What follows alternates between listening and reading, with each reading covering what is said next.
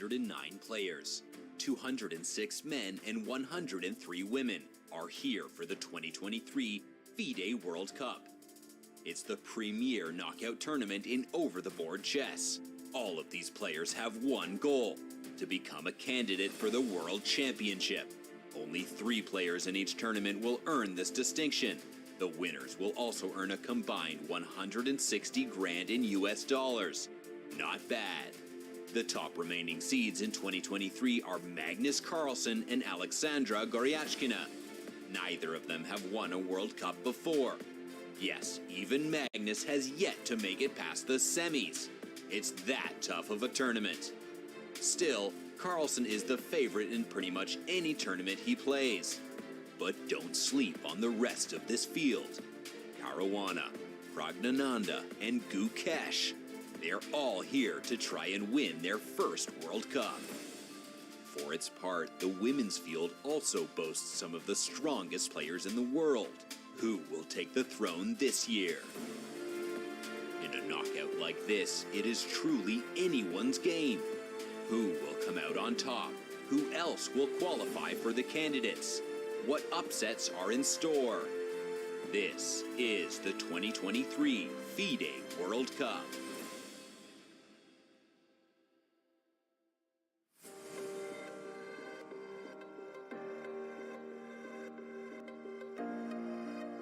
Hello everyone and welcome back to the 2023 FIDE World Cup held in Baku, Azerbaijan. Today it's a big day. It's the beginning of quarterfinals in the open section and semi-finals in the women's section.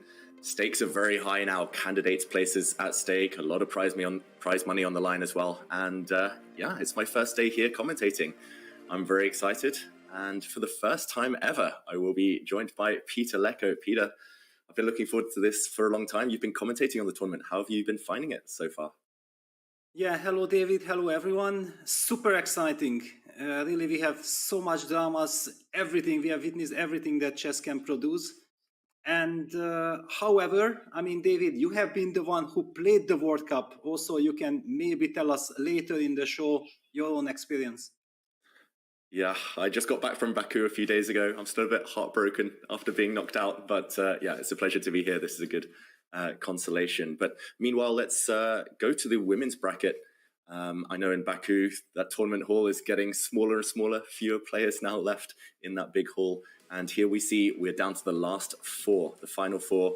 Anna Muzychuk, Nagul Salimova, Alexandra Goryachkina, and Tan Zhongyi.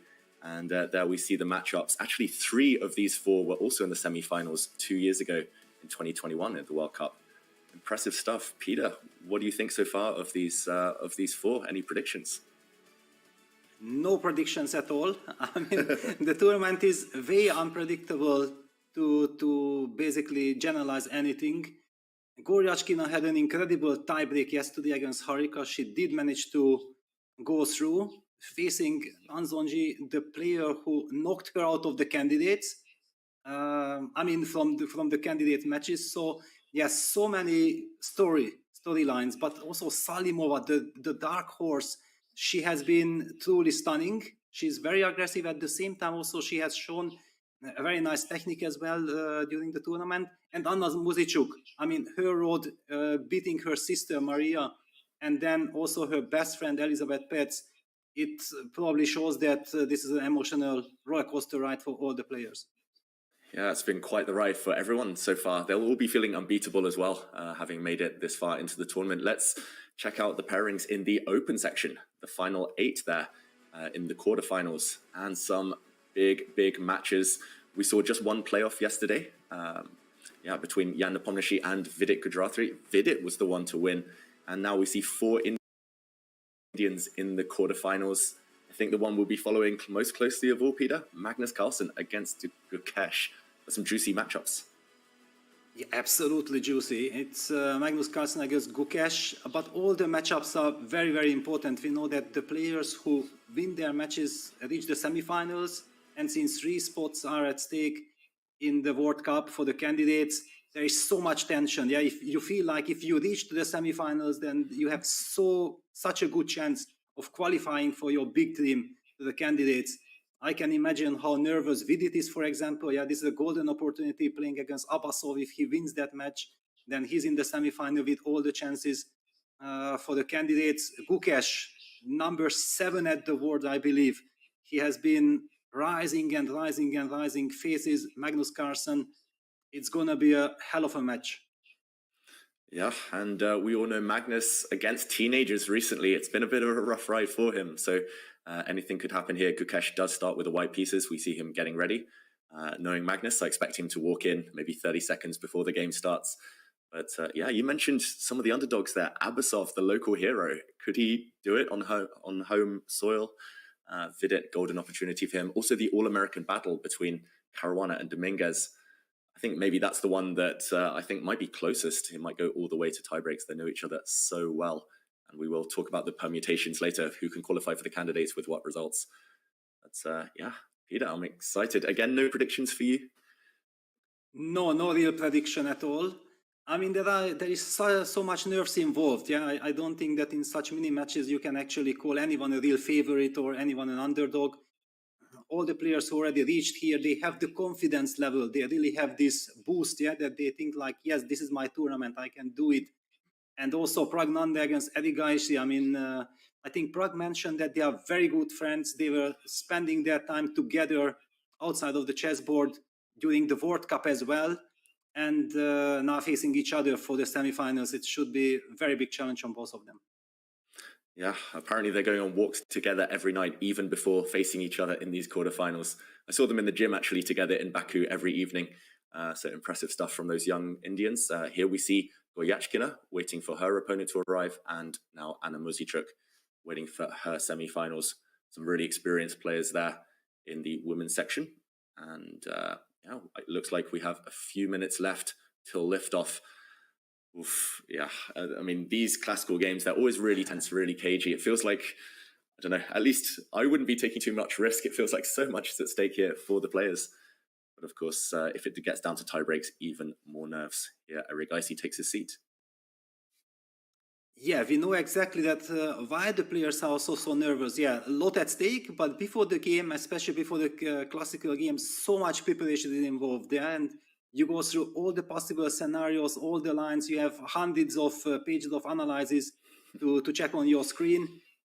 Really demanding stuff. And before the game, you don't know exactly what to expect. So you are expecting everything. Yeah, like if you would go to an exam and they can ask you about every single topic in the world. So a lot of tension. However, once the game settles, then you only have to face one opening of your opponent. Yeah, that's the beauty, but also the downside of playing in these short mini matches. You only get to try out one or two of your opening lines. When I was out there in Baku, I realized I have like 3 pages of notes, let alone 1,000, and I couldn't even remember those. So yeah, these players, of course, though, all opening theoreticians. Fabiano among them. And he starts off with black against Dominguez. What do you think, Peter? Will the players with the black pieces go for that conventional approach? Will they just be trying to stay solid in this first game and take their chances tomorrow with white? Well, I think that it's a good strategy to be as solid as possible at the beginning. However, these matches are so difficult. So if you feel that your opponent is actually trying to get the initiative and you have a chance to counter it, then probably you have to try to use that opportunity with black as well, because it's not a given at all, knowing how well these players are prepared with the black pieces, that you will get a serious chance with the white pieces. And if you are ready to bounce, and GUKESH has done that against Wang Hao with incredible precision, when suddenly Wang Hao showed a sign of weakness, GUKESH used that to his advantage and then went on to win the match quite smoothly. Yeah, it looks like we have under 1 minute now. The clock is ticking. We will get started any moment. Last few words before we get started, Peter. Who has impressed you the most out of all of these players in the open section so far? Well, I think all of them. I mean, everybody has their own story, yeah, to reach all the way to the quarterfinals. I mean, Vidit has been fighting like a lion. Yeah, he had that incredible match against Matthias Blubaum that went down to the sudden that game. Then also yesterday he had to fight his way against the very strong Jan Nepomniachtchi. He knocked him out without being in the slightest danger. That was truly stunning. We know exactly how good Jan is, and there is the handshake. There's the handshake. Magnus Carlsen just beats the bell here. He gets into the playing hall a few seconds before that clock ticks to 0. And I think we'll see the first moves any moment. There we go. We're off. The quarterfinals in the open section has begun. GUKESH, he's been very impressive himself. He's been quite versatile in the openings, and he starts with D4. Magnus, do you think he's going to show a lot of respect to his young opponent here? Play something super solid? Well, I'm expecting knight f6, e6. That's kind of almost certain for me, but we know also from Magnus that if you think like, aha, so the commentators think that that's a certainty, then let me try something else. Yeah, I must admit I was having dinner with Magnus every evening in Baku, and he was just talking about how tough it is, especially with choosing openings in classical chess. He was like, oh, I'm blocked here, I'm blocked there, my opponent will force a draw here, my opponent will force a draw there. But at least now he's playing an extremely ambitious opponent, so all of those thoughts can go out of his mind. And yeah, he's had a rocky journey himself a bit, Magnus, especially against Vincent Keimer. I think it's time, yep, there we go, knight f6. Time to go knight solid. f6. Also, what I noticed that Magnus usually always jadoops his pieces first, but he jadoops the piece with which he will move. But it's kind of funny that it looks like he will play knight f6, but then he jadoops everything. And bishop f4, well, that's a surprise. That's the London. Wow, London system from GUKESH. I haven't seen him employ that for a while. I know it's in the arsenal of the repertoire of every top player these days, but Magnus, he's one of the main proponents of the London. Bit of a surprise here, gotta say. Yeah, and look at his reaction, Magnus's reaction. Yeah, this is certainly something that he did not expect. One thing that truly impressed me, apart of the Indian youngsters being very strong everywhere, but that they are so incredibly versatile in the openings. They are super deeply prepared everywhere they can play. E4, D4, C4, knight f3, the GUKESH Prague, now also Vidit started playing E4. That wasn't also his main repertoire before. Just, they are so strong. Yeah, so strong, and just incredible memories to kind of understand these nuances so deeply in every single opening. I know Erigaisi was playing the London system a lot recently, and yeah, Magnus, how will he reply? He normally replies quite classically as black, I think, here as well. Quick d5, e6, bishop d6, but yeah, we'll see. It's definitely thrown him off, this unexpected London system from GUKESH. Wow, yeah. I mean, we shouldn't read too much into the opening. Of course, Magnus will get a playable position, but GUKESH just showing no fear at all here. I was in London yesterday, so maybe this is in tribute to that as well. Yes, certainly. And we have seen also mind games between Magnus Carlsen and Vasily Ivanchuk that featured d4, d5, knight f3. And I think the whole world who was watching was thinking like, what on earth is going on? These two brilliant players, the two giants of chess, the legends, spending time on move 2. And now this repeats itself after bishop f4. Clearly, yeah, we are expecting something like d5, e6, bishop e6, but there is also an argument to be made for e6, c5. Yeah, there are so many different setups from black. Yeah, different setups, different move orders. Lots to choose from for Magnus here. He's definitely not out of book after bishop f4, but after a few minutes, he'll start to speed up. And there we see handshakes in the background. It looks like other games have started as well. Abasov just arriving there a couple of minutes late, which is actually against the regulations of the tournament. Hopefully no punishment there. Here we go. Vidit has opened with e4. You said it. He's kind of branched out to this in recent times. And Abasov tends to be a Sicilian player, as far as I know. These guys, they're both 28 years old. They must know each other very well from youth events onwards. And there we go, Sicilian on the board. Yes, e4, c5. I believe Abasov was playing the Sveshnikov, or at least he tries to play the Sveshnikov, because it's not a given at all that after knight f3, knight c6, you're going to see the Sveshnikov. The Rosso Limo is as popular, yeah, knight f3 on the board. Let's take a look. I'm expecting knight c6. Yes, it's on the board. And predictions now, open Sicilian, lots of theory, or something a bit slower, quieter? Maybe the bishop landing on b5? I think bishop b5, that's kind of a very popular choice. And it leads to strategical battle. However, since Vidit is quite new again to mainstream theory inside e4. Bishop b5. All right, so exactly, Rosolimo. I wanted to give a case that we don't have enough information yet. Yeah, what type of e4 player he is. He's usually a very principled player. He goes for the sharpest lines. And we see bishop b5, e6. This was featured in the match between Peter Svidler and Abbasov in the tiebreaks. Actually, the game that Abbasov went on to win with the black pieces exactly featured this very variation. Yeah, and it's been very topical, e6. I think throughout the World Cup, I've seen very many clashes actually in this opening line. So we'll await to see how Vidit replies there. Meanwhile, this is the game between Pragg and Erigaisi, the Indian derby here. And looks like very early stages here. Looks, wow, okay, like a bit of a side variation to the Fianchetto Grunfeld, symmetrical here. And okay, the solid system for black just looks like white's done a bit of a dance with the queen, Peter. Interesting stuff here. Interesting opening idea for white. Yes, well, actually, yes, this is a G3 C6 Grunfeld. However, the modern touch, yeah, that it happens from a Reti. Knight f3 was played by Pragg. Arjun opted with d5, g3, g6.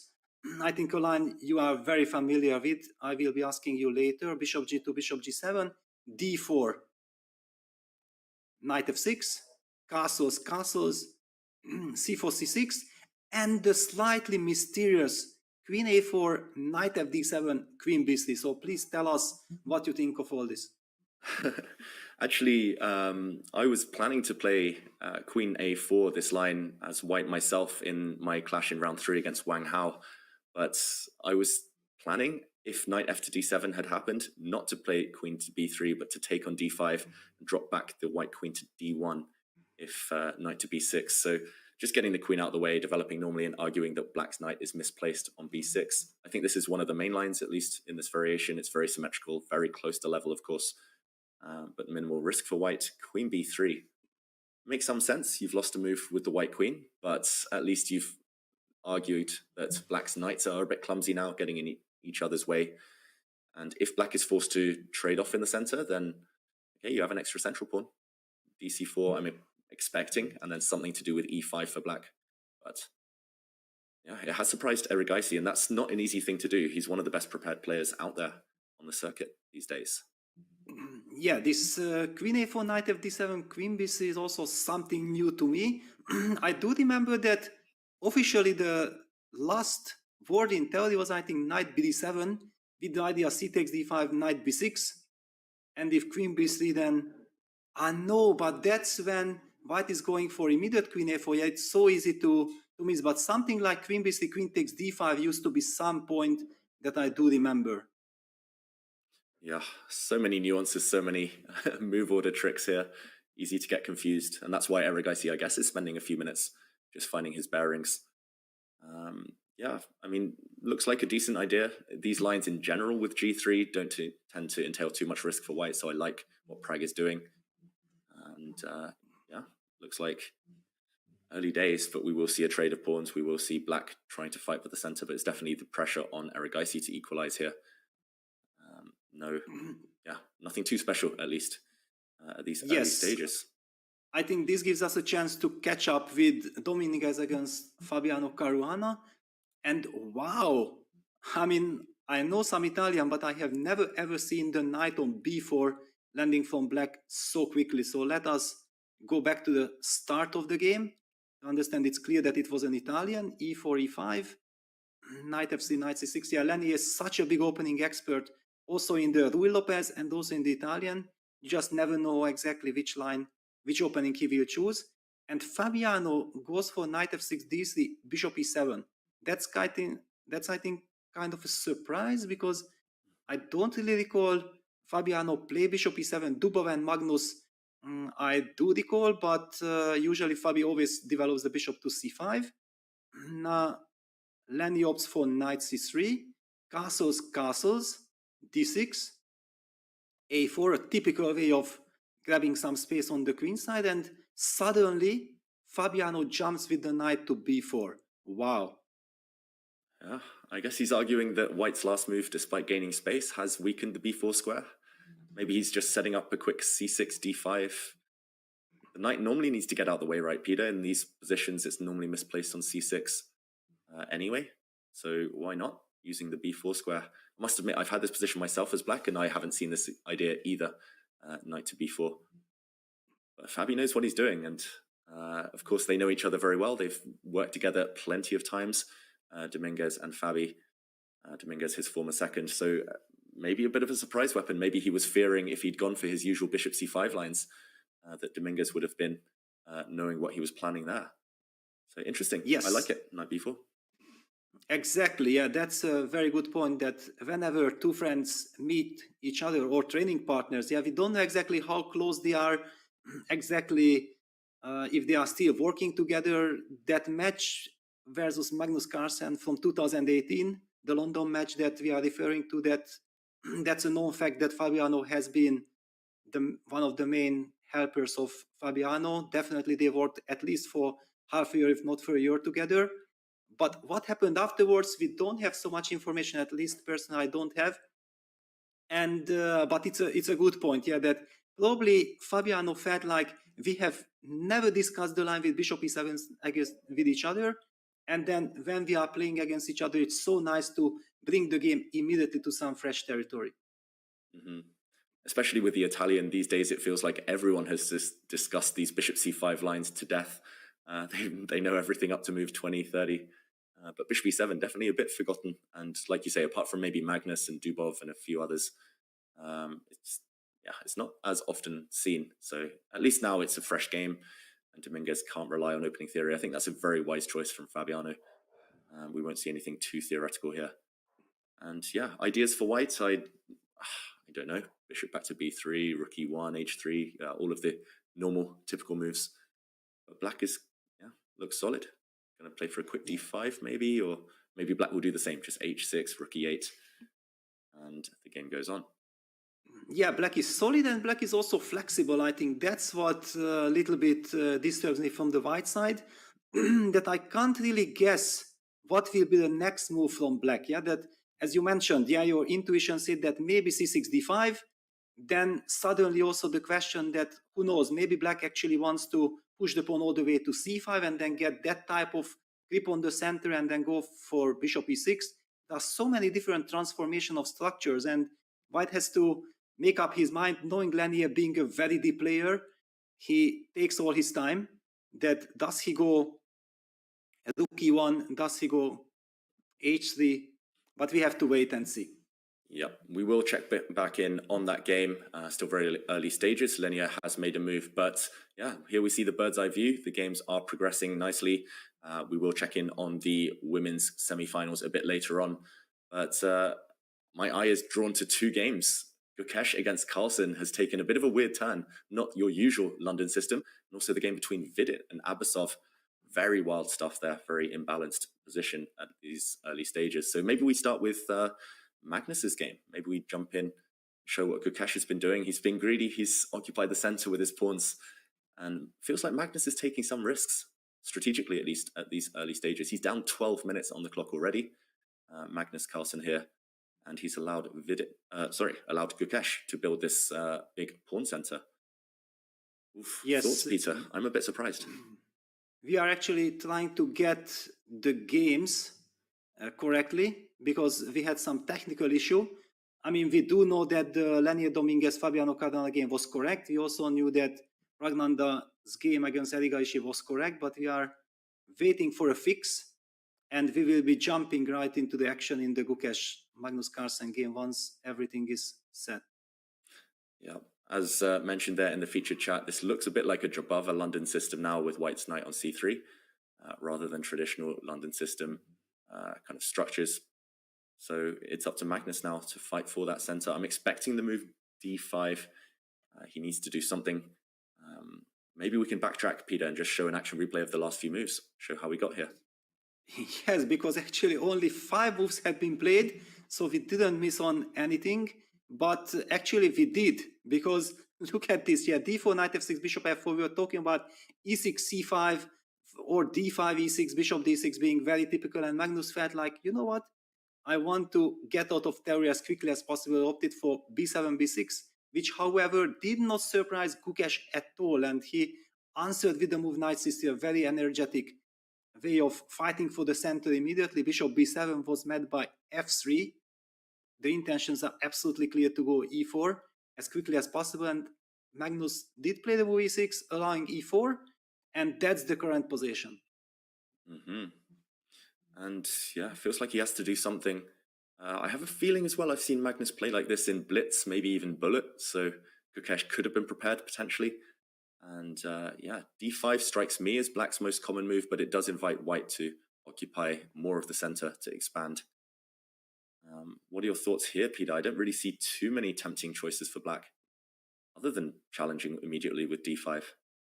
Yeah, well, there is a big question, yeah, that if you play d5, how does white react? Because there is even the argument to be made, this typical job of a London idea with knight b5. Yeah, let's just put it on the board what we are talking about. d5 can be answered by knight b5, very strongly threatening knight c7, and if black is forced to play knight a6, then suddenly white can maybe transform the position to the French structure and claim that that knight on a6 will be misplaced, for example, knight d7.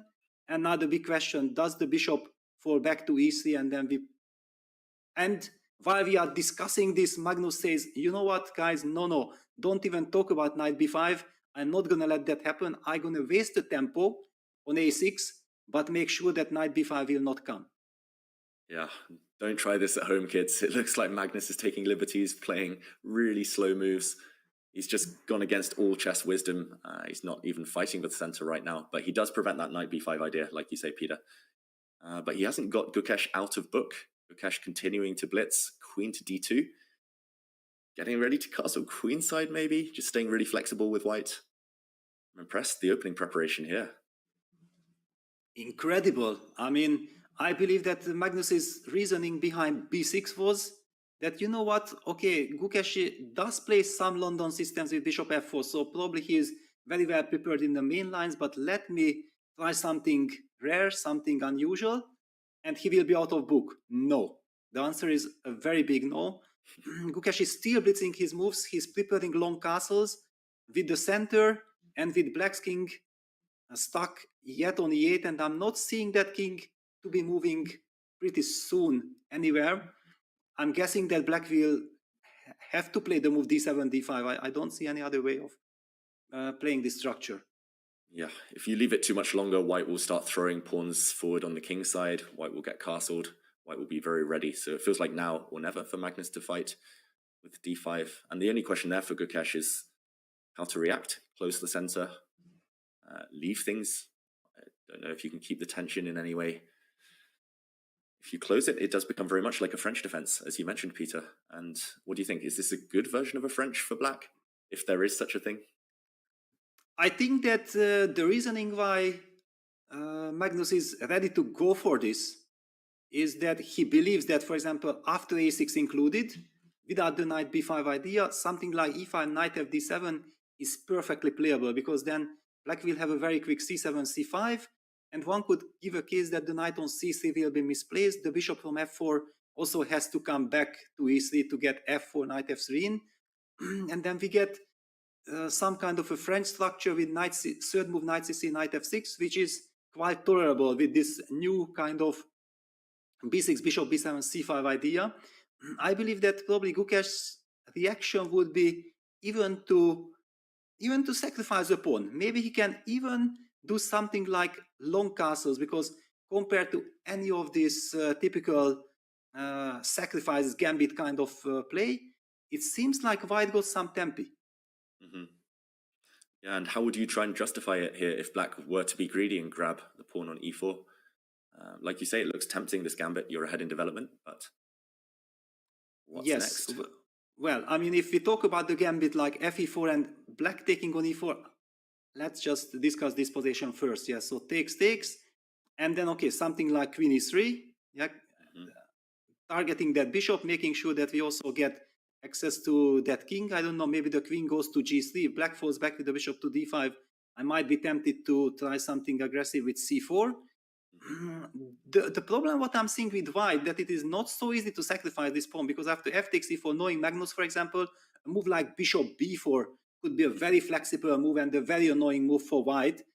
And this gives us also the chance to talk about eventually knight takes e4, but knight takes e4 doesn't put black under so much pressure that he feels obliged to take the pawn. So a lot of nuances here. Yeah, and Magnus trying to work out those details. I really like it either way from GUKESH, what he's doing. I think maybe if there is one Achilles heel in Magnus's game, it's when his opponents kind of can attack him from an early stage. Yeah, and we all know that some of the young Indian players have had success, and he does play d5. Yeah, they have had some success when attacking him.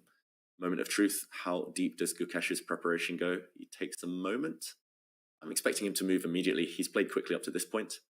Let's stick with this game a little bit longer to see what GUKESH does.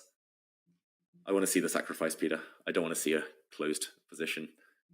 I think Magnus will be very happy there. Yeah, well, the big question is how deep is GUKESH's preparation? Maybe it was just because if you go for d4, bishop f4, this is the least you worry about, right? I mean, okay, here you definitely got a game. Everything is ahead. You have the center, you have the white pieces. Yes, black is solid, but why on earth would you really spend too much time analyzing this position unless you really have this feeling? And there we go. Long castle. Okay, GUKESH is prepared. Forget everything what I said. He is prepared. Yeah, for sure. I think he was just plucking up the courage. He took 10, 20 seconds and he was like, okay, I'm not going to get this opportunity again to take down Magnus. Castle's queenside, pawn sacrifice. We like it. And yeah, actually that structure you mentioned, Peter, with closing the pawn structure. I was at a training camp recently and Magnus himself was kind of giving a talk. Pragg was there. Yeah, Sadwani, some other really strong players were there. And he was saying basically that structure, if white were to close the center with pawn on e5, it's basically a King's Indian, just with the board kind of flipped. So the king side being the queen side, this structure. And yeah, everything's pretty much in King's Indian position, just pawn break, easy play for black. So I think this is a really good strategic choice from GUKESH. And yeah, after castle's queenside, I think we have to investigate what's going to happen if Magnus does grab the pawn. Or maybe we leave him to think because it's a big decision and that would be the most logical path to continue. Yeah, I think that Magnus definitely will take his time because he's certainly not prepared. And if GUKESH would have spent time, he would have shown some uncertainty, yeah, that he isn't familiar with the position, then it would be so much easier for Magnus to make up his mind. But knowing that he's probably very much in his opponent's territory, I don't see him grabbing the pawn. That's basically out of question. The big question is, does he have a solid alternative? And I'm looking at the position, and I do see that the computer actually mentions that b6, b5 is kind of a clever move. And it has a strategic feature. I believe that you are tempted with moves like this. Mm-hmm. Actually, this would be maybe more Magnus's alley because he keeps things closed, he keeps things solid.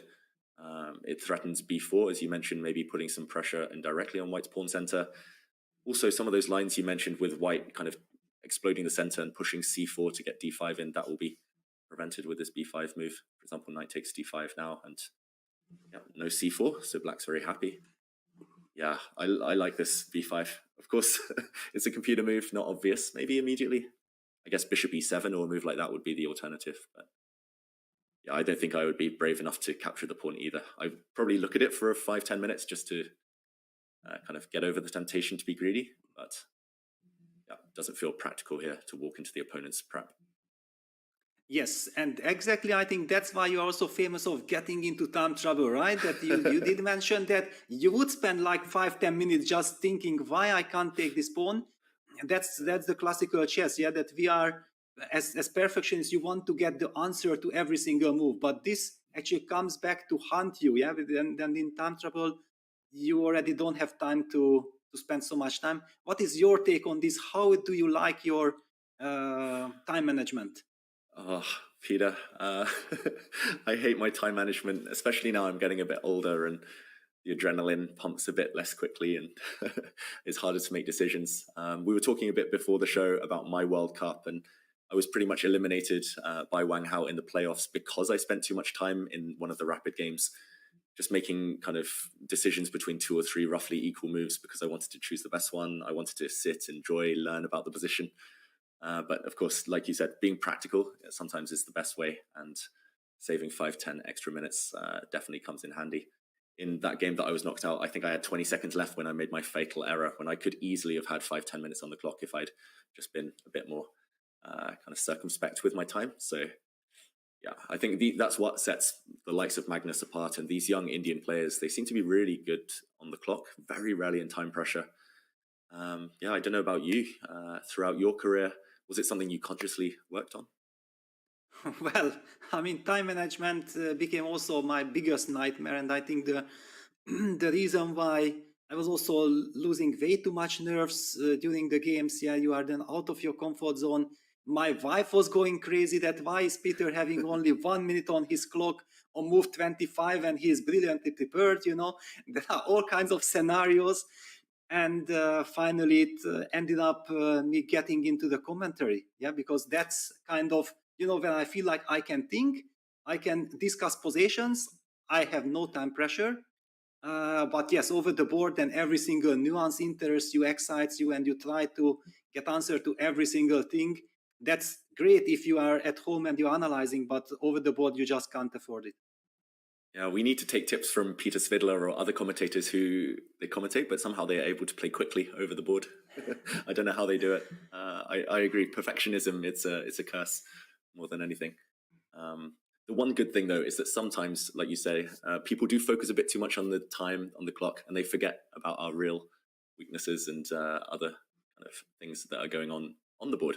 But meanwhile, yeah, enough about time trouble. We'll talk about that later, maybe, as we get closer to the magical move 40, to the time control. And here we see another game between Vidit and Abasov. And, okay, we talked about it being a Sicilian. Look at the pawn structure, Peter. Black has the bishop Exactly. pair. Queen on g5. What's happening here? Crazy Well, position. that was my question. I thought, like, what was there some transmission error? I mean, we did see White playing the 1e4, right? I mean, we see it on our camera, and we don't see a pawn on e4, and there is a new pawn on the e file and b3. At first, I thought, like, what? It was some first move b3, and no, it cannot be. No, it was Rossolimo. Unbelievable stuff. What are we witnessing here? Yeah, we have to backtrack and see how this happened. It wasn't 1b3, even if it looks like it could be. Okay, Sicilian. We see a capture on c6. This reminds me of the 2012 match between Anand and Gelfand. Exactly. That's where all this opening really got developed. I think not really before the preparation for the match, but much more during the match, because it was clear that the Sveshnikov did surprise Vichy. And yeah, this b3, d6, e5 is one of the main ideas, trying to isolate those weaknesses, those double pawns. But Black has very active play, d takes e5, knight takes e5. Now, okay, probably some people will ask, why isn't queen d4 winning with a double attack on the knight and on the rook? I guess just very quickly we should at least talk about that White has different stunning ways to deal with this move. Actually, okay, knight c4 would be the natural one, being the main point being after queen takes a1, we go knight c3. And this queen is not trapped immediately because we can't trap it with bishop b2, but it's trapped long terms. And the computer confirms bishop a6, something like simply short castles, and then White activates the queen to f3. It will always be a very nice tempo move, and eventually the bishop will be developed and Black's queen will be targeted. So quite some stunning tactical idea right from the beginning. Yep, greed is not good in this case. Taking that rook, it's poisoned in the corner. I actually had this myself, I think, after that 2012 match in an open tournament. My opponent looked at me after I'd played knight takes e5 as if I blundered and played queen d4. And only after knight c4, my opponent spent like 30 minutes before deciding not to take the rook on a1. But of course, not a good journey for the queen either way. So queen g5 instead, Peter. Going in a different direction, hitting g2, hitting the knight on e5. Forcing White's knight back to some awkward squares. Knight g4. Knight h6 comes with a tempo. Knight e3, the knight falls back, needs to protect the pawn, of course. It's all part of the plan. Knight f5, short castles. And now we already get the chance to understand and admire the transformation of the structure. Knight takes e3, f takes e3. Black develops with bishop d6. White develops with bishop b2. Of course, now it's very important to highlight that black was already threatening with a devilish double attack on the h2 pawn and on the rook. So, of course, white develops with bishop b2. And black plays the most short castle. And look at Abasov's clock situation. I mean, it seems like this is all kind of his prep. It's a very interesting double H position. White is very solid, has the better pawn structure, but the two bishops should give black probably enough counterplay. Yeah, it's especially impressive considering Abasov arrived a bit late to the game and he's just blitzed out all of these moves. And yeah, I remember preparing for myself, and he plays all sorts of different openings, especially with white, but with black, quite principled. And this feels like he's definitely trying to challenge white immediately. What would be a kind of natural plan here for Vidit? Feels like he needs to get his knight out. Ideally wants to land on maybe c4 in front of those doubled isolated pawns. Queen f3, like you say. Yes, there are so many different routes. Yeah, when you ask me what do I think, I was not sure. I mean, one thing it was sure that white's queen probably belongs to f3, and then depending how black will react to that move, we will decide that is knight c3, knight e4, for example, a big tempo move. Yeah, if that's a big tempo, then I somehow feel like knight c3 might be a very nice developing move. On the other hand, if it does nothing, then strategically knight a3, knight c4 is of course probably to be preferred. It's such a complex position, and Vidit is taking his time. One detail, however, I was following the interviews of the official site, and there it was like common knowledge that Abasov is always coming late. And there was the question that why does he come late? And he was revealing some info. He was saying that he's just he just does not like this tension before the game. Yeah, so he wants to come and already start to play instead of just sit there and wait 1-2 minutes before starting. It was very interesting. So it's not like he's preparing till the last second at home. It could also be the case, but much more that he prefers this way. Yeah, and we shouldn't forget, he has a lot of fans out there. They are now in the playing hall, I think. They're standing outside. Whenever I was walking to the venue, you have to kind of dodge. You have to make your way through all these autograph hunters, these selfie seekers. So yeah, he's the local boy. He's got a bunch of fans cheering for him. So I can understand trying to kind of save that till after the game. But his nerves have held up well, Abasov. He's gone through, 3 playoffs now, unscathed, knocking out Giri, knocking out Svidler, knocking out some really big names. And yeah, I like his position. I'm biased. I like my 2 bishops, even with a fractured pawn structure. But yeah, maybe I'm influenced by the fact that he's still in prep, whereas Vidit now on his own in the tank. Yes, I mean, okay, I think there is also a clear case that we have to issue, yeah, that black might be able to threaten queen h4. That was the reason why I felt like queen f3 at least stabilizes my king side. It's not really attacking the pawn on c6. That's an additional feature, but I just wanted to make sure that we are able to handle the pressure against the h2 pawn, yeah, if queen h4 happens. For example, that I already highlighted that knight c3 with the idea of eventually going to e4 is clearly met by queen h4 if black just wants to make a draw, for example, yeah? And that's certainly not something that white wants to let happen. We know exactly that Vidit is a very ambitious player, very principled player with the white pieces. He's not getting impressed that, oh, okay, my opponent is in preparation. No. And queen f3 had been played. Wow, and not just queen f3, Peter, but f5 immediately from Abasov. And looks like a pawn sacrifice to me. f5. What am I missing? Queen takes c6. Hits the bishop on d6, hits the rook on a8. Let's check it out. Both? Wow. Well, the answer is, the computer is giving us the answer, and I felt like, because Abasov is still in his prep, so we cannot really speculate. Yes, queen e7 is apparently the key move, setting up bishop b7. And if white grabs that rook, nothing really changes. Black goes bishop b7. And after queen takes a7, black plays the move, stunning, quiet little move, queen c7, yes, setting up bishop takes h2, and also setting rook a8, trapping the queen. certainly Vidit will not let that happen. And here we come to that point.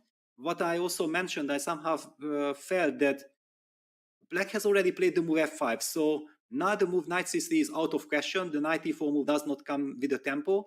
So I feel that the maneuver that you immediately indicated, knight a3, knight c4, trying to fight for that e5 square for the dark squares, that's the most natural move. However, after knight a3, probably Black will play bishop a6.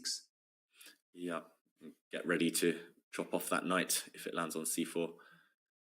Yeah, wow. I mean, this is the type of thing at the top level. Sometimes you prepare an idea, you see these computer lines where you can give up a rook in the corner. We've already seen one, and now we see a second idea of giving up the rook. You see it, you're like, okay, it's too cool not to play. And then you just go for it. And meanwhile, Vidit, he's going to be calculating that line first, taking the pawn that we showed. Queen takes c6, and he's going to be mulling over the kind of potential profit, the risk involved. I think it's too much risk as well. You might win a pawn, you might run away with the queen, but you lose too much time, you open up the bishops. And then the fear will start to kick in. And look at that, Vidit already looking away from the board, being like, oh, I've been out-prepared. And that doesn't happen very often. He's another one, Vidit, who's just banging down the moves usually. Normally he's the one to surprise his opponents. Abasov. Exactly, and also there is this feeling, yeah, that yesterday Vidit was involved in this very nerve-wracking tie-break match against Jan Nepomniachtchi, and how much energy he has spent on that match, right? And if he would have gotten a comfortable opening, I don't think that those kind of energy losses weigh in so much, because you simply feel like, okay, you are in control, and you automatically tend to forget what happened the day before. However, when you are caught by some unpleasant surprise and your opponent is playing some very energetic moves and ask some real questions, then you might tend to lean towards safety. Yeah, that you think like, okay, hang on. First of all, I'm super solid with the black pieces.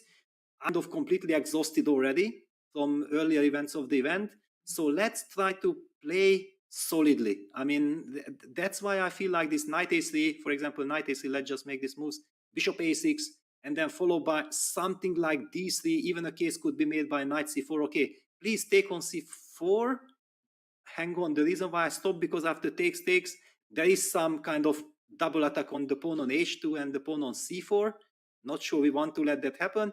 That's another case for eventually first just reassuring the center with d3 and then take it from there. Yeah, and on that note, Peter, I think it's time to take our first break of the day. Looks like we've kind of ended the opening stage of most of the games. The games have slowed down slightly, players taking their first real big things of the game, and we'll be back in just a few minutes where we will be checking out the action in the women's semi-finals. So stay tuned, everyone. We'll see you very shortly.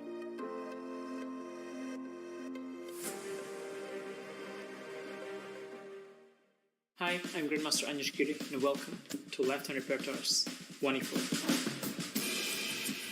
The so-called Latvian gambit is horrible. f5, knight takes e5. This is not how chess is played. He played too many moves with pawns and the queen, and didn't develop his light pieces. And if knight e4, this is a very important trick to remember. Many people fall for it, actually. Knight to b5, brilliant idea. ab, and queen g7, and after rook f8, bishop h6, queen c5, and f3, and surprisingly, queen f2 is almost checkmate, but it's not. If your opponent wants to be solid, we go for the aggressive, for the kill. If your opponent wants us to go for the kill, we play simple chess. And just use the fact that we have more space in the center, clear-cut plans, and nothing to worry about.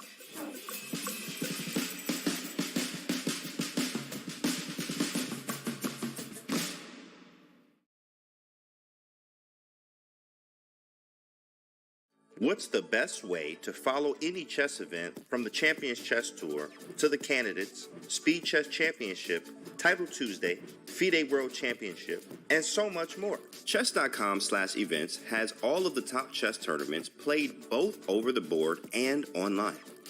Analyze and review games from the world's greatest players with live commentary, cloud analysis, opening explorer, and table bases.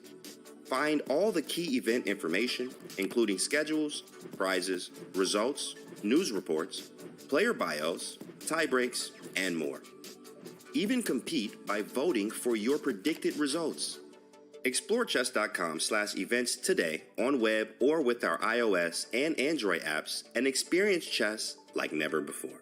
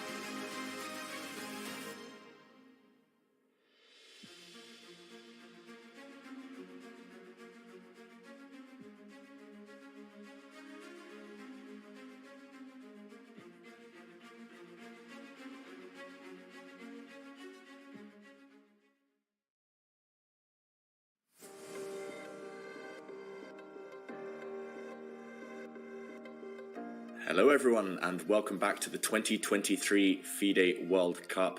We've been talking a lot about the Open quarterfinals, but of course we have some big games going on as well in the Women's World Cup, where it's now at the semi-final stage of the last four. And Peter, I think it's time to talk about some of these clashes. It looks like some very exciting games already at an early stage.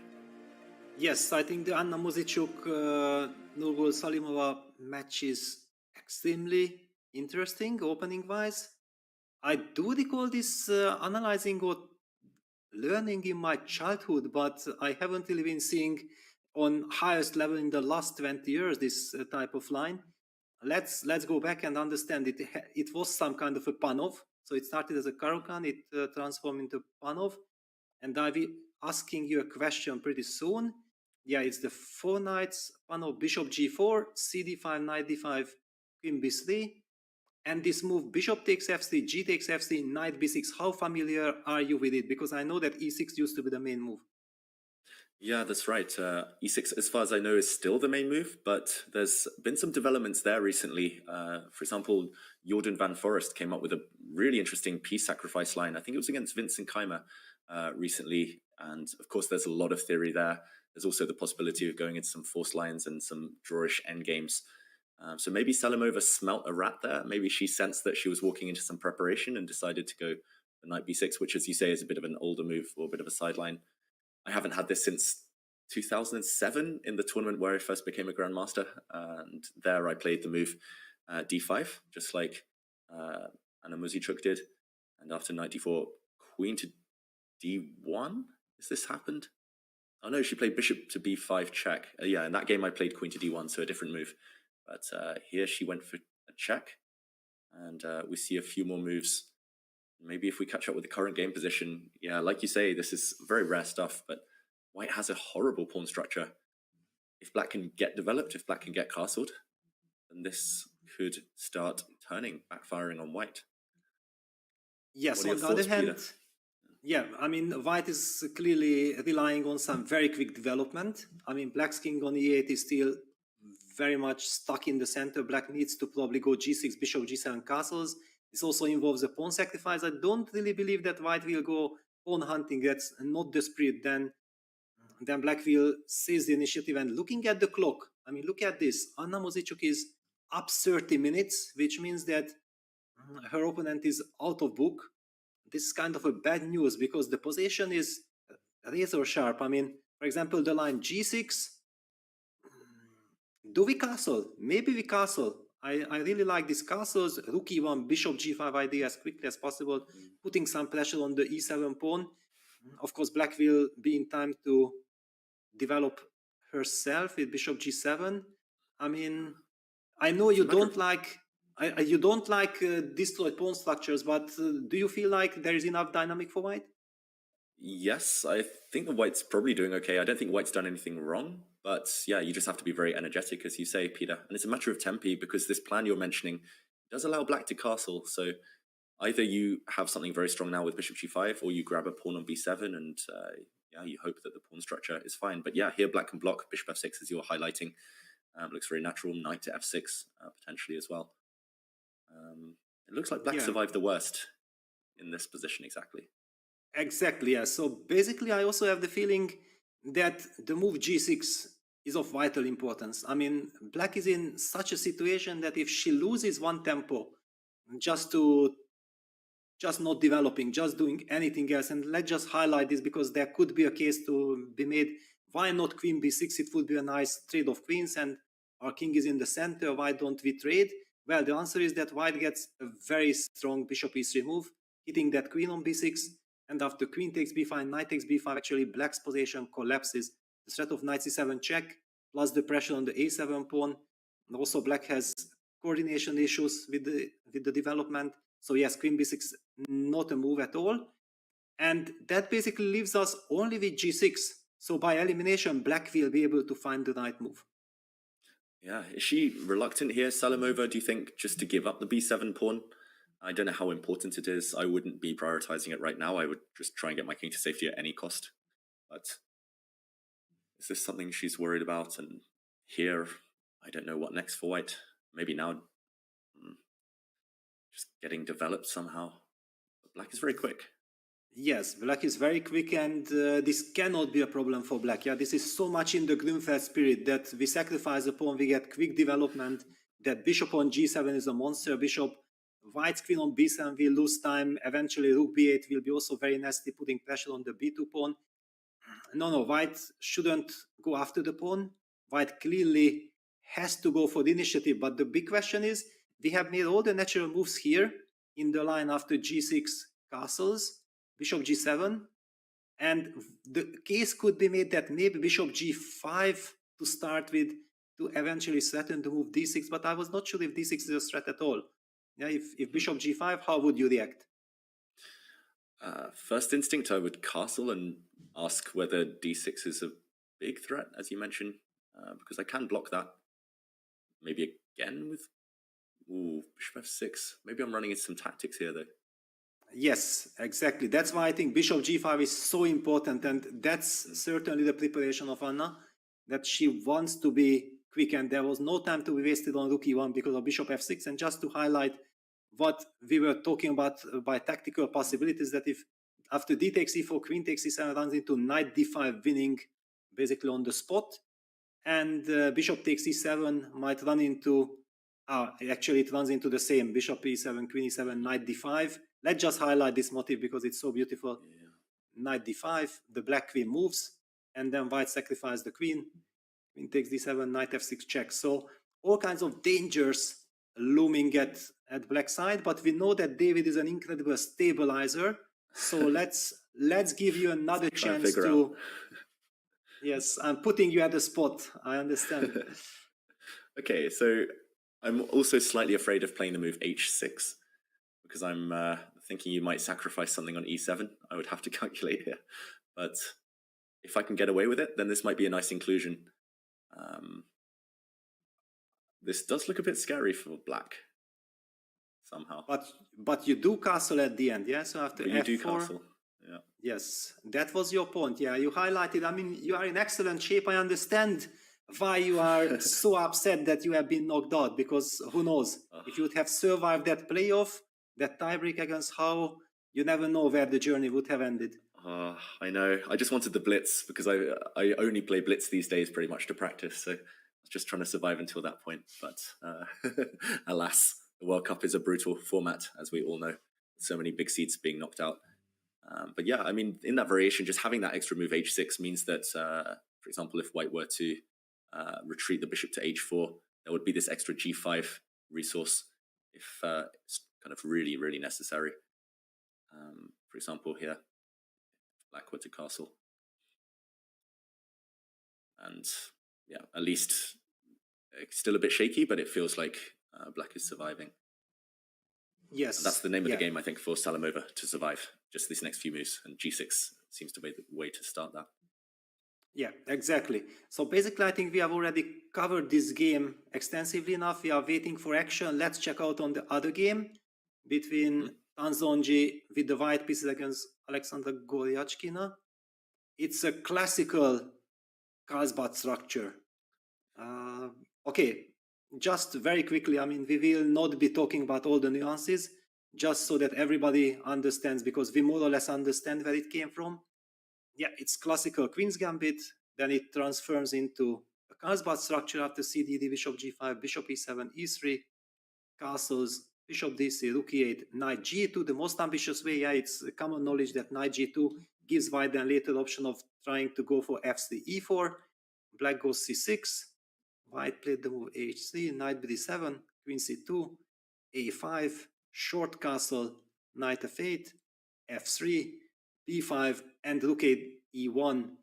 We reach the current position. Yeah, and you mentioned there are a lot of nuances here, Peter. This has really come back into fashion recently. I guess, again, it's just a way for black to survive the opening, get out with a playable position. Of course, it happened in the World Championship match between Ding and Jan Nepomniachtchi. And yeah, here it looks like white's ready to play e4 in some scenarios, but you've got to time it correctly. Feels like everything's been building up to that point. So, okay, how can black fight against that? Goryachkina. What moves come to mind here instinctively for black, Peter? Well, I mean, clearly black wants to get that knight to e6 in order to pressure the d4 pawn. But for the moment, we can't play knight e6 due to bishop f6, bishop takes h7, and we lose a pawn. And in general, I don't like to play the move h6 from the black side here, but there is a case to be made that we are solving that problem. So after h6, the bishop most probably retreats to h4. That's the typical move. And then eventually we are able to jump to e6, making sure that e3, e4 is not really happening, because after d takes e4, we get access to the d4 pawn. Yeah, looks very logical. And I guess here white would be playing moves like bishop f2 to try and maybe support the d4 pawn indirectly to get ready again for e4. And again, the struggle continues. Can black prevent this move? Yes, can lots I of try ideas. something like bishop a6? To me, the move rook a1 is a bit questionable. I mean, of course, it's a very natural move, but exactly because white is anyway controlling the e4 move very nicely with the bishop on d3, knight on c3, pawn f3, there was a case to be made placing the rook on d1, which keeps a little bit more focus on the d4 pawn, but this is many times just a matter of preference. Yeah, when I've been looking at these lines, often the rook on d1 kind of makes more sense with the rest of your pieces. Here you're pretty much committed. There's not so much flexibility anymore. And yeah, that single-minded approach, unless you can get e4 in, might not be the best one. So bishop a6 immediately from GUJRATHI, also logical, similar to the other variation you were showing. And again, the question is e4, this tactics to calculate there potentially. Feels a bit shaky right now for white somehow. There we go, indirectly.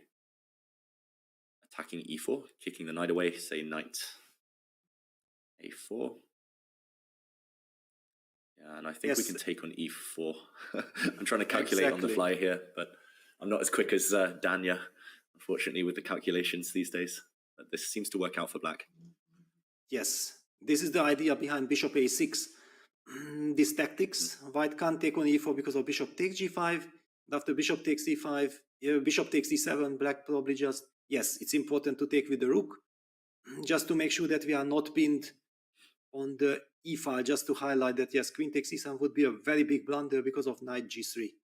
Winning serious material, the knight would be lost. So yes, a very nice little move, bishop a6, making sure that e4 is not working yet due to tactics. And black is also trying to set up some very quick plan with c6, c5, I guess. But it's not so easy because if we play the move rook c8, then we will never have chance to go b4 because the bishop will be hanging on a6. So there are many, many nuances here. But for the moment, it is white to decide what to do with this structure. Yeah, I do kind of expect both players to burn a bit of time on the clock now, because it does feel like a bit of a kind of waiting game. You're kind of tiptoeing around. If white can get e4 first successfully, then white has the advantage. If black can get c5 first, things could turn in GUJRATHI's favor here. Usually in these positions, you maneuver around, you go bishop h4, bishop f2, and you kind of keep waiting. But yeah, if black can't, well, if black can break out with c5, then it's not something that Tan Zhongyi will want. So yeah, we'll see. Very tense position here. Meanwhile, the other game is following the lines we were discussing. Salimova did go for g6, bishop g7, and she's likely to castle. So it looks like she's got a healthy position out of the opening there. So thoughts, Peter? Yes, exactly. We are seeing that g6 castles, bishop g7, rook e1 happened. The line that we first discussed, it featured the most natural moves. Black has castled, and basically our line included bishop g5, and we thought like, okay, bishop f6 is a very solid way for black to play the possession. Now that it might rise, we can take a quick look before we go to the open section. She has just played bishop g5, so this is imminent. This is about to happen. Yes, and then the big question, yeah, bishop f6 was somehow our intuition to just block this. Yeah, there are options, however. Black could block with a knight. I'm wondering if knight e5 is a thing as well, just to break out tactically. Feels a bit shaky, but yeah, maybe bishop f6. Let's investigate just one or two moves deeper there before we move on. Okay, Yes, let's say white now takes. Yeah, well, but if takes, then I believe that we are more or less happy. No, for example, bishop f6, knight takes f6. Now, if we stabilize, we should be fine. So now it's the time for white probably to collect material. Yes, so we have to address what happens after queen takes b7. Okay, I'm somehow tempted to follow it up with rook b8. Which pawn and how do you capture? Yeah, let's say I start with the a7 pawn just to kind of force your hand here. Yes, and okay, now I have to decide, do I take on b2 or do I take on d5? Yeah, you need to take one of them. 2 pawns is a big, Yes. big deficit Okay, here. probably I take on d5. Rook d1, I guess. Rook a d1, and then, Try okay, and I'm pin gonna play e6. Mhm. And say that now finally I might get access to your king and I get some compensation. Yeah, exactly. If the pawn was back on g2, if my pawns weren't doubled on the king side, I'd say white has a huge advantage, but here it's probably dynamically balanced. Knight takes d5 and queen d4 though. Am I stabilizing at all? Yes, you are. You are, and then I need some computer help, which I have, you know, so... I don't have access. Yes, but the point is that anyway, you are not risking anything. You are in perfect shape. So it is black who needs to justify, yes, that she can handle this position. King h1, for example, queen f5 is a move, a key move suggested by computer using the fact that the pawn fc is vulnerable. If king g2 happens, then we keep on checking. And after the move rook e3, black has this move queen c2, hitting the pawn on b2, and rook d2 is met by queen b1 check, grabbing the a2 pawn, and that's how computer survives and saves the position. Yeah, that's super accurate and the type of thing that Salamova might need to find. Yeah, not obvious actually from afar, but not quite at logical all once you see it. Yes, there was also a highlight in Anna Muzichuk's interview. I think that everybody is so clever with engines. Absolutely true. I mean, all these moves that we have just analyzed in like 10-15 seconds, if we would be thinking there, it would take us half an hour. First of all, you don't know exactly, should you make this decision? Should you go to some other direction? But this bishop f6 does look like the most human, but often human moves lead to those long forced lines which are so difficult to evaluate at the end of the day. Yeah, exactly. She's got 2 or 3 candidate moves here, and she'll be trying to dig deeper, calculate further in all of those directions, and only then will she make a decision. And 46 minutes, okay, she's down significantly on the clock, but it feels like this next sequence is going to be the critical one. So probably a good moment to pause for Salamova. And Peter, shall we head back to the open section? Looks like the games are developing tempo there. Wow, some huge developments in all of them. Yes, gotta say. we have to jump right in there. I guess we should go to the Magnus Carlsen game against GUKESH, because that's kind of insane. Exactly. Wow, what happened here? Yeah, let's do a quick recap for those who are only just joining us or have only just joined us recently. It was a London system, but it looks anything other than a London system right now. It started with bishop f4, and Magnus played this provocative setup as black, allowing white to occupy the center. And he was just basically saying, come at me, bro. And GUKESH is saying, sure, I'll come at you. And yeah, after we see Magnus eventually challenge for the center, GUKESH castled queenside, sacrificed a pawn. This was rejected, at least temporarily, but GUKESH insisted.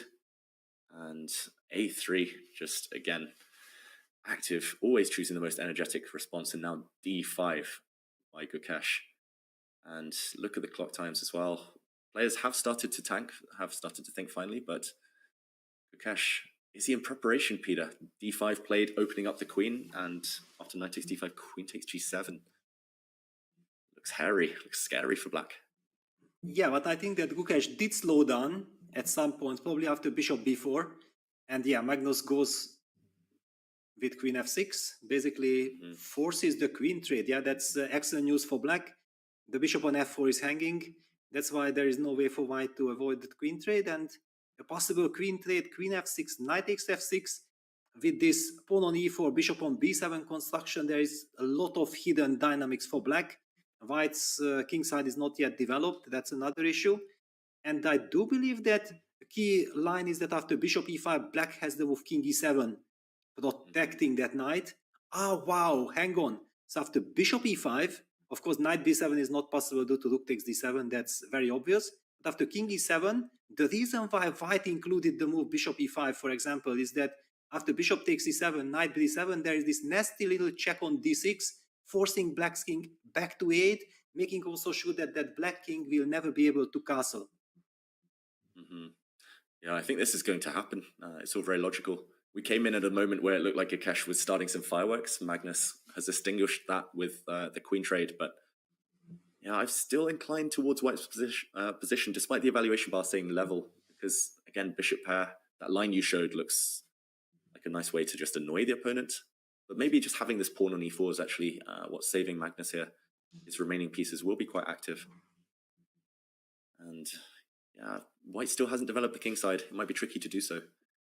Yes, I just wanted to highlight, yeah, because it's kind of very principled, very natural also. It's very harmonious for Black, but it's the best what White can achieve. I guess that bishop d6 check is such a big temptation, then Black's king falls back to 8.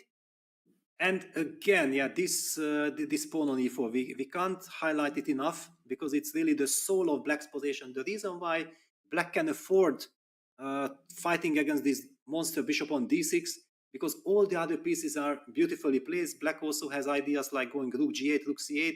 The rooks are in the game. The king on e8 is kind of perfectly safe.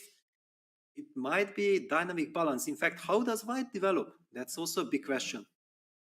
If you could somehow put the white knight on any other square, any active square, you'd be very happy. But yeah, right now, this tension on f3, e4 is awkward to resolve. If you ever take, Black's knight gets active on e4. You don't really want to push f4 as White. You leave Black with a protected pass pawn long term. Yeah, it's tricky. It kind of looks visually appealing for White just purely because of this bishop on d6, but the rest, yeah, looks fine for Black. And this is, I mean, this goes back to something Magnus tries to do, I guess, against these younger players. He tries to just nullify them and take the sting out. And I like this. Yeah, I like what he's done. Knight takes d5, queen f6, queen's off the board. And yeah, he's alive as Black. Anything else for GUKESH here? I guess this line's pretty much forced. Yes, I don't see anything. And I have to give a lot of credit to Magnus because the situation that we have witnessed there after castles looked quite scary. GUKESH was still in book, was blitzing things. The position looked very dangerous. We were talking about maybe b6, b5 is a stabilizing move, but Magnus came up with a very nice human touch. Like he said, you know, I need to develop. Yes, it's kind of dangerous to give up the dark square bishop in this kind of circumstances, but it's justified.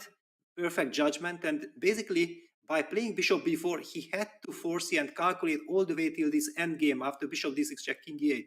I think that was the final picture, and he had to evaluate it that actually this is a good position for Black, nothing to worry about. Brilliant judgment, I have to say. Yep, brilliant judgment. And we shouldn't forget that this is just a huge match for GUKESH, probably the biggest match of his career. Potentially the candidates on the line if he beats Magnus, but that's a big hurdle.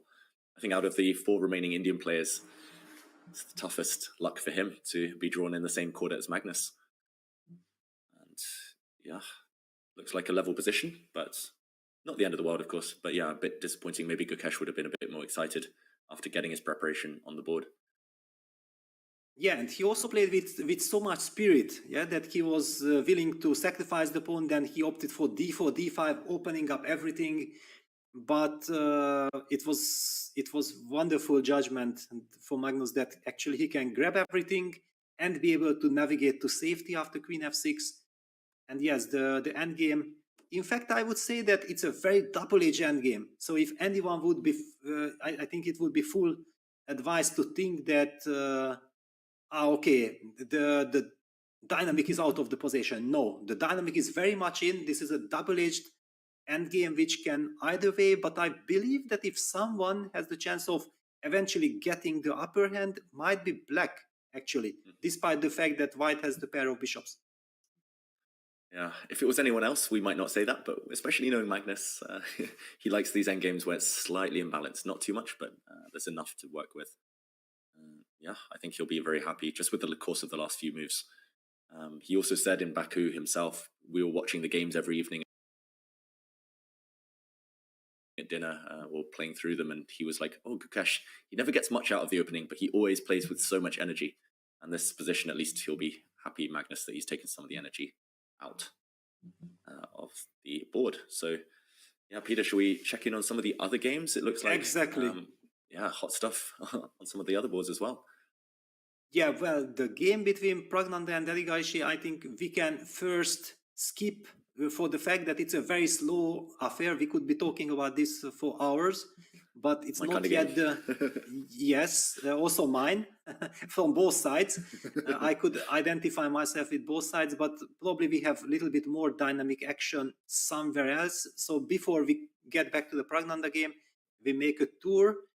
What do we make of the Dominguez game? It's also a typical, actually this Italian turned into a anti-martial position. It's very much of this very old line which we were analyzing in the middle of 2000s. And I believe that Lanier, knowing that he has been already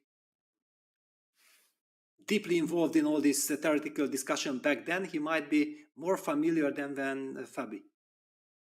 Yeah, and I mean, how familiar are you with Dominguez? Did you play a lot against him when you were maybe playing more actively?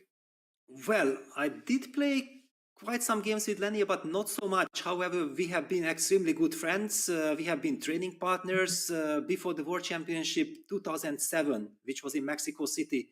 I invited him from Cuba to Hungary for a 1-month training camp.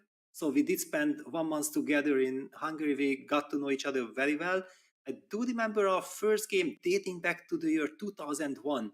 It was in the Yerevan World Team Championship, and he was already, as a very young player, the board #1 of the Cuban national team, which already showed that they have tremendous respect for his talent, and it's just a matter of time till he will become a superstar. And after that, we stayed in contact. We were like best friends whenever we had a chance to meet. I was also going to Cuba for training camp in the year 2010. And ever since, we are very close friends. However, he moved to the US. Of course, he has a different situation right now. We haven't been able to catch up lately, but I'm following his game and I'm loving the way he plays. I feel like he plays this old generation chess, the chess that we kind of really liked and admired, going very deep into stuff, not fooled by the computer's evaluation, just going for the absolute truth, which requires awful lot of energy. And I'm very happy to see that he still has the energy and the determination to do all this. Yeah, just from the outside looking in, I mean, Dominguez is, I think he's one of the few top players I haven't played against, and I don't know too well, but yeah, he seems like the consummate professional. Just everything's really well worked out scientifically, super dedicated, super focused. It's great to see him playing so well in this tournament. And yeah, I must say, despite the fact it looks relatively balanced, I would take Dominguez's position. Just these doubled E pawns for black, long term, maybe don't give us much flexibility. It might be hard to come up with a plan though, just right now. That's why he's been spending so long on this move. Yes, it's kind of very tough. Yes, it's very tough because the position is locked and white's pawn on b4 is somewhat of a target. Yeah, so the big question is, could he put the bishop on e3 just in order to reinforce the situation? Maybe somewhere toying with the idea of pushing d3, d4, but the main question always after bishop e3, can black advance himself in the center with d6, d5? Yes, it does weaken the e5 square forever, but it certainly creates serious pressure against the b4 pawn, the only weakness in white's position. I do recall there was a very important classical game between Vasilin Topalov and Rustam Kasimdzhanov in 2005 St. Louis World Championship, which came from an anti-martial, and it featured very much this structure. It was exactly those 2004-2005 period when we were seriously analyzing and debating this structure on the highest level. Yeah, this position can arise from Italians, anti-martials, all of these. How about bishop to c3? Is that slightly more flexible? Just hinting at d4. Again, just don't like the bishop as much on c3, feels slightly looser, but okay, he goes for something else. He plays rook move, rook to c1, it looks like on the camera. Yeah, just really tense, this position. Yes, very tense, because the question is also that if black doesn't not do anything, yeah, that's a very big question. That because if black pushes the move d6, d5, that's a very committal decision. Of course, if black is he knows that he can push it. He analyzed this type of positions recently, then that's one thing. If you haven't done that, then you are somehow, I believe, tempted to just sidestep that king from g8 to h7, getting out of this pin, which eventually somewhere might enable white to play knight f5 at some point. You want to make as much prophylactic moves as possible. Yeah, and how would you mentioned doing nothing, that's probably the hardest thing in chess, just psychologically. How would you do that if you were Fabiano, if you were reluctant to commit? So king h7, what next? Say white doubles up on the c-file, I'm not sure. Yeah, but also doubling up does not threaten anything yet, right? Not yet, no. But, I mean, I'm not sure when it will ever threaten anything, but... Yeah, but it's a very nice point, because in strategical terms, I would really love this regrouping bishop d8, bishop b6. Yeah, if the bishop would be on b6, we would be not really talking about this position. Black would be perfectly fine. And the move rook a2 to c2 doesn't really do anything at the moment, but it does stop bishop d8. I mean, I feel like with this loose rook on c8 with the pin on the c file, I'm not able to do that. Besides, bishop d8 can be simply met by bishop e3, and black will never have the... Yes, let's just show this, that bishop d8, bishop e3, and if suddenly black goes for the same d6, d5, which would be terrible, then white simply wins with the thematic sacrifice, knight takes d5. Due to the pin, black is unable to recapture.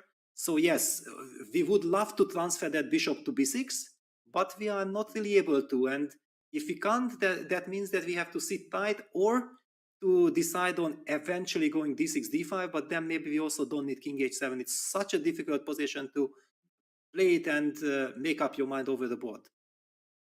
Yeah, and even if black does play d5, I think the question again is what next? I mean, once your pawn's on d5, it looks like everything's perfect.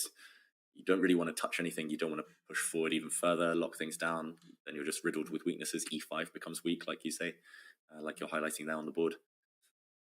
As I've been on the black side of these things myself, and yeah, maybe not having studied as deeply as some of these top players, it can feel uncomfortable if you're not 100% sure of the plans or where to put the pieces. Yeah, feels like a standoff.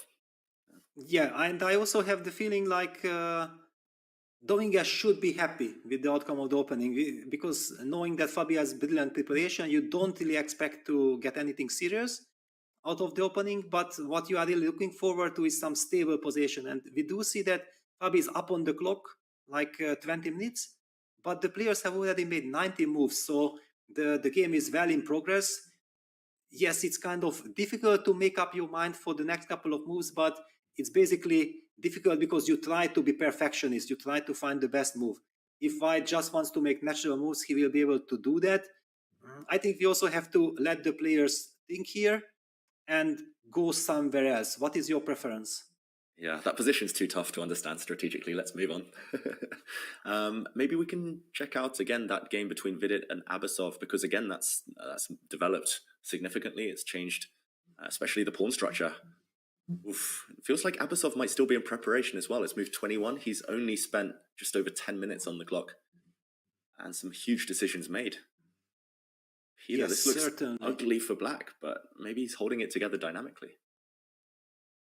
Yeah, he's pawn up at the moment. Of course, this pawn will fall any moment. The big question is, how do you capture it? Do you try to capture it with the queen? Do you try to capture it with the rook? Do you include a rook trade on f8 first?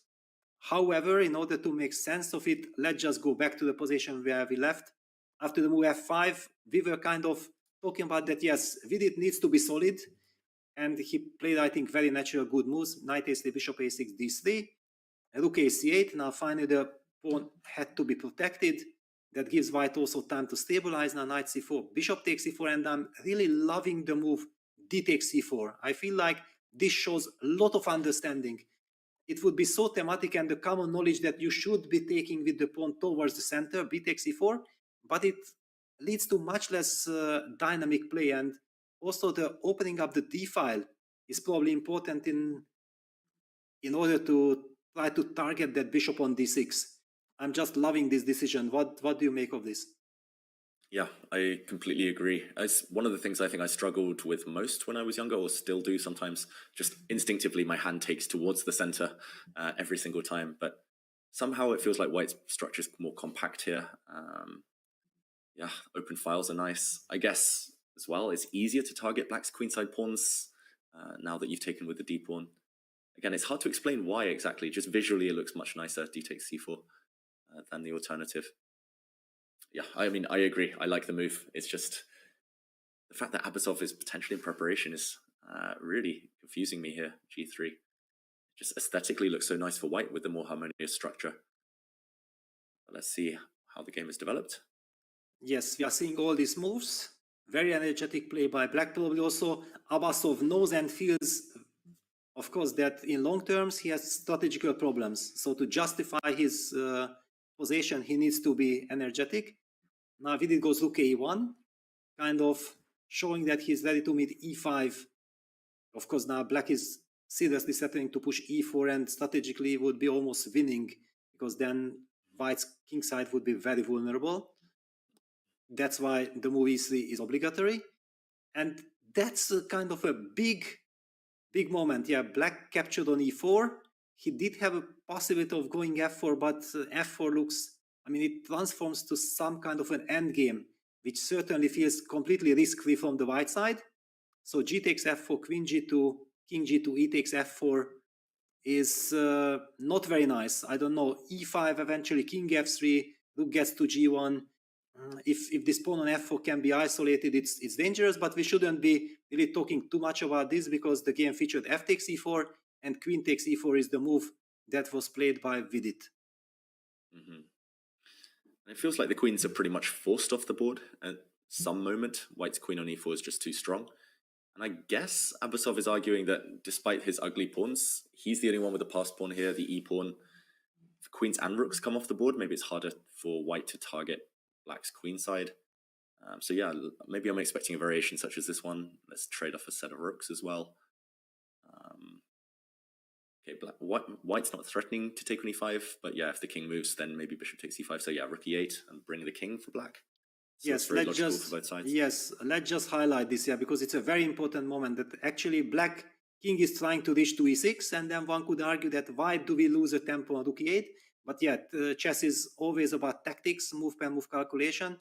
After king f7, bishop takes e5, rook e8, suddenly, because the king has tapped on the f file, white has the chance of resolving the pin with a check, and white wins the game. So that's why, yes, black does lose a tempo for rook e8, but make sure that the next moves will be king f7, king e6. And yeah, the pawn structure is damaged, but it does look like black should be holding this without much problems, unless white can open up some new front on the king side with the timely g4. Yeah, I think that's what white has to try. Maybe something like king e2, king f7, rook h4, or g4 first. Maybe rook h4. Just hoping to somehow play g4 next. And I don't know, it comes with some risk attached for white. Yes. Yeah, if black plays moves like bishop e7. Yeah, exactly. And then after rook h3, h take g4, things get out of control. So yeah, one has to be very careful how to try to break. It's one thing that we would like to play g4. One could also give a case that then why don't we go g4 immediately? It's possible, but it also opens up the h file. Yeah, that's why you were also not that happy, I believe. Yeah, that takes rook h8, and with the active rook and the weakness in white's camp, I do believe that Abasov has solved his problems. Yeah, me too. It looks like he's, I mean, with a series of great prep and engine moves, I guess he's found his way to a very tenable position. And I could see this one turning as well if Vidit's maybe too ambitious or maybe a bit careless. Black is the one with the e-pawn after all, and once black's king gets to e6 in that endgame, it doesn't feel like too much to worry about at all. And suddenly those white queenside pawns we talked about capturing with dc4 earlier, suddenly it's hard to create a passed pawn. That's the one downside for white. So yeah, I mean, I just think it's just been a really well played game by both so far. And the fact that Abasov's been playing so quickly probably means that Vidit's played very close to the top engine moves as well. So impressive stuff from both, cancelling each other out. Yeah, so basically we think that it's more or less dynamic equality and a rather drawish endgame. I believe that basically both players are so strong that it would be a miracle to see anything else than a draw. That gives us a chance to catch up on the Prague's game, because the Prague's game is, of course, of very high quality. It's only that a little bit slow affair, and if you relate to Prague and Arjun, you would think like fireworks. Yeah, these two young, energetic players, they are so dynamic. But probably they know each other, they have tremendous respect, and they know that no, I shouldn't be giving my opponent a chance to show his incredible skills in tactical play. Yeah, that's the problem, right? When you play a friend, when you play someone, you know their strengths so well. It's easy to kind of tense up and not be able to relax. I don't know if you had experiences of that, Peter. You must have done throughout your career, playing someone you really respect. It's hard to play your best chess, right? Yeah, especially with the person whom you've worked on chess. Yeah, for example, against Lanier, we felt like we simply unable to play against each other because too much mutual respect. We know each other's repertoire, and the whole friendship was based on that. If we find novelties in the line that we analyzed together throughout those years, then we were sharing it with each other. And then if you want to play against each other, it means that you have to get out of your comfort zone. Luckily, we didn't really play too many very important decisive games, so it wasn't an issue. But otherwise, I would have, for example, a World Cup, unimaginable. Yeah, it would be a very ugly spot.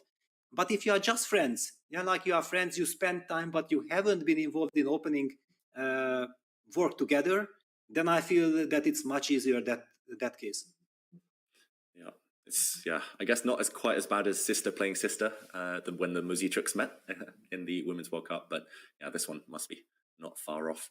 And meanwhile, yeah, in terms of the position, still symmetrical pawn structure. Black's rook on a5, interesting placement there. But this last sequence, I thought it might be turning in Black's favor, but knight e5 was a really nice move by Pragg. And bishop to e6 feels a bit clumsy for Erigaisi, just visually at least. Well, he did give a tempo. On the other hand, he wanted probably to provoke that knight to e5. How do you continue? I know that you are the true master of this type of position, so please give us a chance to learn something. Thank you, Peter. You're too kind. I'm pretty much the opposite of Danya, who you've been commentating with a lot. He's all about the tactics. I'm all about the old man chess.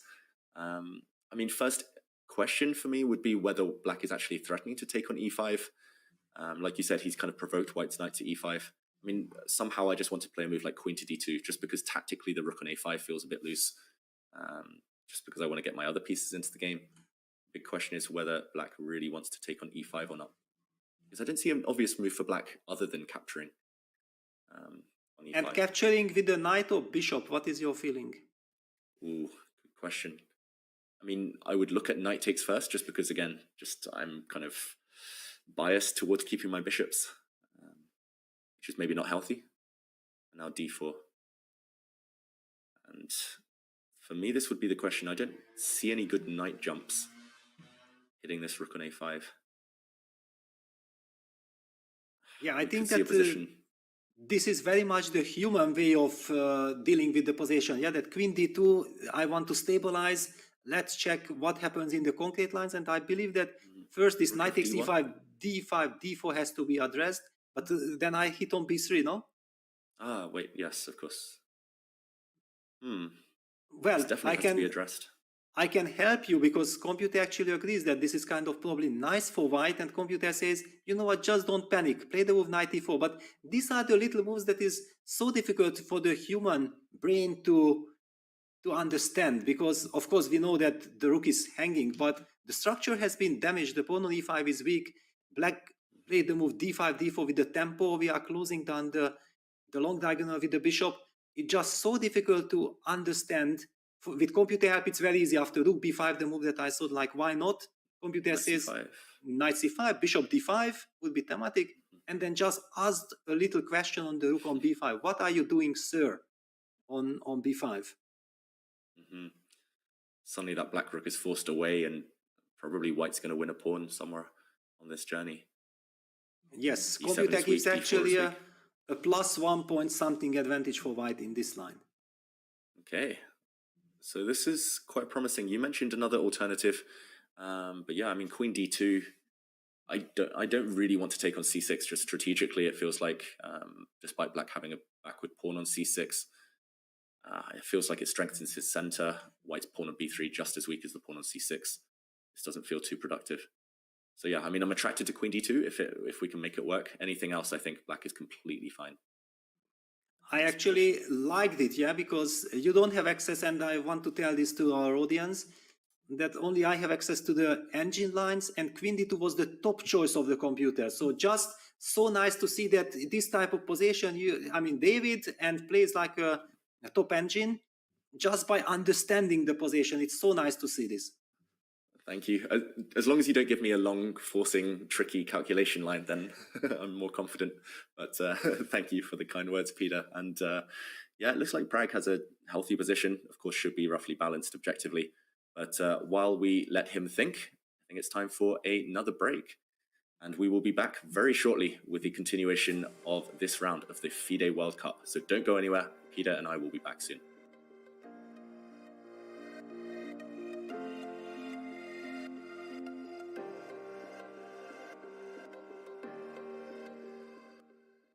Chess Kid is fun.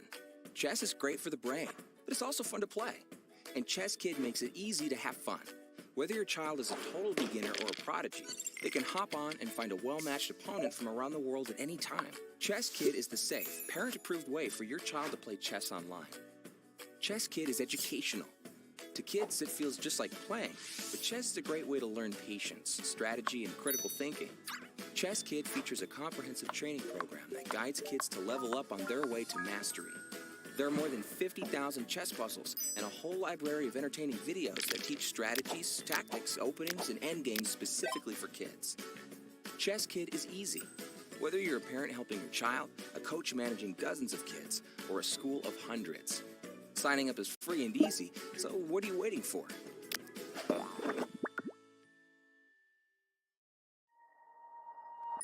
Chess.com's game review recently got a major update. Here are 4 key notes.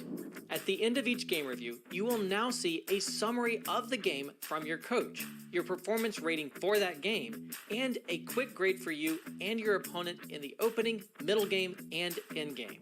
We've added a new classification called Miss for when a move fails to take advantage of an opportunity, but it is otherwise a sound move. We've also changed the definition of blunder.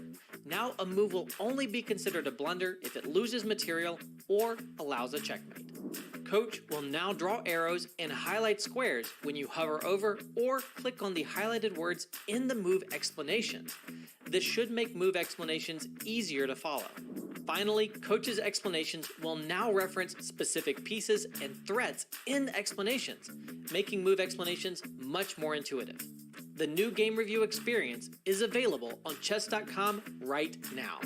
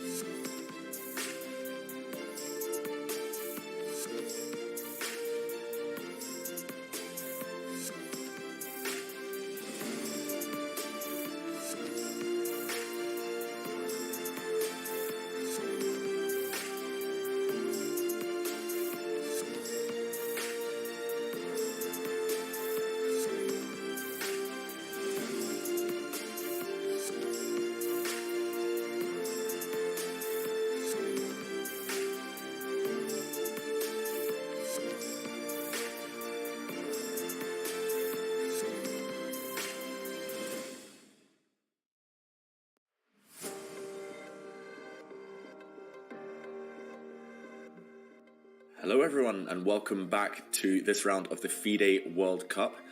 Out there in Baku, Azerbaijan, it's the quarterfinals day in the open section, and for the women it's the semi-finals. We've seen some action so far. The games are now all in the middle game phase, all very, very tense, and we can see a lot of nerves out there in the playing hall. Stakes are incredibly high, and there we see Magnus getting up from the board where he faces GUKESH. And before we jump into the action, of course, it's been a dramatic tournament so far. It's been a dramatic couple of weeks, and here we see some of the players who are left in the tournament, but also some of the players who have been knocked out. Some huge names, Peter, some very high seeds here have already been eliminated. Yeah, unbelievable. I mean, you have been there.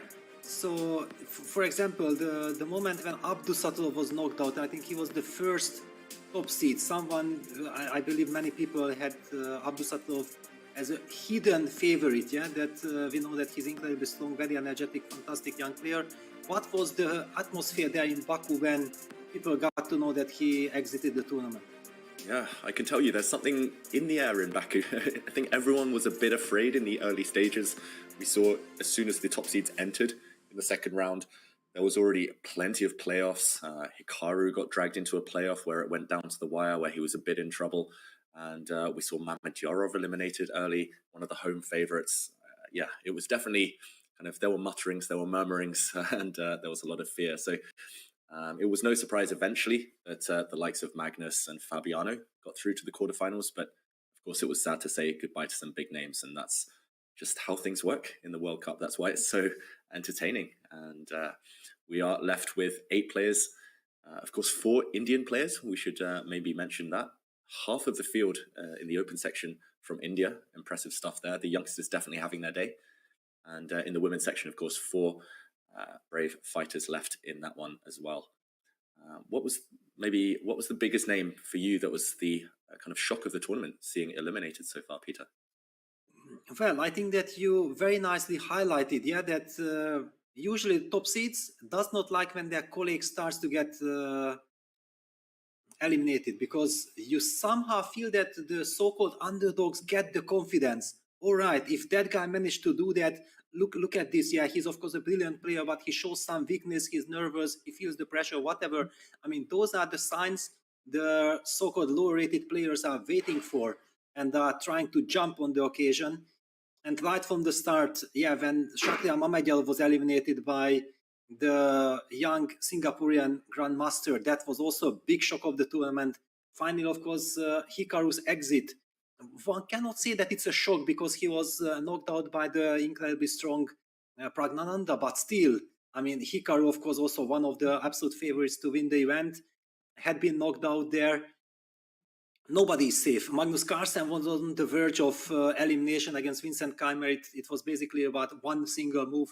If Vincent finds that knight takes e4 move, and by the way, the same knight takes e4 move is on the board which Magnus has just played. Oh, perfect timing, Peter. Almost scripted there. Knight takes e4. Huge miss there from Vincent. I must admit, like, I was so shocked. I thought he was going to find it, Vincent, and I was shocked that Magnus even allowed that, I've got to say, back in their match a few days back. But meanwhile, this knight takes e4 has been played. And to me, at least, it looks very healthy for black now, suddenly. That position we were discussing earlier, dynamically balanced, we called it, white having the bishop pair. But look how active black's pieces are. And okay, GUKESH decided to trade on e4 because of this move, bishop f3. Is his plan to somehow liquidate everything here? Black can keep the tension though. There's no threat here. White just wants to get the knight out to e2. Finally get some breathing space for that piece. But yeah, I just like the way this is turning for Magnus, just visually. Just can that turn into anything tangible? Knight takes g3 yeah, that's is a the big question. Well.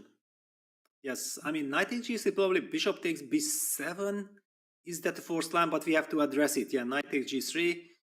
Okay, h3 or bishop takes b7. Okay, let's first analyze the capture. Then black has a choice, but probably going after the bishop is more natural. Rook a7, h takes g3, rook takes b7, and then white has a choice. Probably he should eliminate the h7 pawn in order to get access to some activity, because if black is attacking somehow with knight f6 or rook g7, then these pawns will be super vulnerable in the long run.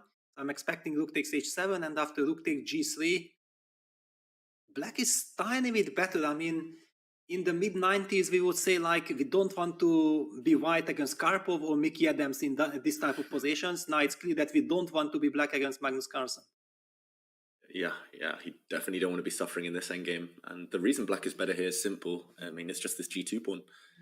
And it's easy to imagine those black pawns rolling down the board, the F and E pawns. Black has a beautiful square on e7, as you're highlighting.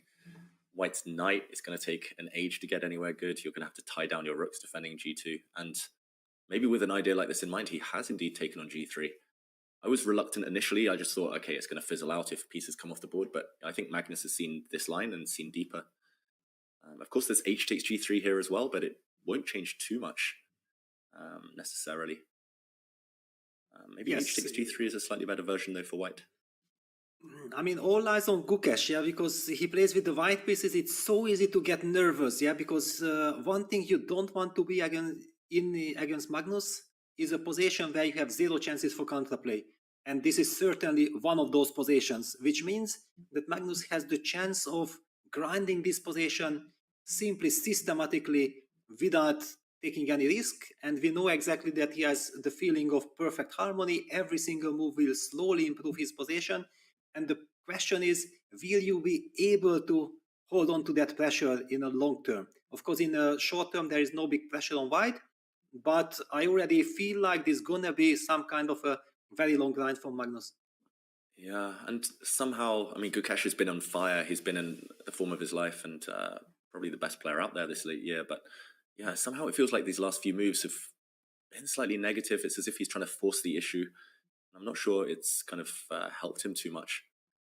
Like you say, 2-result game now with Magnus grinding. And even though Magnus let some chances slip, for example, against Vincent in their playoffs, it does feel like his cup of tea. And yeah, you can see how focused Magnus is on the camera. It's GUKESH's move, but Magnus is feeling optimistic. Great body language there.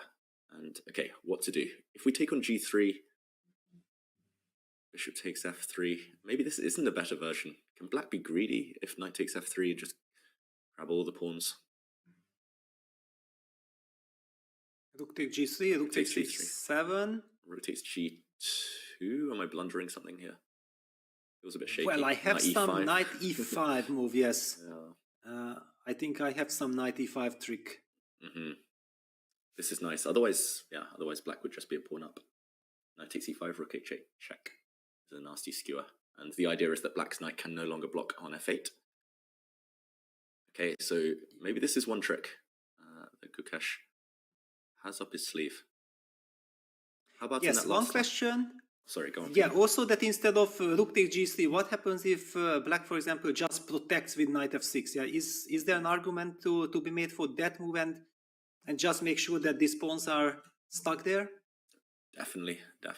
I want to route knight e5 again, though, just to try and go active. I don't want to passively defend my pawns, otherwise long term I'll just be stuck.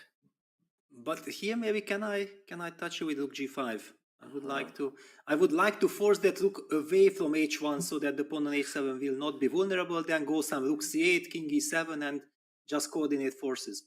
Yeah, you were praising me, Peter, for strategic stuff earlier, but I've got to praise your play here. Just everything looks so well. harmonious. The point is that this transformed into e4 structures. Yeah, so I feel like e4 structures, all these nuances, these are very much in my blood, but all these symmetrical d4 structures with the bishop on g2 that, you know, if you ask me whom to ask as a tag team partner, if in chess we would have a tag team partner, I would pick you any day. Oh, Peter, we need to get that going, some commentary pairs chess. Would be great, would be awesome, that's for sure. Yeah, yes, I mean, like you said, the pawn structure, it resembles a Sicilian now, or a French Caracan sometimes with this structure. And definitely suits Magnus here. Oof, tough decision. I don't envy GUKESH at all. Looks like he'll be saddled with some weak pawns and a sad defense. He just needs to get out of this game with a draw, I think. Just somehow needs to knuckle down now. Exactly, that's his main task. Also, we have to highlight, because you mentioned that, yeah, this can happen from Sicilian, it can happen from French, can happen from Caracan. The main point being that actually this 3 versus 2 on the queen side is not going anywhere from the white side. And this center pawn, this f7 e6 plus the dynamic on the king side guarantees black that despite seemingly there is very little material left on the board, there is so much tension. And this is what we have witnessed in the game between Niels Grandelius and Arjun Erikaishi when Arjun went on to win that very important game in the previous round against Niels. Seemingly nothing is happening, but it was unpleasant. And then with incredible technique, Arjun also went on to win that game. All eyes on GUKESH. He needs to survive this. Yeah, and that goes to show, I mean, classical chess wisdom as well. Sometimes they say, oh, the outside pawn majority, the queenside majority, but here it's just about the fact that white's kingside pawns will be weak. He takes on g3 rather than b7. We looked at both variations, and that latter line that we looked at looks like it might come into play. Magnus will now trade bishops. I wonder if g takes f3 is anything to, well, is it that an improvement for white? It's sad for the white knight, but at least white's pawns will be healthier if you keep more pawns on the board. Yes, exactly. I mean, it's a very set choice. Let's just show that bishop takes f3. Of course, we wanted first intuitively to capture with the knight to go for some dynamic. However, if there won't be any dynamic, then of course knight takes f3 is less appealing than g takes f3. And now a very big question, because g takes f3 is kind of a defending move. And what? Knight takes Knight immediately. takes, of course. Yeah, this is the human way that you want to get counterplay. But if the counterplay backfires, if there won't be any counterplay, then of course black's pawns will be really vulnerable. Now, big question, how much time will Magnus spend in this position? Because he's spoiled with a choice. Rook takes g3 is an option, knight f6 is an option, just protecting that pawn with rook g7. But I still feel like knight f6, rook takes g3 are the most natural ones. Yeah, I totally agree. I think it's a straight choice between those two moves. And yeah, I'm not sure which one Magnus will go for. The more I look at it, maybe rook takes g3. These days, Magnus is a bit more direct than he used to be, where he was maybe a bit more of a grinder and very patient. Now maybe just king e7, unless I'm blundering something. Because again, g2 is extremely weak, and suddenly I'm coordinated, ready to bring the knight round to f6. Yeah, now the big question, is there some tactic? Like, can I play knight d4? Threatening knight c6 check. And if I play rook c8, you want to play rook e1. Yes, exactly. I would like to target this king on e7. Yeah, this is where I know what I want strategically, but making it happen is hard, because these younger players, they'll find all the tricks, they'll find the energy to disturb black's coordination. Two big threats, yeah, suddenly. Yeah, I'm turned off by this variation. I want to play your knight f6 now in the initial, in the position we have on the board. I think Magnus will be inclined, actually, if he can't make the other line work, to play something more stable. Yeah, I would like to highlight, because I see with computer that actually the idea behind rook takes g3, rook takes h7 according to computer is this retreating move knight d7 to f8, which probably gives perfect harmony for black. But the knight on d7 from human perspective looks so nice. We don't want to move that knight. So unless Magnus really goes very deep into this position and realizes that, okay, hang on, I have this knight f8, it's a fantastic move.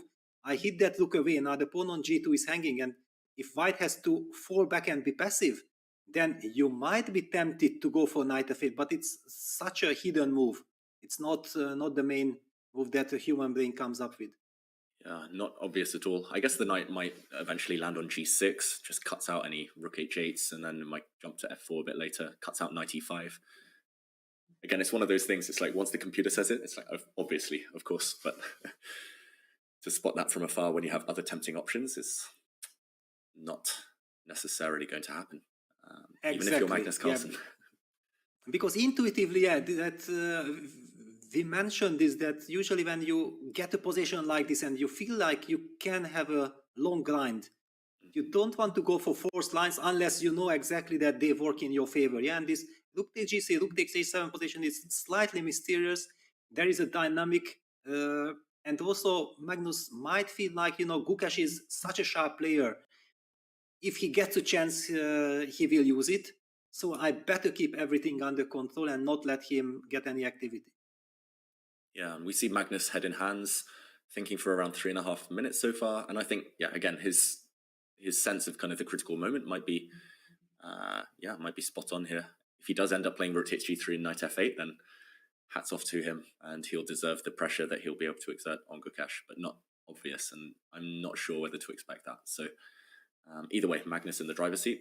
It's just about how much pressure he can exert from this position. Yeah, and I would like to highlight, if you already have access to the computer, then okay, let's use it to our advantage, yeah, because of course the players are so much more deeply involved with the position than we can be. The move knight f6, which comes so natural, at least it came to me very naturally. If we get time to go king e7, rook c8, we basically win the game. However, there is a certain line to be calculated. Rook h6, hitting that knight immediately on f6, and apparently king e7 is already not working, because then white jumps with knight to e5, threats knight c6 check, and also rook f1, and suddenly black's pieces are vulnerable. This means computer says after rook h6 you have to play rook g6, kind of. If you follow it up in the principal way, then white trades, and anyway jumps with the knight to e5, and suddenly we see a transformation of structure. There is some dynamic option for white. White can also advance his queenside pawn, so maybe this is a reason why Magnus is also not that sure about knight f6 or rook take g3, and he needs to spend all his time at the moment. Yeah, again, once you see it kind of by process of elimination, this is one you want to rule out. Suddenly black's best piece, the rook on g8, has been traded off. You've kind of improved your pawn structure as black, but you're just one move too slow. Again, if black could get king e7 and rook c8 here in one go, then you're loving life. But yeah, here... Yeah, so wise the engines these days, Peter. I remember the days when the engines would struggle even in positions like this. But now they reveal all, and rook takes g3 could, I guess, I mean, I don't see the computer, but it could be significantly stronger than knight f6 here. Yeah, according to computer, yes. I mean, okay, rook take g3 is like 0-20, and everything is like 0-0. Yeah, so okay. It really, yes, shows that computer believes, and this is probably also the reason why GUKESH opted for knight takes f3. And we have to mention that these top guys, these super guys, they are basically able to calculate lines like a computer. Yeah, they sense the direction, and they are capable of. For us commentators, of course, we are covering so many, we are also trying to explain everything in general terms. So easy to miss things which the players would never miss. And I'm very interested to see how Magnus will react and deal with this position. Yeah. I mean, Magnus, his clock handling, we talked about my time struggles, my time management, but his is just perfect in positions like this. And the fact that he's gone into the think, and he's probably just comparing and contrasting these two moves. The more I look, the more I think. I'm kind of concluding that he might come to the right decision. Rook takes g3, and 0.2 might not sound like much, and normally it isn't much in most types of positions, but here it's significant. It could be the difference between putting long-term pressure on, maybe it'll be a draw anyway, or just kind of fizzling out immediately to a level position. So, important moment. Let's give Magnus some time to think. And also to admire our camera, yeah, because it's so nice that we have access to the camera. Otherwise, we wouldn't be able to sense the importance of this moment. Look at this. It's a queenless endgame, seemingly more or less balanced according to the engine, but the players feel that there is so much more to this position. I'm just loving the fact that we have access to this info. Yeah, it might be 0.2 difference on the line here, but it's going to feel like life and death for these two players. That's the big difference. That's what sets them apart in tiny, tiny margins at this top level. So yeah, let's let Magnus pause there and think. Should we check in on maybe one of the other games? Yeah, where you want to go? Oof. All of them look exciting to me. I mean, maybe just briefly check in on Dominguez against Caruana, because Caruana did take a big decision. And strategically, again, it's super complex. But he did put his pawn on d5. And now, a bit of a threat from Dominguez potentially. Is the black e5 pawn hanging? And how does Fabi deal with this? So complex, so tough to decide. Is the eternal question in these structures. Let's just very quickly go back. So it was rook c1, the move. Not much has happened. However, very important decision was taken by Fabiano, going d5, rook a2 to c2. Black has sidestepped with the king to h7. Very important to highlight that the tactic rook takes c6, rook takes c6, knight takes e5 fork does not work because rook takes c1 comes with a check.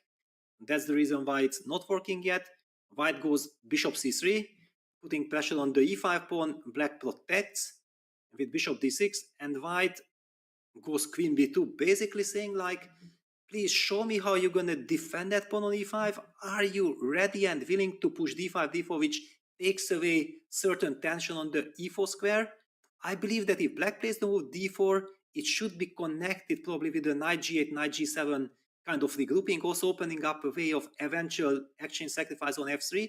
And we also see why that little prophylactic move king h7 comes so handy for black. Oh, that's so instructive, Peter. Rerouting a knight which looks nice and healthy on f6, but it's got no purpose. Yeah, to support the other knight on c6, to cover some squares, open up rooks. Yeah, I mean, these again, these details from top players, they look so harmonious once you spot them, but just seeing them from afar, planning them, enacting these ideas. Yeah, maybe we put it on the board. Knight g8, really, really nice. Because if you're stuck, if you can't do anything, then black's just riddled with a bad structure, and suddenly everything holds, and you've got control of some key squares. I love it. I like this knight g8 move. I was reluctant to push d4, but as long as, like you say, it's connected with this regrouping, looks healthy. And I also like the fact that eventually, of course, white will move the knight from f3 probably to h2 and eventually land on g4, putting pressure on the e5 pawn anyway. That we have knight e7, knight g6, and that knight on the g6 will do a wonderful job protecting the pawn on e5. It also eyes the f4 square, and eventually we will be able to move that knight from c6 somewhere and start trading the rooks on the c file. And I believe if we can get all the rooks off the board, then black's pressure against the b4 pawn will compensate for the weakness on e5. I do believe that this is some kind of a dynamic equality. Yeah, but it's certainly the type of equality that, I mean, if all of those things happen that you mentioned, black could start getting ambitious. After all, you have more space, you can play on both flanks. Suddenly, I'm not sure what the white rooks are doing. The white bishop's a bit stuck. White has less space to maneuver. So yeah, I think d4 here will eventually happen. Fabiano has a big time advantage, 25 minutes extra on the clock. I was wondering if there are any alternatives, because I don't see anything, unless white's not threatening to take on e5. For example, if I play a move like rook d8, rook f d8, or rook f e8, is white threatening? Well, let's take a look. e5? I mean, why not? Yeah, if I why not? take, I was wondering if there are you take any... with the knight. Yep. I take with the bishop. You take on c2. Yeah, I guess that's what you were hoping for. I take.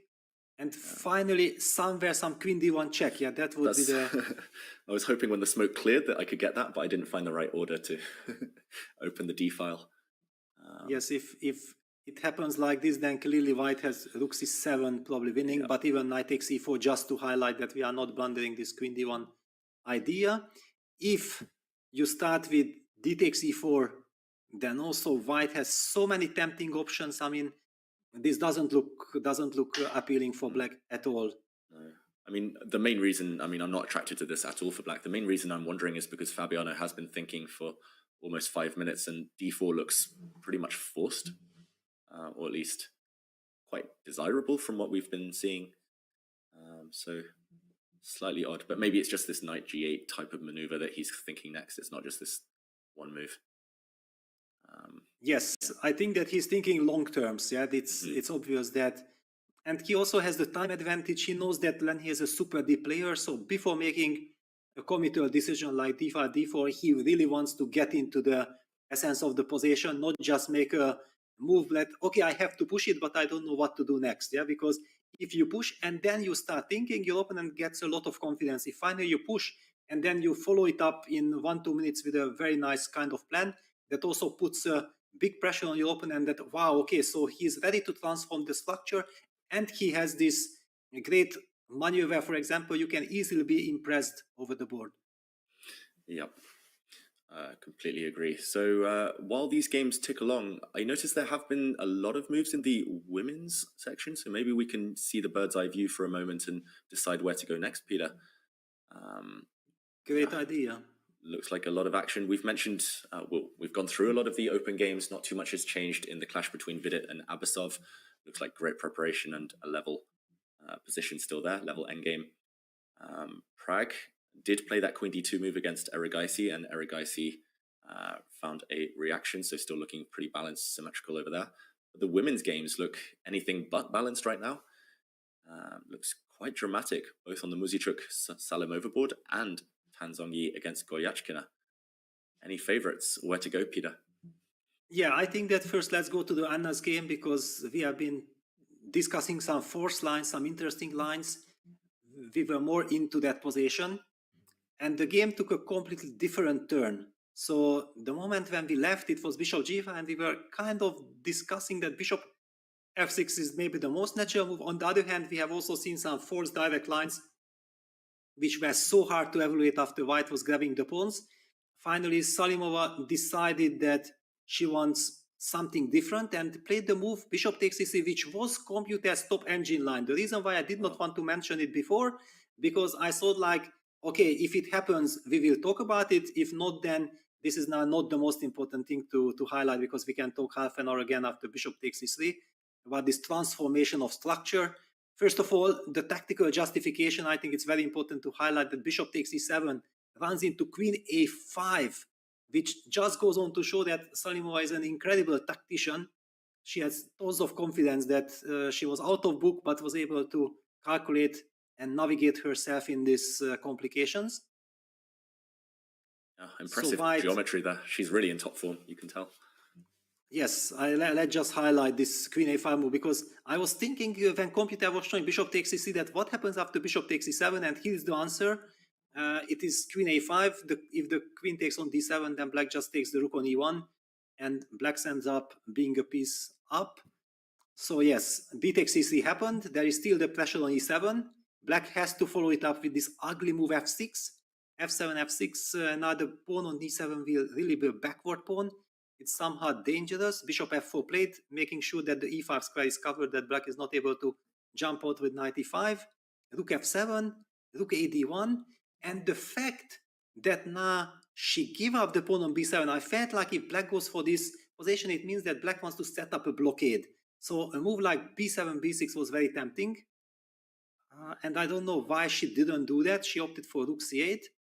But okay, we're going to go for the current position, yeah? Yeah, it looks very natural, b6 just giving a square to the Black Knight as well. But yeah, let's catch up with the game. Looks like she's gone for something even more ambitious. Salimova here, who we see on the camera. And now she's trying to trap this bishop. Yeah, counterplay. She goes for direct counterplay. She doesn't want a positional battle there after f6, which might have given Anna the chance to stabilize her structure on the king side. Wow. Do you understand what's going on? Because I'm struggling to navigate. Me too, Peter. And I mean, first, I'm thinking, okay, two things. Firstly, is d6 helpful for White? I don't think so, because Black will shut down with e5, and it looks like this structure that Capablanca made famous with this white bishop entombed on g3.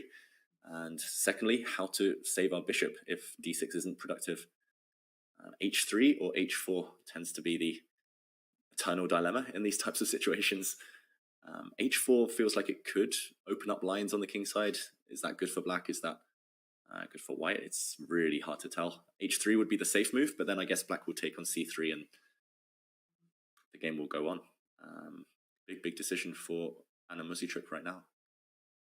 Yes, and I think now we understand and appreciate why Salimova opted for this line, that certainly there is some kind of a question, some kind of a pressure on White. The move h4 is so scary. I mean, some g takes h4, and eventually that knight starts jumping towards the king side with knight e5. The rook can join the party with rook g7 somewhere, maybe some move like rook c4 on the fourth rank, posing some problems.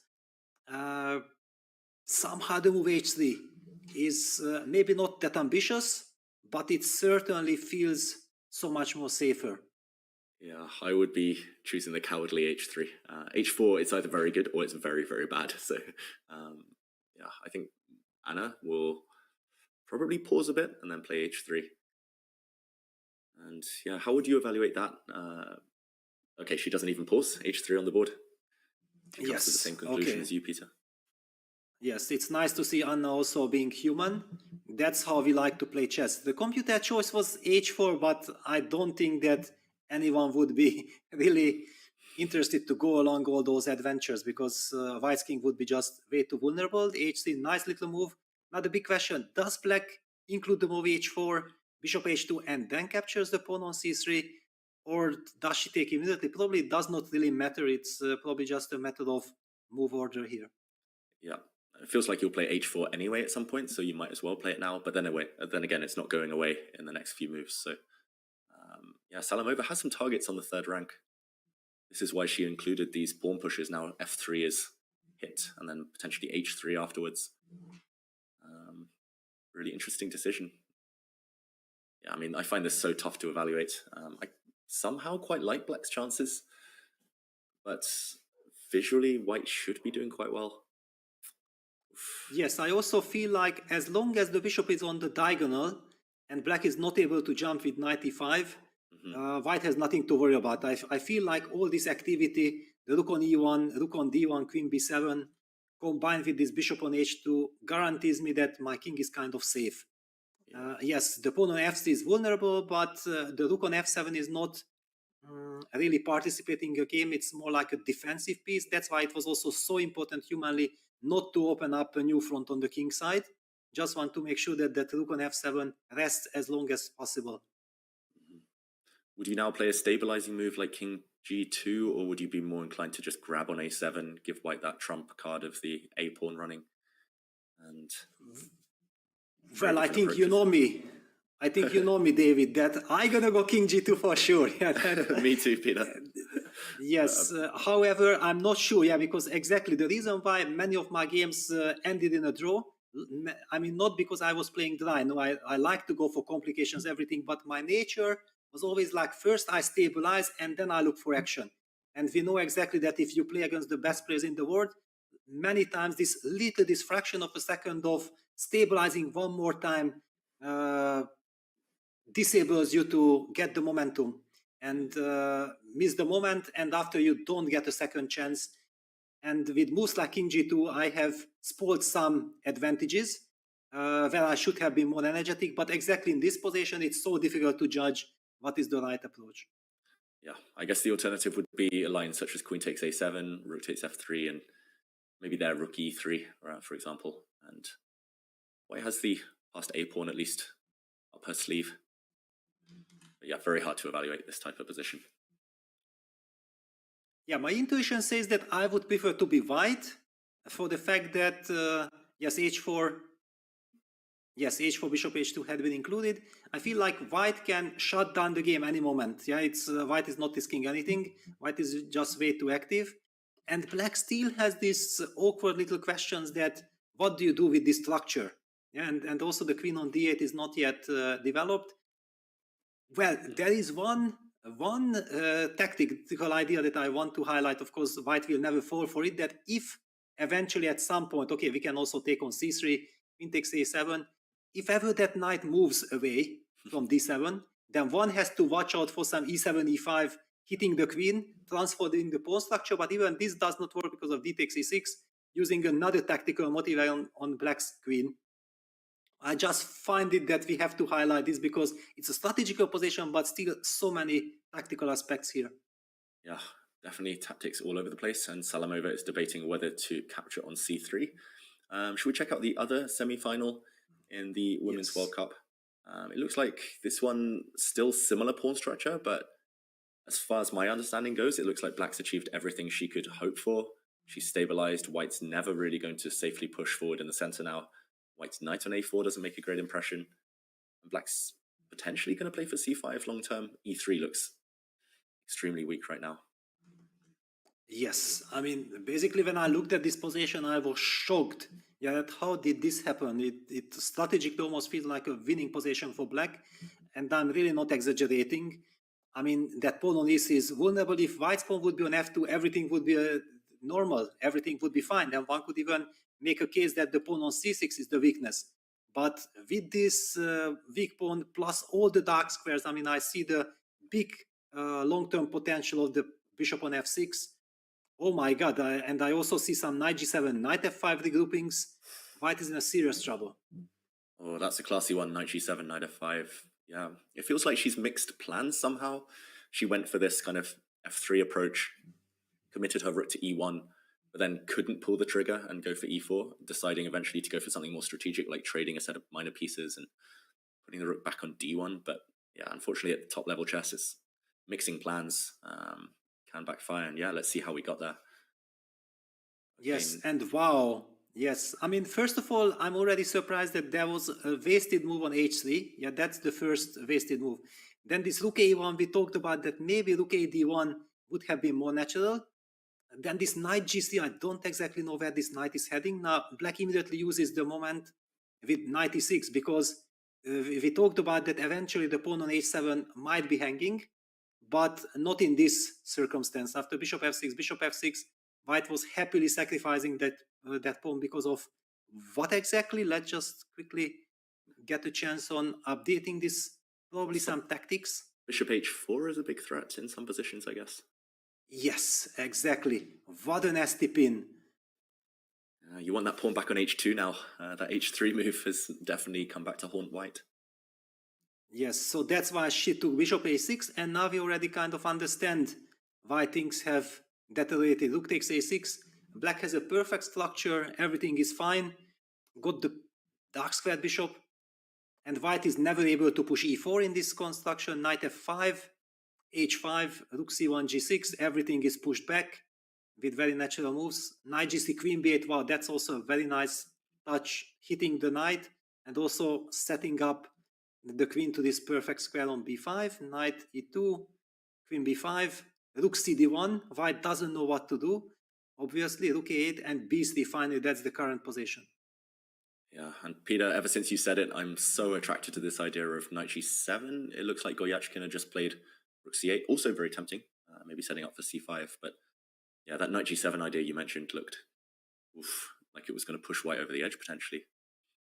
Yeah, well, rook a8, of course, very natural. Black is planning to go c5, and it's a very nice position. However, maybe this move knight g7 was extremely strong. The point being that, of course, after knight g7, white will push the pawn to e4. However, then black nevertheless has this stunning idea, I believe, to go knight f5. That was the whole point, going for this knight e3 fork.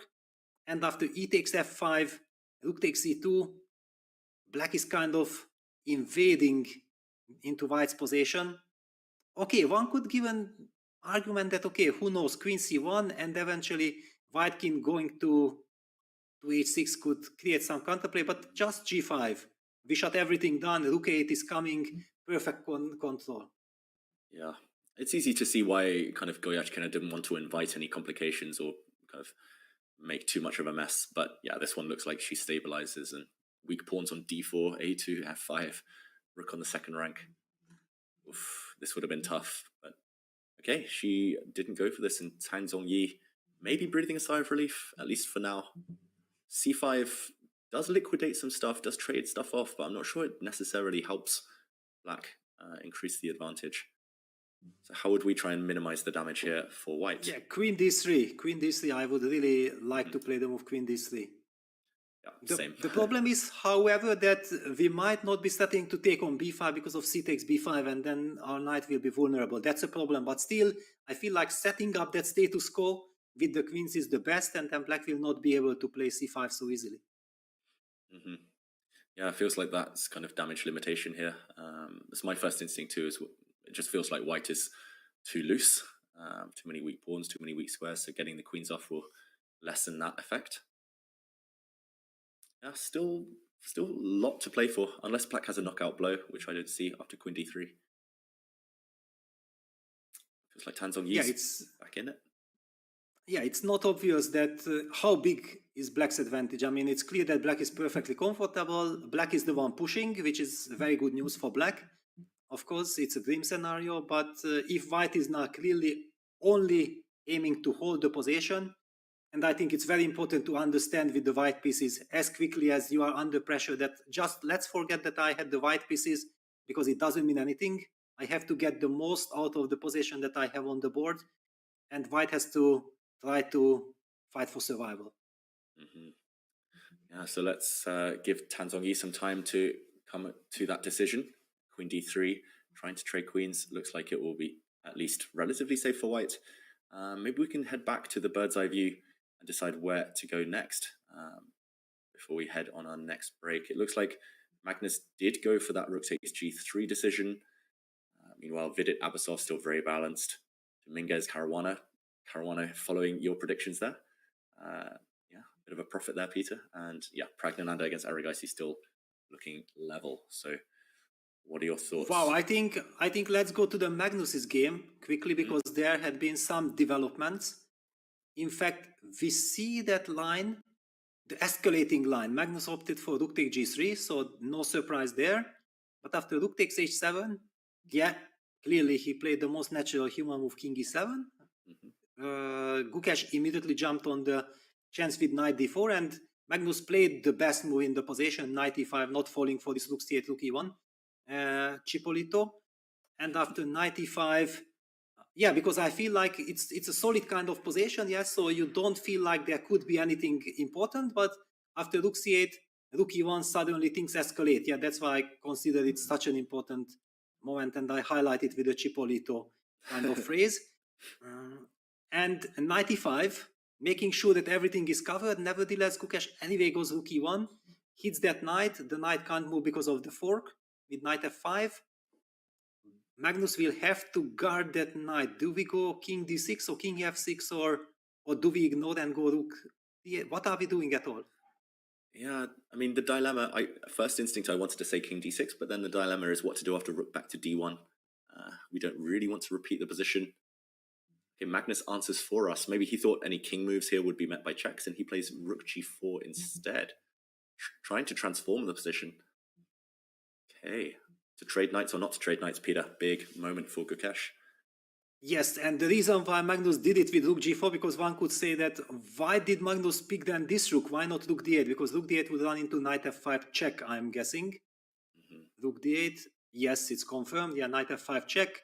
And then black has to depart from this lovely e6 pawn.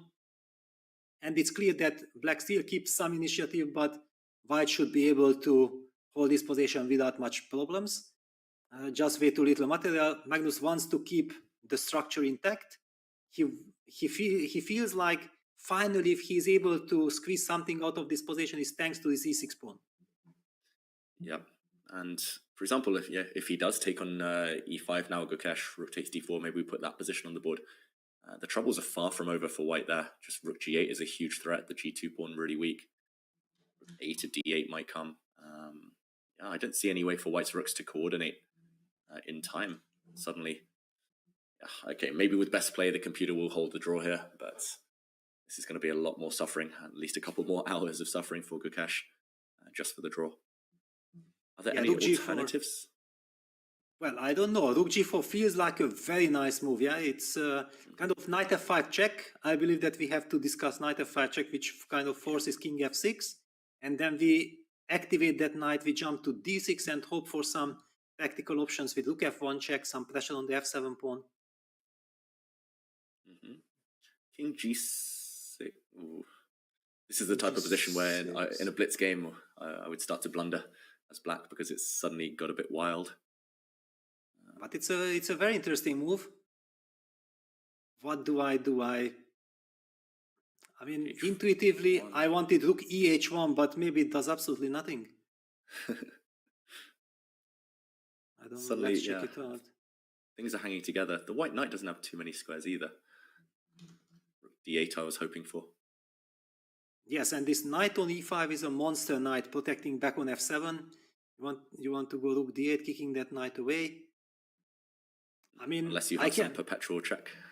Well, I have a couple of checks, but I'm not really understanding where it leads to, and I'm not that happy because, okay, hang on, rook a1 h6. You can take my knight on e5. King g5, rook h5, but finally you anyway take the knight on d6, and it's not a good trade for me. Again, we are back to this very unpleasant rook endgame. I'll pretend that was part of the plan, but yeah, it feels like it works out for black, just about. Yeah, and one computer line, actually here after king g6, Computer was saying that, okay, white should probably just fall back with the rook, and there is a case to be made for f7, f6, just suddenly reinforcing that knight on e5, not allowing some stunning ideas like rook d8.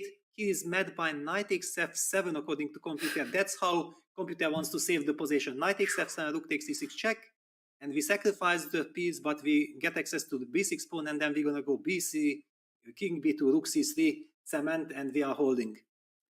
Cemento, Peter. Yeah. Yes. Looks like a draw in this case. That would be easy to blunder into. That would be easy to miss for Magnus. But at the same time, GUKESH, I mean, he's relying on these types of tactics to work to avoid a load of suffering in the near future, which is not an easy spot to be in.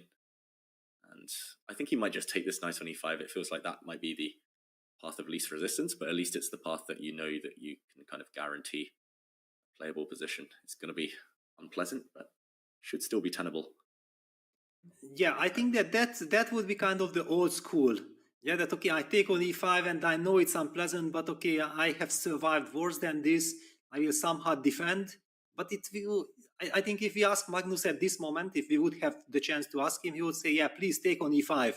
And maybe it's not so bad, but it's not equal. And thank you very much. That's all I need. The lines with knight f5 check put a little bit more pressure on black, and they are risky. Of course, they can backfire for white, but I do believe that these young, energetic players like GUKESH or PRAGGANANDHAA or all these youngsters have this inner feeling, also the confidence and the quality to navigate these complications much better than the old school guys who are a little bit lazy, and that's why we want to eliminate all the tactical options as quickly as possible.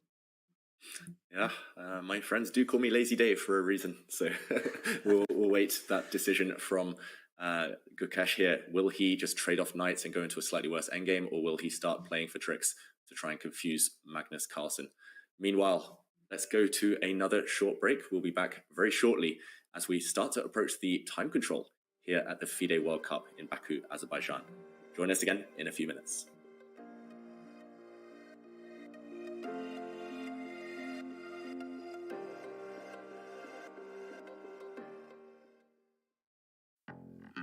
I've worked with the two players, perhaps with the best chess intuition ever, Magnus Carlsen and Vishy Anand.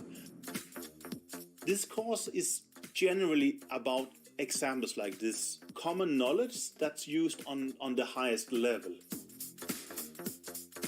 Good intuition comes from knowing a lot of examples, from having seen examples, thought about them, and perhaps tried to implement the principles, but under different circumstances. Having thought about it, having tried to implement it in a way, and having debated it. So that's more or less what I try to do at this course. Basically puts the foundation for positional understanding, positional intuition you will see in many players.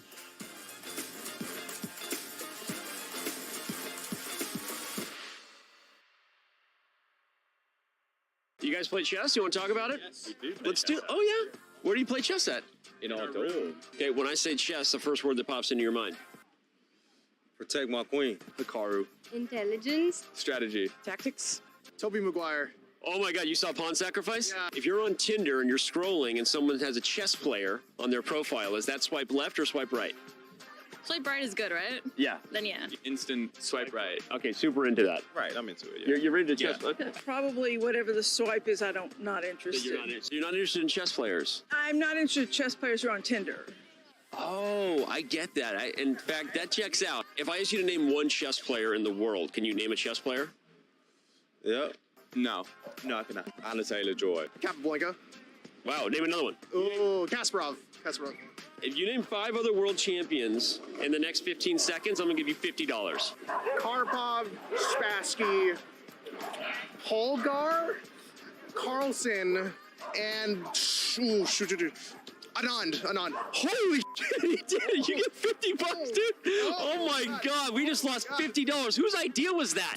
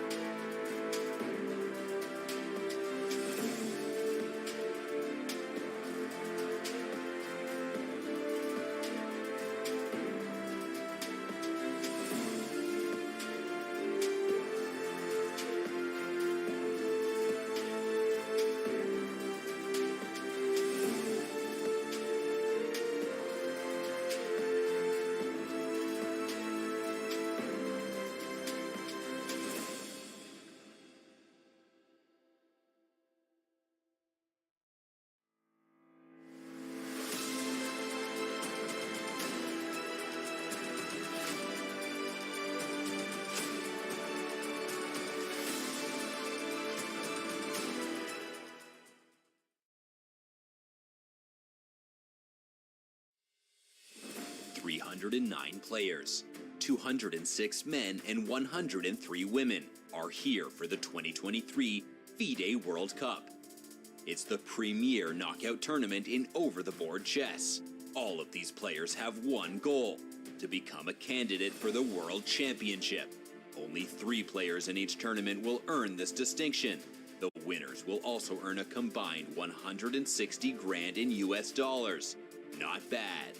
The top remaining seeds in 2023 are Magnus Carlsen and Alexandra Goryachkina. Neither of them have won a World Cup before. Yes, even Magnus has yet to make it past the semis. It's that tough of a tournament. Still, Carlsen is the favorite in pretty much any tournament he plays. But don't sleep on the rest of this field.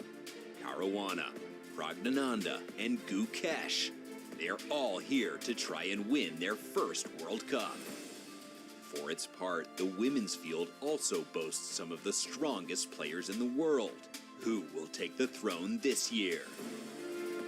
In a knockout like this, it is truly anyone's game. Who will come out on top? Who else will qualify for the candidates? What upsets are in store? This is the 2023 FIDE World Cup.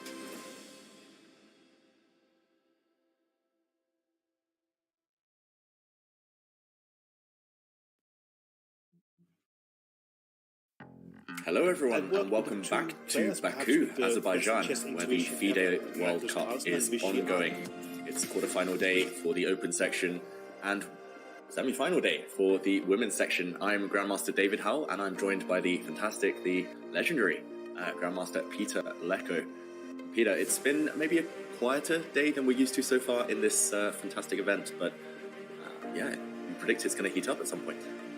Yes, definitely it will heat up. I also feel like I'm remembering your wise words at the beginning of the show, that it could be understandable if the players would make it a little bit more quiet. Yeah, there is so much tension, everybody wants to get into the semifinals, and you don't want to do crazy things, you don't want to do unforced errors, making life much more easy for your opponent, and we see a lot of maneuvering there. I also would like to use the chance and ask you, you have been there, we already talked about the result and the disappointment that you got knocked out by Wang Hao, but tell us about your routine. How was it like as a commentator also, that how do you settle into a fighting playing mood? Yeah, good questions, Peter. Tough questions as well. As you know, I mostly commentate these days. I do a bit of a few other things. I teach a bit, but it had been my first competitive chess, playing at the board for I think 5 months, and I was a bit rusty. I'd studied a bit beforehand, but I actually made my first blunder before the tournament started. I didn't realize I would be one of the top 50 seeds, so I booked to arrive 2 days before round 1. And then, of course, I realized only just beforehand that I got a bye in the first round. So I ended up arriving, 5-6 days before I even moved a piece. So it was nice to be there, kind of close up with the players, see what was going on, acclimatize. But at the same time, the nerves were building. I didn't necessarily get into a good routine. I went to the gym a few times. I saw the 2 players we have on our camera going to the gym together pretty much every evening. That was quite entertaining, actually. But yeah, my sleeping pattern was still terrible. I was waking up, I think around 11 a.m. I would miss breakfast, and then I would try and peak a bit later in the day, or at least that was my excuse. But somehow I was still a bit sleepy when the first moves were played, and I would never warm up until the 3rd, 4th hour. I think that's my excuse for getting knocked out in the playoffs, the tie breaks, when there was no time to warm up. But yeah, that's how I've done things historically, and I think that's one good thing about commentating. You can you can be flexible with your sleeping pattern, but with chess you have to get all the details spot on. And yeah, unfortunately, I wasn't at my sharpest. I didn't make any huge blunders until that tiebreak, but I wasn't quite at my sharpest, my best. Yeah, so mixed feelings about the whole experience, but it was great to be there to see these players up close. And I must say, I'm glad to be here sitting with you rather than just feeling the intensity of that tournament hall. It's scary, I've got to say that. Yes, I also talked with Vincent after the tournament, and he said he has never felt anything like this World Cup. Yeah, the tension, every single move is so important. You cannot relax for a single second. yes, normally you finish your game, you would like to have a little quieter evening, but you already have to think about the next game. And it goes on. If suddenly it's 2 draws, then you can't relax because the crazy playoff is coming. So much pressure on the players. It did amuse me when you told me that you were missing breakfast, because that's exactly my kind of attitude as well. I just can't get to breakfast. I'm missing breakfast ever since, I think, the last 10 years. I haven't been to breakfast. Maybe only in the last round. Yeah, when the last round is suddenly at 12 o'clock or 11 and you have to. You are forced to, or before catching an early flight, checking out of your hotel. Otherwise, during a tournament, I'm not able to catch a breakfast. Yeah, and these World Cups are tough because there's so much uncertainty. It's like, when will you get knocked out? When will you travel back? I hadn't booked a return flight. I thought I'd back myself and be optimistic, not book to fly home too soon.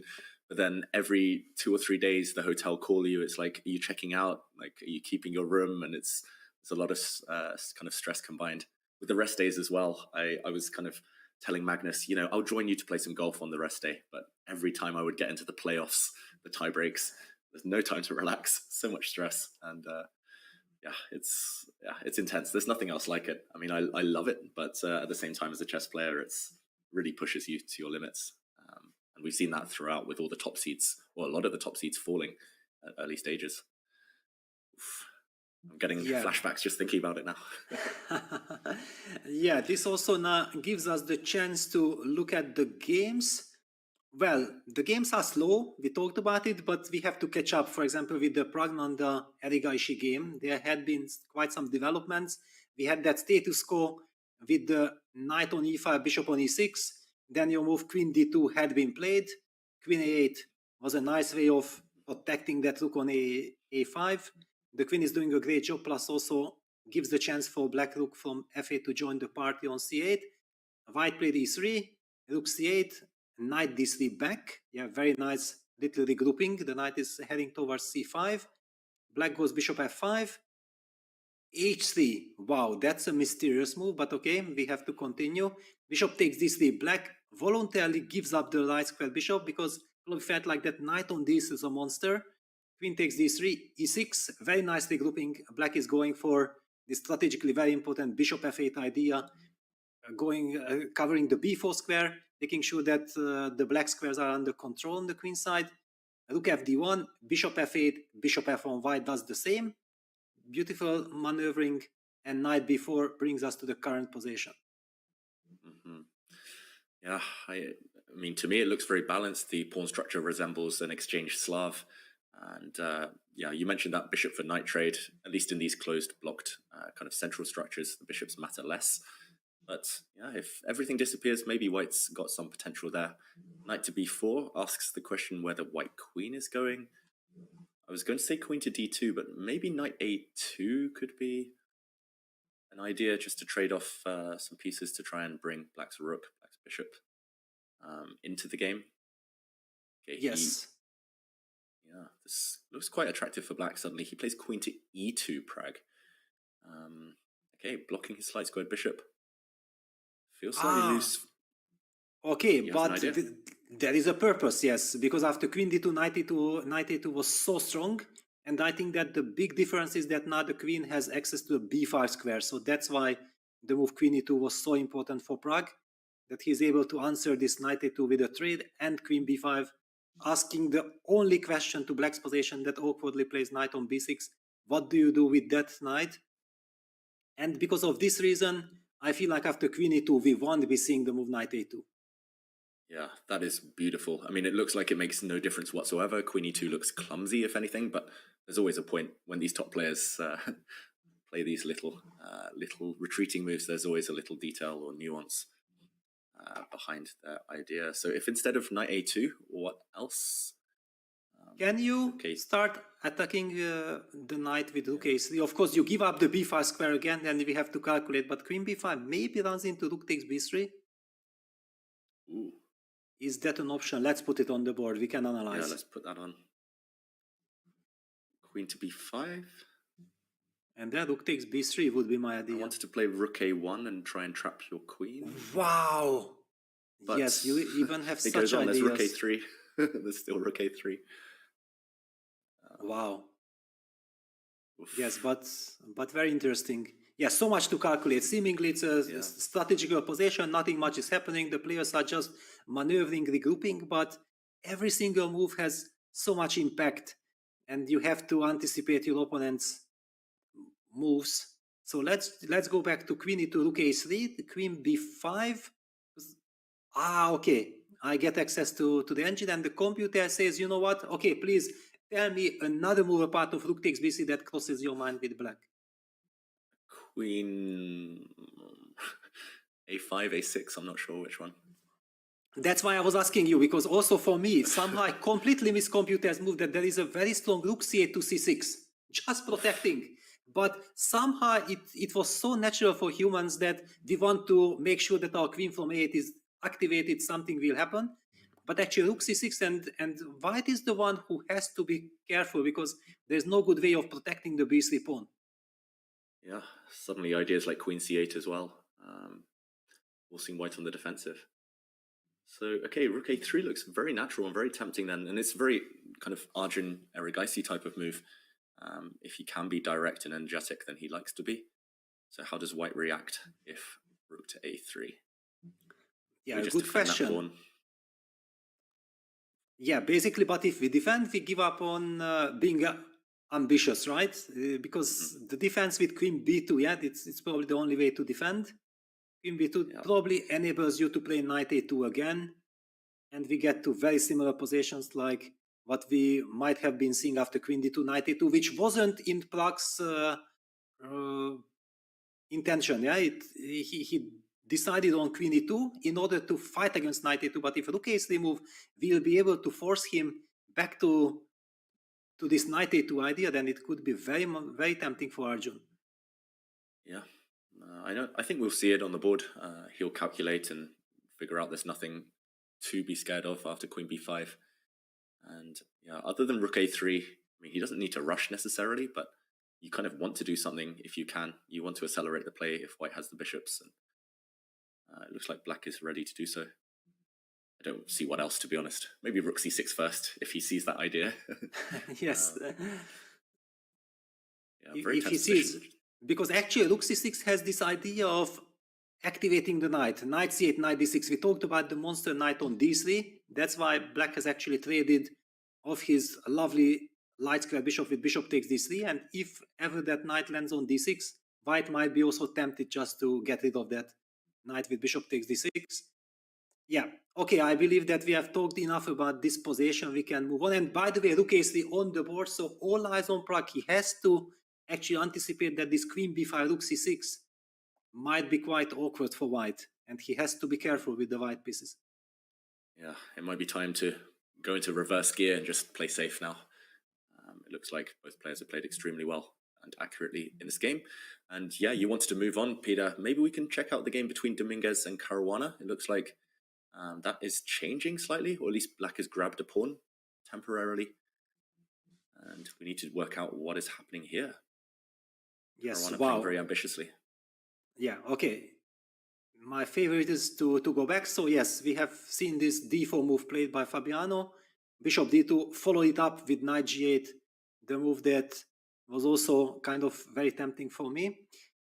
Now white plays the move queen a2, showing a lot of courage, basically making sure that, you know what, I'm not afraid of ghost. Please go on sacrifice because you are still pinned on the c file, so it won't be able to coordinate the forces. So that's why Fabiano says, you know what, I would like to sacrifice, but I can't. Let me play something else. So rook a8, queen bc, knight g7 happened. White is fighting for the a file, but by doing so, he actually gives up the b4 pawn. So we get from strategical game to a very concrete game now. And Fabi captured with the bishop. I guess if he had captured with the knight, then he would have lost his e5 pawn. I mean, something to be said for that. It looks a bit awkward for white as well. After knight takes e5, queen d6. I guess the knight just retreats to f3 and then good luck.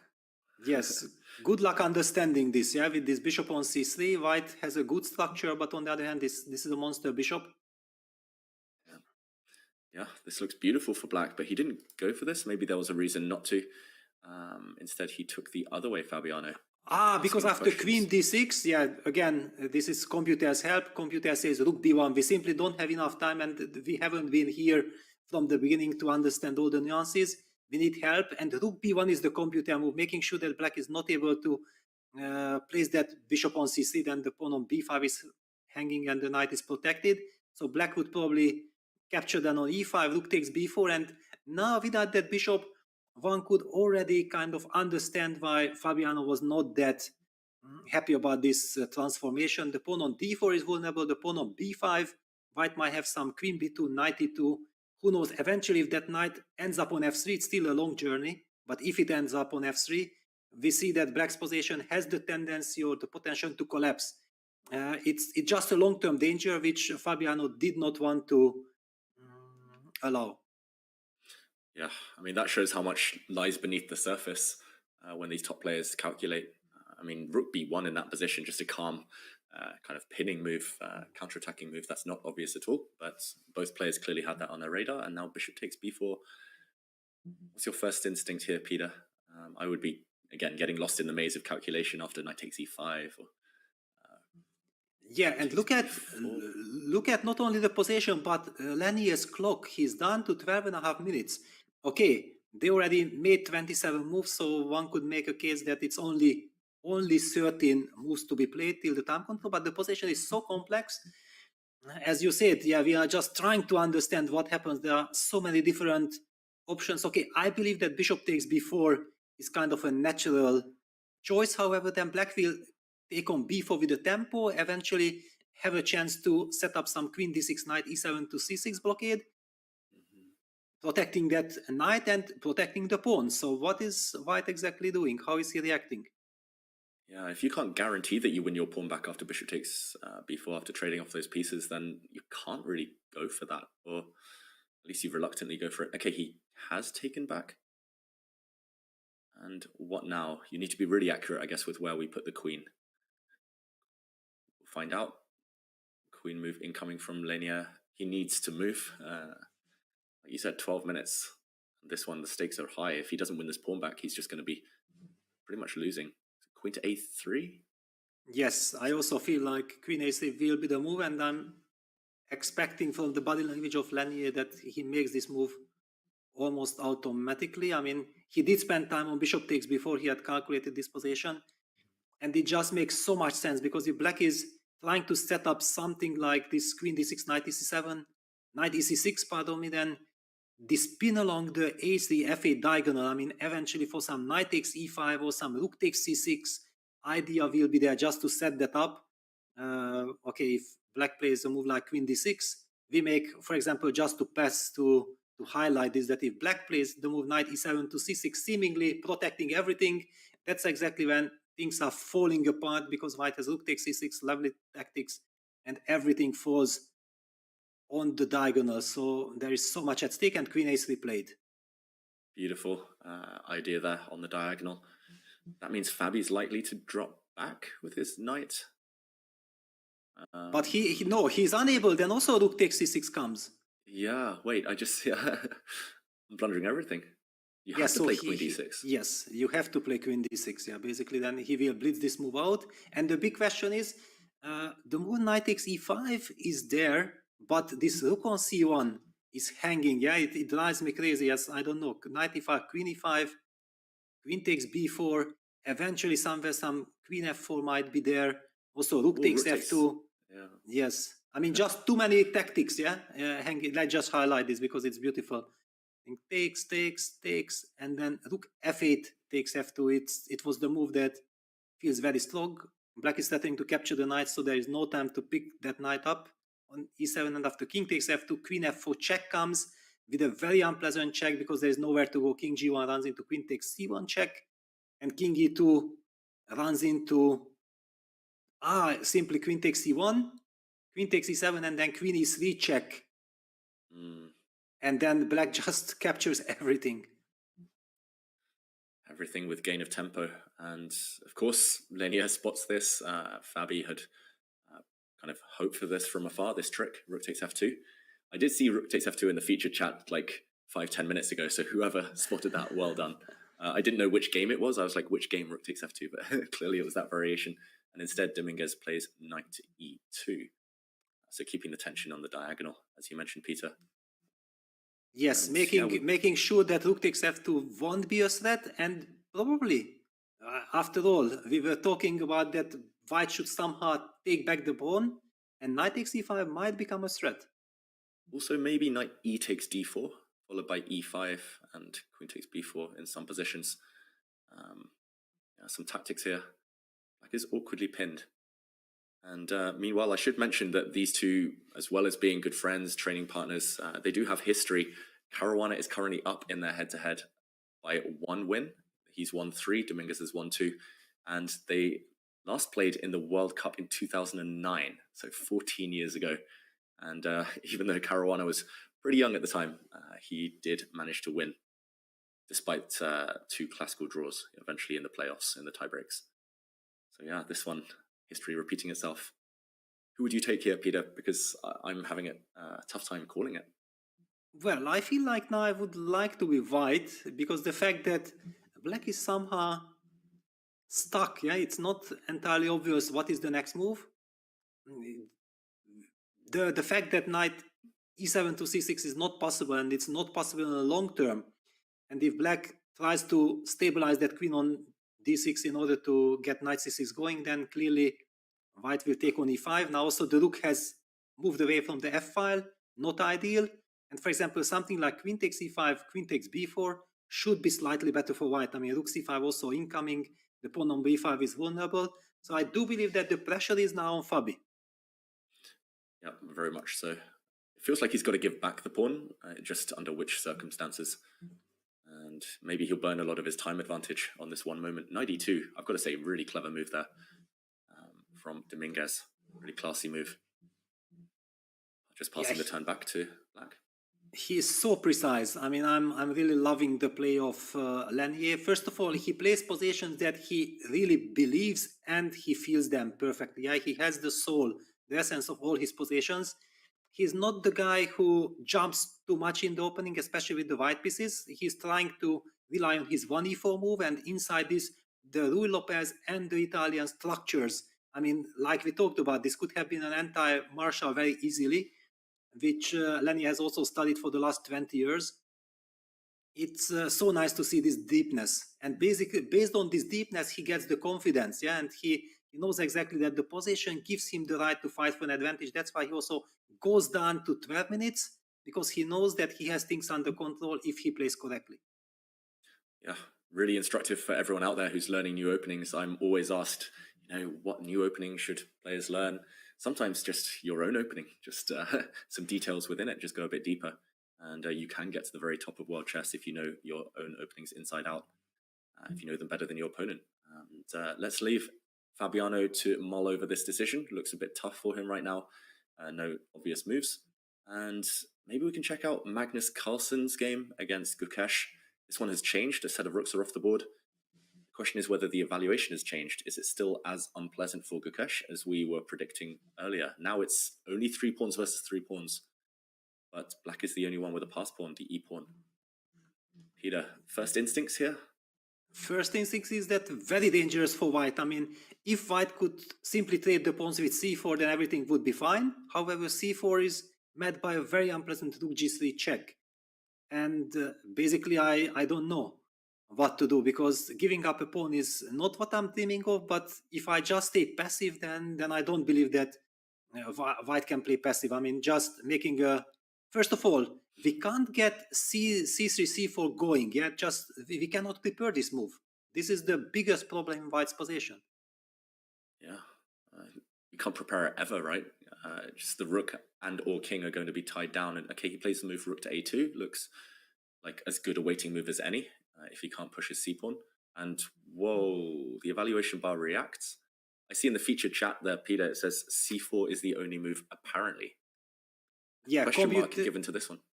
Yeah, computer was highlighting that c4 was the only move, but to my eyes, okay, it was just, okay, very quickly to explain why c4 was so difficult. Yeah, after c4, black gives a check, then computer says, you know what, you have to play the move rook f3, then okay, as human, you calculate b takes c4 check, king takes c4 and rook takes g2.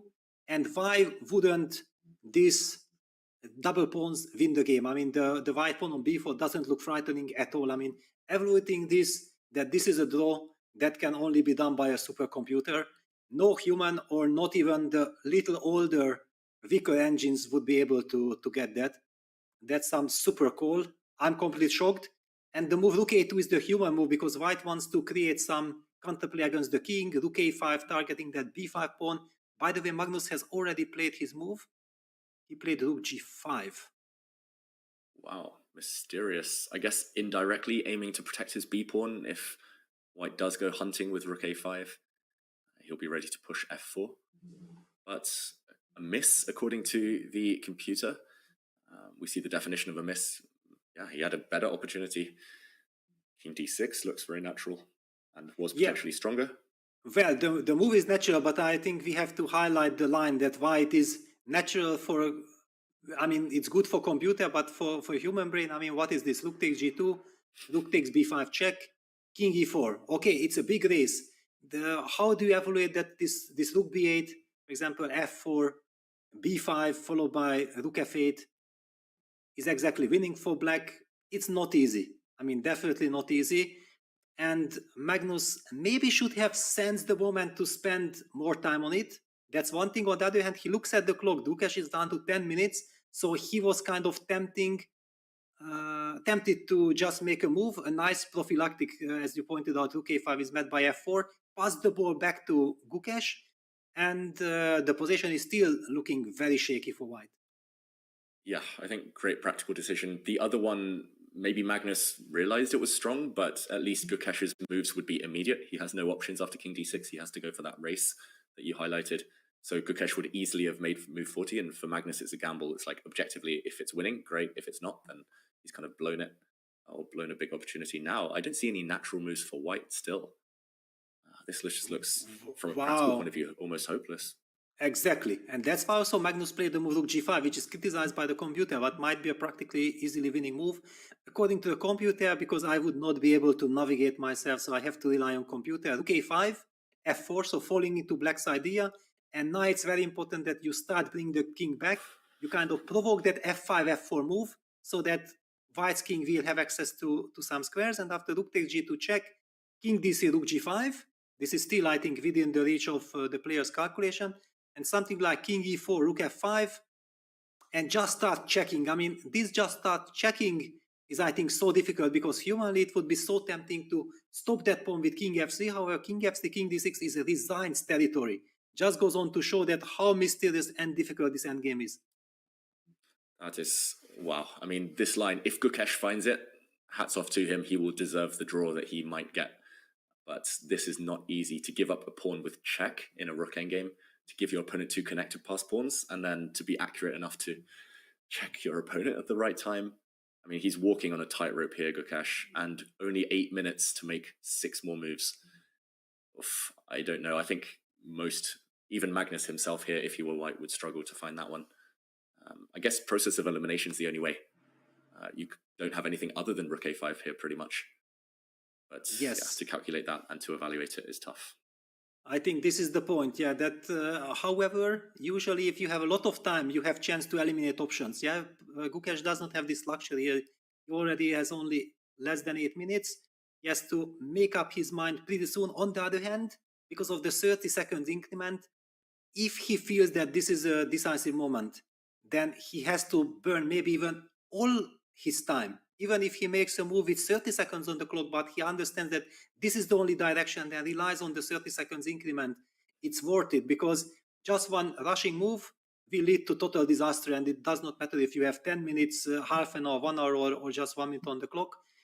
Also, a lot of nerves, because we know exactly that the players want to get to the semifinals in order to qualify for the candidates. And it's clearly, GUKESH had been on fire recently, certainly eyeing that opportunity. But if he loses this game, then he will need to win on demand with the black pieces against Magnus Carlsen, which is basically almost like impossible.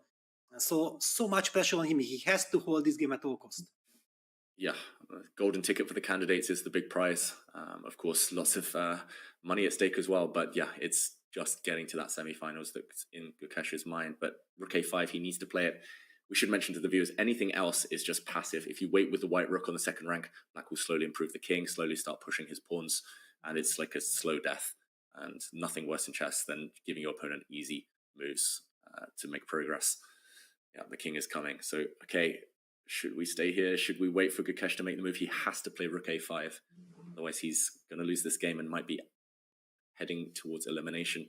I think maybe, Peter, we let him make this decision. We'll come back. We'll update everyone because there is drama in the game between Tan Zhongyi and Goyachkina in the women's section. It looks like, maybe let's zoom out of this one. It looks like Goyachkina is about to convert. She has a big advantage.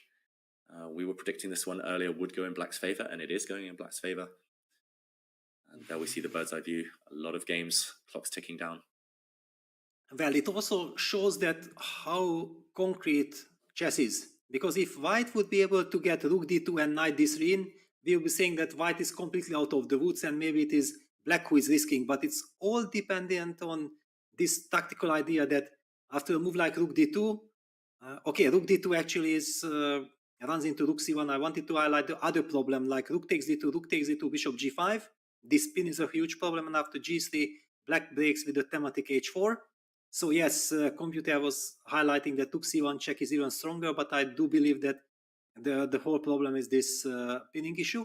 And if white is not able to set up this defense, then actually might just end up losing the a2 pawn, because black is starting to capture on f2, give rook c2 check, collect, and this knight, which could be such a powerful piece, is still not finding time to enter the game.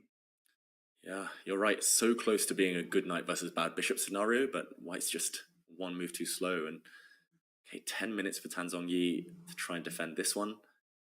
How bad is it, those lines with rook d2?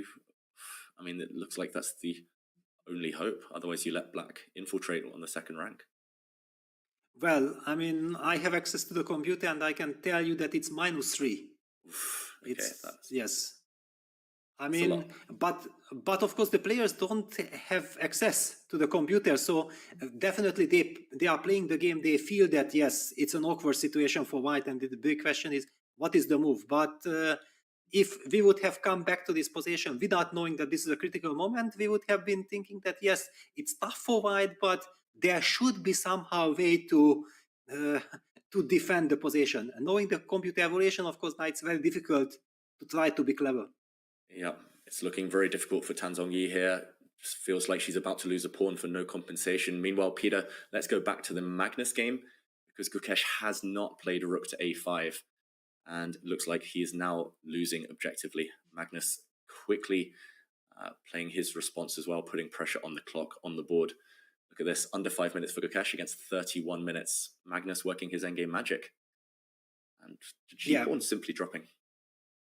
Yeah, I mean, rook a7, check king f6, that line with rook a5 was so insane, and that's why I don't like when computer question marks or does not show enough respect for a move like rook g7 to g5. Practically speaking, it was a monster of a move, and luckily we had that moment, and we also understood why computer was thinking it's a mistake, but it's just completely unhuman.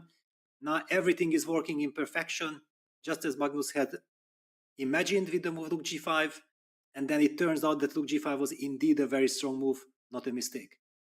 Yeah, I think GUKESH needed 4 hours on the clock, let alone 4 minutes, to find that ingenious defense with rook a5, giving up the pawn and running with the white king towards the king side.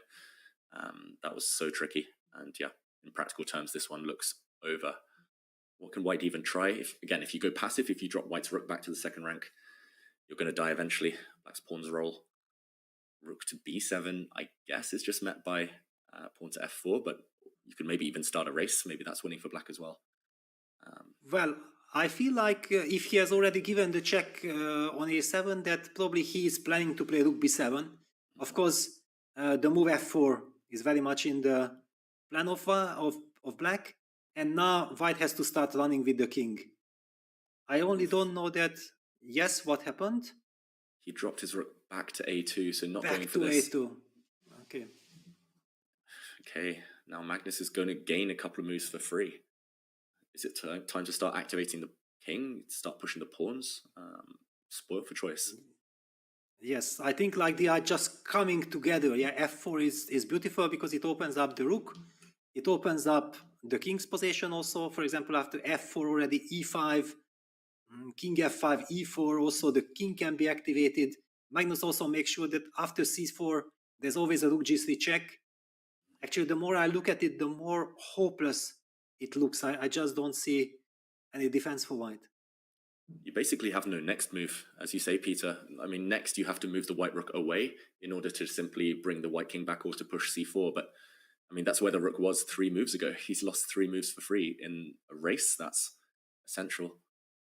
It feels like GUKESH panicking with the clock ticking, but understandably. I mean, it's a really difficult position. This is why we were saying earlier, don't get into these endgames against Magnus. He's going to slowly break your spirit. And he's outmaneuvered GUKESH here.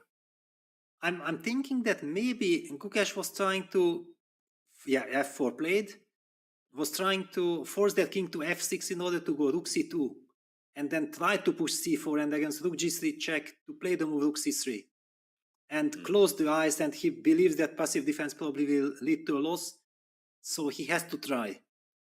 That's the only way, and then maybe it was important for him to kick that king away from the b pawn as far as possible. Yeah, looks like he's got to try something like this. At least start a race, at least get a pass pawn. White's king just too far away, and you predicted rook c2 on the board. And now the question is, does black hold you up with rook g3 for one more move? Does black just continue pushing the pawns? I feel like rook g3 is a very brutal move, because the whole hope of white is based on the fact that you want to get counterplay. But after rook g3, you can't push the pawn, you have to fall back with the king, but then black just activates the king to e5, makes further progress, and after c4, b takes c4, we will never get any counterplay because the pawn is falling with check. Black's king is also getting much closer to the b pawn. And also one highlight after rook g3, just let me show this move because maybe it's a little difficult to show from with arrows, that even the idea with pushing the pawn with b5 runs into rook b3 check and the pawn is falling. I don't see any counterplay for white after rook g3, and Magnus, knowing Magnus, it's just a matter of seconds when we will see rook g3 on the board. Yeah, unfortunately for GUKESH, black's moves are also very natural, even if it wasn't Magnus right now. But yeah, rook g3 would be sadistic, just cutting across the opponent's plans. I think this one might be over by the time control. GUKESH needs a trick, but Magnus isn't feeling merciful today. Yeah, this is tough. I mean, this happens to all of us. I've lost track of the number of times Magnus has ground me down in an endgame when we play Blitz. Pieces just end up on good squares, and somehow you always end up passive against him. It's crazy, this knack he has. And GUKESH will learn from this, of course. There we go, rook g3 on the board, pinning the c-pawn. On the board, yes. King b2, you could tell body language there, GUKESH losing belief. King a2, king a2, yes, because he's trying c4 and b5. I mean, this is the only chance. The only problem is that it's completely lost because black's king is just way too close to the action. There is no hope. Yeah, that's a nice touch though from GUKESH. We've got to praise him for that. King a2 stepping out of those checking ideas that we mentioned. But still, the race is not really a race here. King e5, how difficult do you think that is for Magnus right now? Not difficult at all.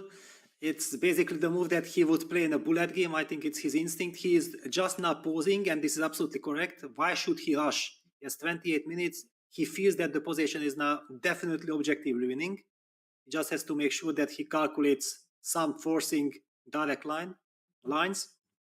And the fact why we appreciate King e5 so much is that after c4, b takes c4, I don't know. Yes, probably white starts with rook b2 or b5, but whatever, black's king is very much in control of the b pawn. Yeah. You're in the square, you're in the box. King d5 looks like it's going to come. Yeah. It's. I mean, I just don't see the drama. The fact, however, that Magnus is taking his time, it's absolutely correct. That's how you have to approach such situations. Yeah, very professional. Pause just to double check. Don't give your opponent even a glimmer of hope. Yeah, do you think he's going to be able to fight back? You mentioned, Peter, like it's an impossible task. Nearly nobody has ever done that on demand against Magnus with the black pieces, but he's got a belief. Gukesh, he's done it before. He's beaten very strong players with black pieces. Yeah, but I mean, okay, we have been covering the Champions Chess Tour. We know exactly what happens, and Magnus always states in every of his interview, well, if I go up on the scoreboards, then good luck to my opponents. And I hardly recall any scenario when his opponents were able to come back. It was always a question like, if Magnus has a rough start and he loses because of some mystical reasons, then he's still capable. Yeah, we always kind of believe that he can pull it off, but especially with the black pieces, how you do that, I can't really imagine. Yeah, it's not going to be easy. And yeah, heartbreak, of course, for Gukesh if he does lose as expected. And yeah, especially with the white pieces. That's why we were saying minimal risk. That tends to be the approach by a lot of top players, experienced players in these knockout formats. But he's got to this point by taking a lot of risks, Gukesh, and he's been consistent. Okay. What do you think, Peter? Should we stay here till the end? Should we check in on some of the other games? Well, I feel like I think King E5 is like the final ceiling move, and probably Magnus will play that move pretty quickly. Now his body language, but you might know him better than me, but to me it looks like he's about to make a move. Yeah, let's wait for Magnus's move. If he plays King E5, I think we can write this one off as a win for Black. Just Black's king doing dual purpose work there. Anything else? Does White get a chance? I mean, well, probably not, but then there is something to calculate at least. Yeah, at least that would open the door slightly for Gukesh with his potential past B pawn there. Yes, because what are the alternatives? Otherwise, Black pushes E5 or pushes King F5. I mean, King F5 is clearly inferior to King E5. The king is just further away from the B pawn. There could be a case that if Magnus feels like, you know what, I don't have to see ghosts, let me calculate these lines like with E5, C4. I mean, after all, I'm so much ahead in all this race. B takes C4. What am I afraid of? Yeah, B5. Where does this lead? I'm not really seeing, but I'm. Yes, I look at. Yeah, I mean, I'm looking at the screen, so I'm not the right. You know, I see the engine line. So please tell me what are your instincts to be able to think like a chess player over the board. I mean, I agree. King E5. I mean, it's kind of textbook rook endgames. You activate your king, you kind of prevent the opponent's counterplay. But yeah, here I'm just rook B2 is the only question that you could calculate. If he works out that this is winning for Black, this pawn endgame, then he could go for something like this. If not, then. But it's only winning in one way. Everything else is a draw. So that's why I feel like, humanly speaking, you just don't want to put yourself in a shoe like this. Mm-hmm. I mean, you have to go for E4, close your eyes and go for E4 and calculate. Yeah, and of course Magnus doesn't want to calculate. King E5 on the board. Course. Yes. Now King B2 from Gukesh. Yeah, his king could have gone to B2 last move, so I guess that's an admission basically that things have gone wrong. Yeah, I mean, basically King E5 just wins the game. Now all the races are won by Black. Black gets another extra move. I think it's fair enough to move on to something else. Do you have a suggestion? Is somewhere things heating up? Yeah, I mean, we haven't talked about a couple of games for a while. Vidit against Abasov is still this endgame, still looks very balanced. Maybe we just do a very quick check-in there. We see that game happening behind Gukesh and Magnus on the camera. I just want to mention as well that Abasov has, I mean, they're at move 50 now. Abasov has 1 hour 15 on his clock.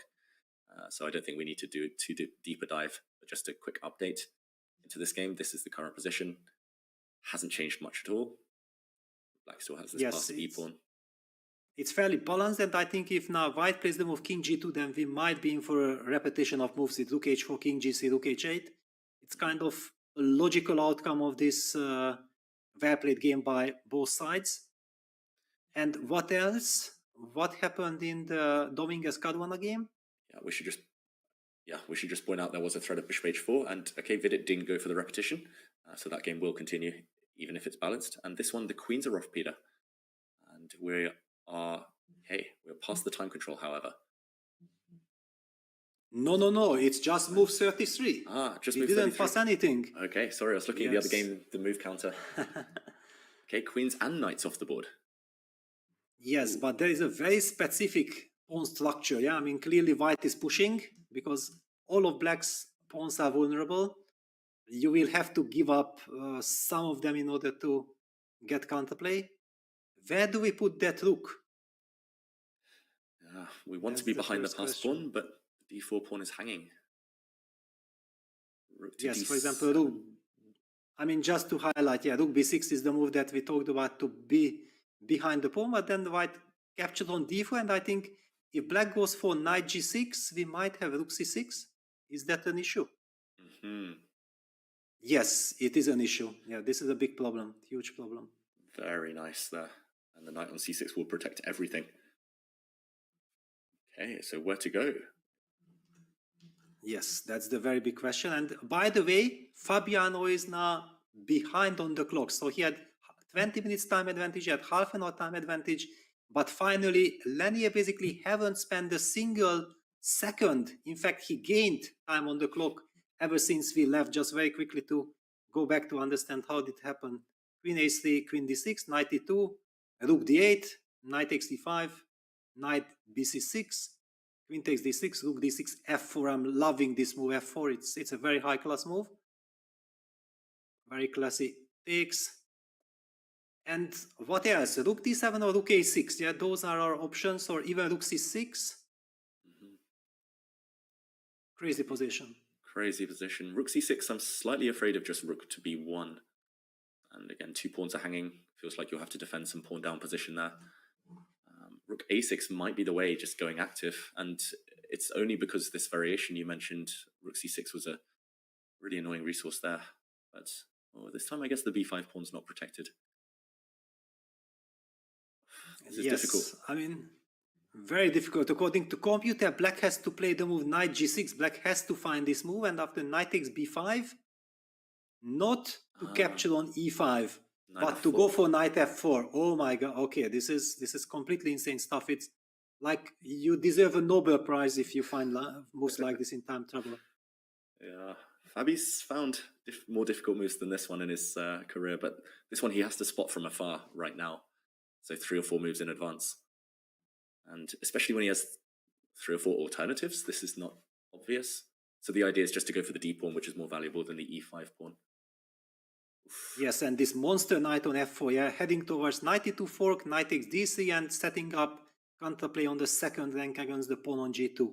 Wow, if he finds this would be fantastic save. And it's definitely a case of a save right now. It's two results, it feels like. Fabiano playing for the draw, which he should achieve. Rook b6, though, Peter. Ooh, we didn't like this one. No, not at all. Yeah, knight takes d4, and yes, go on. Sorry, his idea must be to play b4 here. Before it's too late. Yeah, but then white also has something like knight b3, and we can stabilize our center with the d4 move. Oof. I think big winning Fabiano, chances. yes, in big trouble. Okay, Dominguez, he's played so quickly and so confidently these last few moves. And Fabiano still hasn't played b4. Maybe only now it's dawning on him that knight g6, rook c6, as you highlighted, is catastrophic for black, almost. Yeah, it is catastrophic. I mean, but then, yeah, he has to play b4 and then knight b3, then try to activate the rook with rook a6 as quickly as possible. I don't think that black has the right to be passive for one more move. Then it will be just hopeless. Ooh, but he didn't play rook b6 in order to just play rook a6 2 moves later. That's a big miss there from Fabiano. And that, again, that's the pressure of the World Cup. That's the pressure of the clock ticking, the stakes that they're playing for right now. Oh, knight g6 on the board. Blunder, Wow. Peter.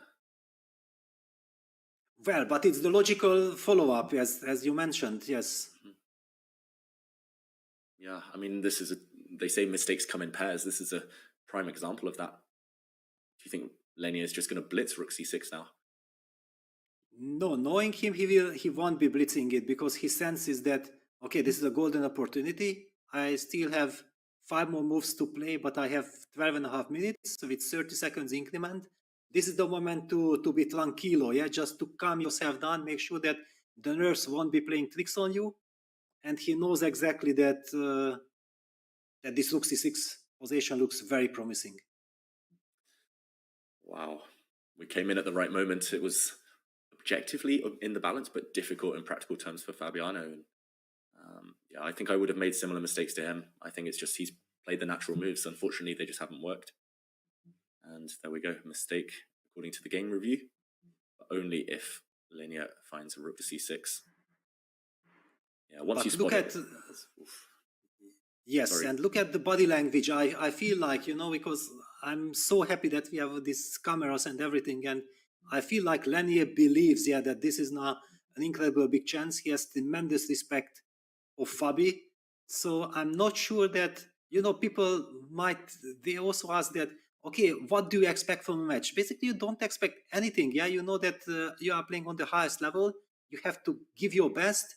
And even if you give your best, it might not be enough, yeah, because you simply know that your opponent is also so tough.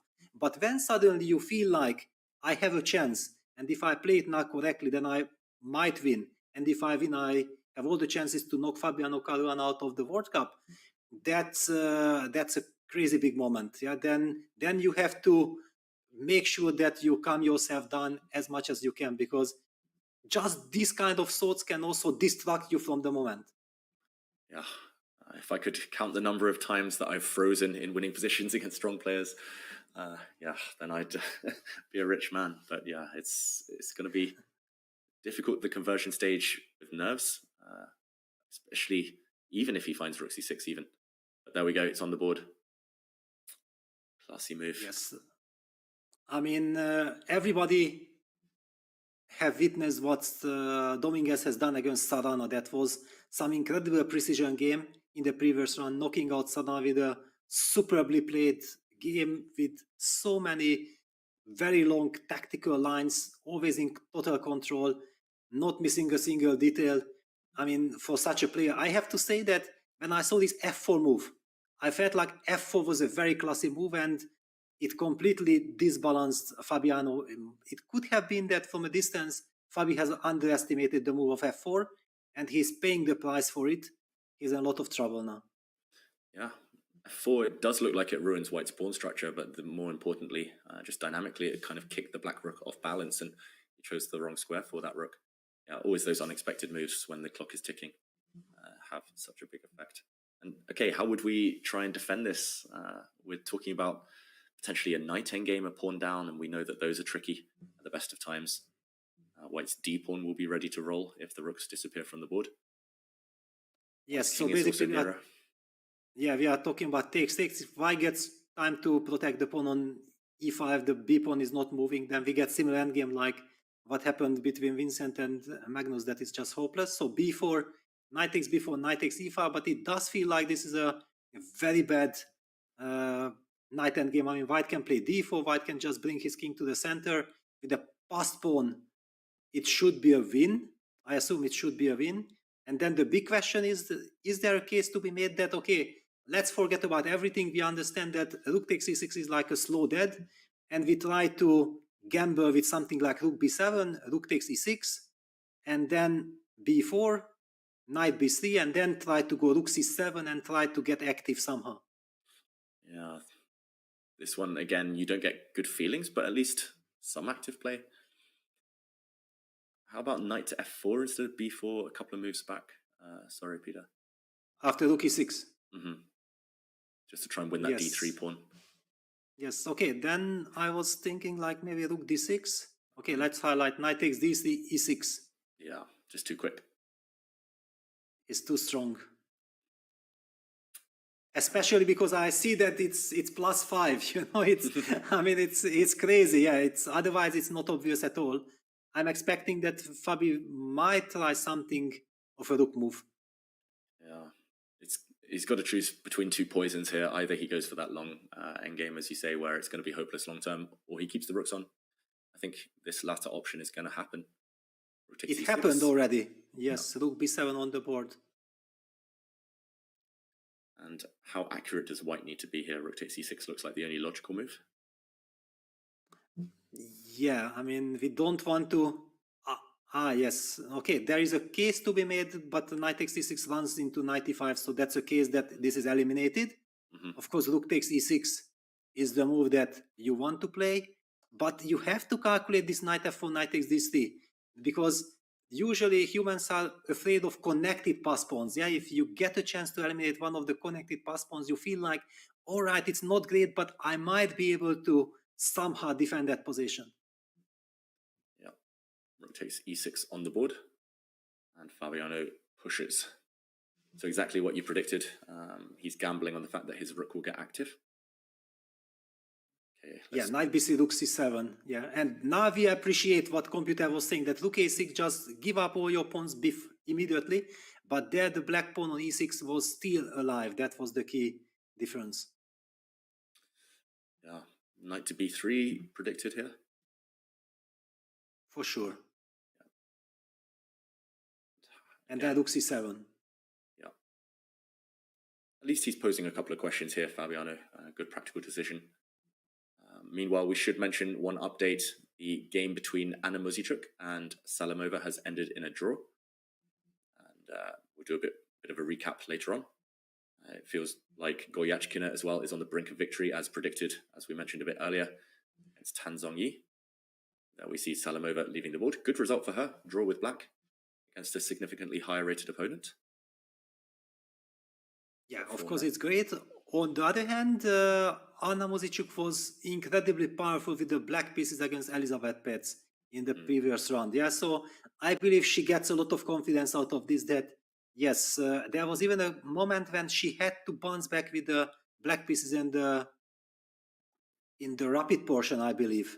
So definitely she had that scare. She might have faced elimination, but bouncing back with the black pieces, I think, gives you this invincible feeling, yeah, that if I was able to handle this situation, then I'm ready for any challenge. Yeah, so big day tomorrow for both of those two players. And we'll keep you updated with other results. We're approaching move 40. I think we might stick it until move 40. And then we'll do a quick recap of the other games. I should mention Magnus Carlsen and GUKESH. They have passed that magical move 40 mark. GUKESH is away from the board. He knows that he's losing. Not much has changed on the position. So we'll do an update there a bit later on as well. And the other games look pretty balanced in the quarterfinals here of the open section. Okay, rook c7, Peter. Yeah. Oh, sorry. Yeah, it has to be played. Yeah, it has to be played. There is just no other move. It's the only chance. Because now, is there a case to be made for knight f4 to start with knight f4? But I feel like then the e pawn will be much faster. Yeah, like knight f4, rook d6, rook c7, e6. And black is just not able to generate any counterplay. So yeah, rook c7 played on the board. How would you handle this position? Yeah, stabilization seems like the name of the game.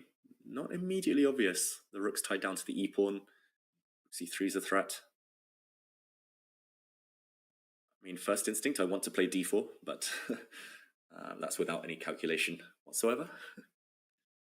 Yeah, then, okay, d4, rook c3, and there is something at least to talk about. Yeah, the problem is I wanted to play knight c5 here, but knight f4 to e2, an idea we discussed a bit earlier, could potentially be powerful. And then the knight is hanging with the tempo. Yeah. So again, it's just playing for these tricks as black, but it's what you got to do.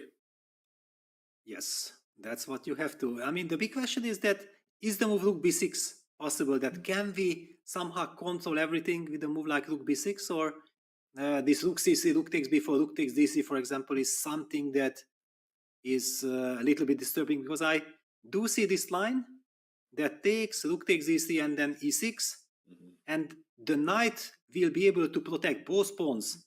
This is what attracts me to this line so much, and with the e-pawn on the board, black's rook will never be able to guard that e-pawn from behind, and if it's not able to guard from behind, then I feel like white should be just winning this. Yeah, this is a case of double pawns being really useful, because one double pawn blocks the black rook's access to the other. Yeah, actually, in practical terms as well, this looks super safe and kind of inevitable that white's going to win. So rook b6. Looks Yeah, like a so good way to go. basically rook b6. Another line to calculate: rook b6, knight takes e5. Yeah, grabbing the pawn. Then white plays the move d4. Let's just put it on the board. Lenny is still thinking, and he will be thinking some more. Then the case was to push d4, and now we have still the connected pawns. The rook is behind the pawn. Ideally placed, black has to lose a tempo with his knight. Probably jumps to d3, protecting the pawn on b4. And now it's the question, how do we play this position? Yeah, at least for me, this would make me pause, because it feels like black's got some counterplay. The b pawn's still alive. Stakes are suddenly, I mean, the margin for error is suddenly a bit smaller. Yeah, I agree. I mean, this one doesn't look so clear at all. Also, white's king on g1 is not able to join the center. Maybe it's relevant Lenny, that d5 yes. here, Peter, and there's no time for rook c3 because of d6. Maybe. Yes, it's correct. I mean, it was the choice of the computer also, saying that it's kind of winning. I only like to pause and to give our feelings as well. Yeah, that it feels that black is generating some counterplay, but yes, that's why you have to spend all your energy.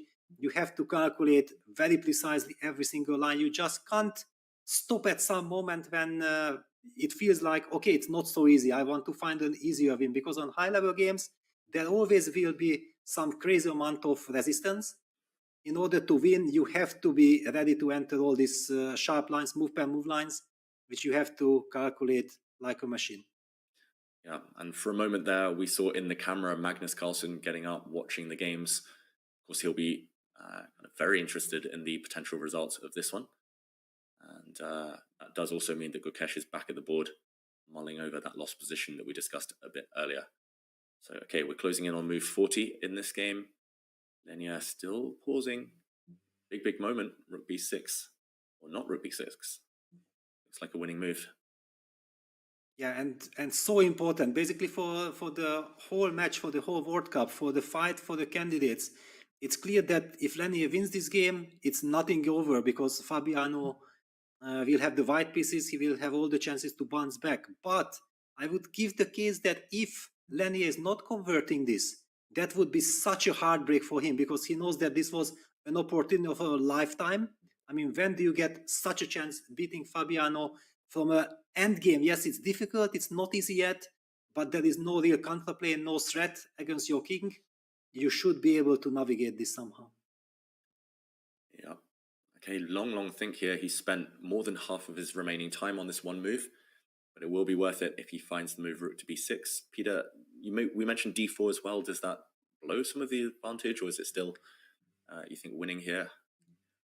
Well, the computer says that after d4, rook c3, the strange and ugly move knight a5, it's not the intuitive move, it's still good enough for white. But I feel like it's so awkward. You definitely, if you play d4, you would like to continue with knight c5, which is a mistake due to this knight f4, knight e2 trick that you very nicely highlighted. So it's a big moment. It's a big moment because clearly Lenya would like to play d4, if not for this problem with his knight. Otherwise, he has to calculate all the lines with rook b6. Yeah, and he's in calculation mode. You see on the camera there, Dominguez. Okay, I see in the featured chat as well, people talking about Fabi making a comeback tomorrow. He's not out of this one yet, especially if rook b6 doesn't land on the board this moment. Oof, yeah, I was looking at my World Cup, and in both the tiebreak games and in the classical games, I made mistakes in and around move 40. So yeah, I think that's natural for all of these players. Big moment, 6-minute think. Surely he's going to play rook b6 after all of this. Process of elimination again.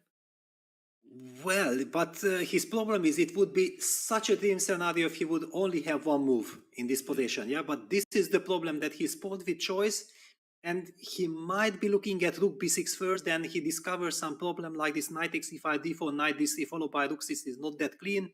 Then you are automatically kind of tempted to, okay, come on, but position should be winning. Then maybe d4 is better. Yeah, then you and rook b6 on the board.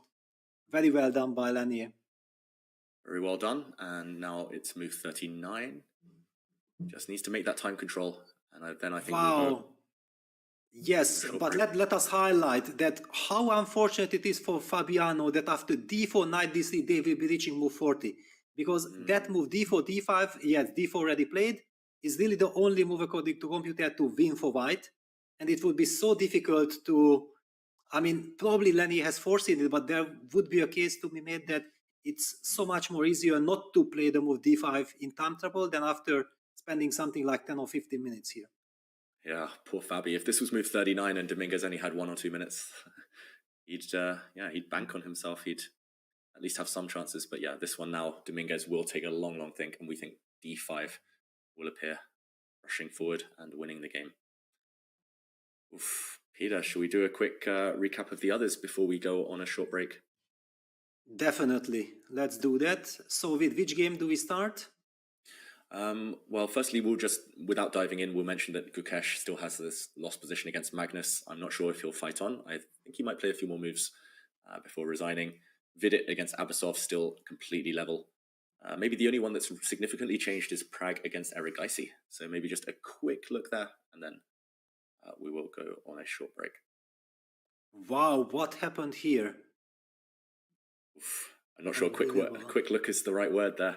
Maybe we'll have to unpack after the break. But definitely this one has changed.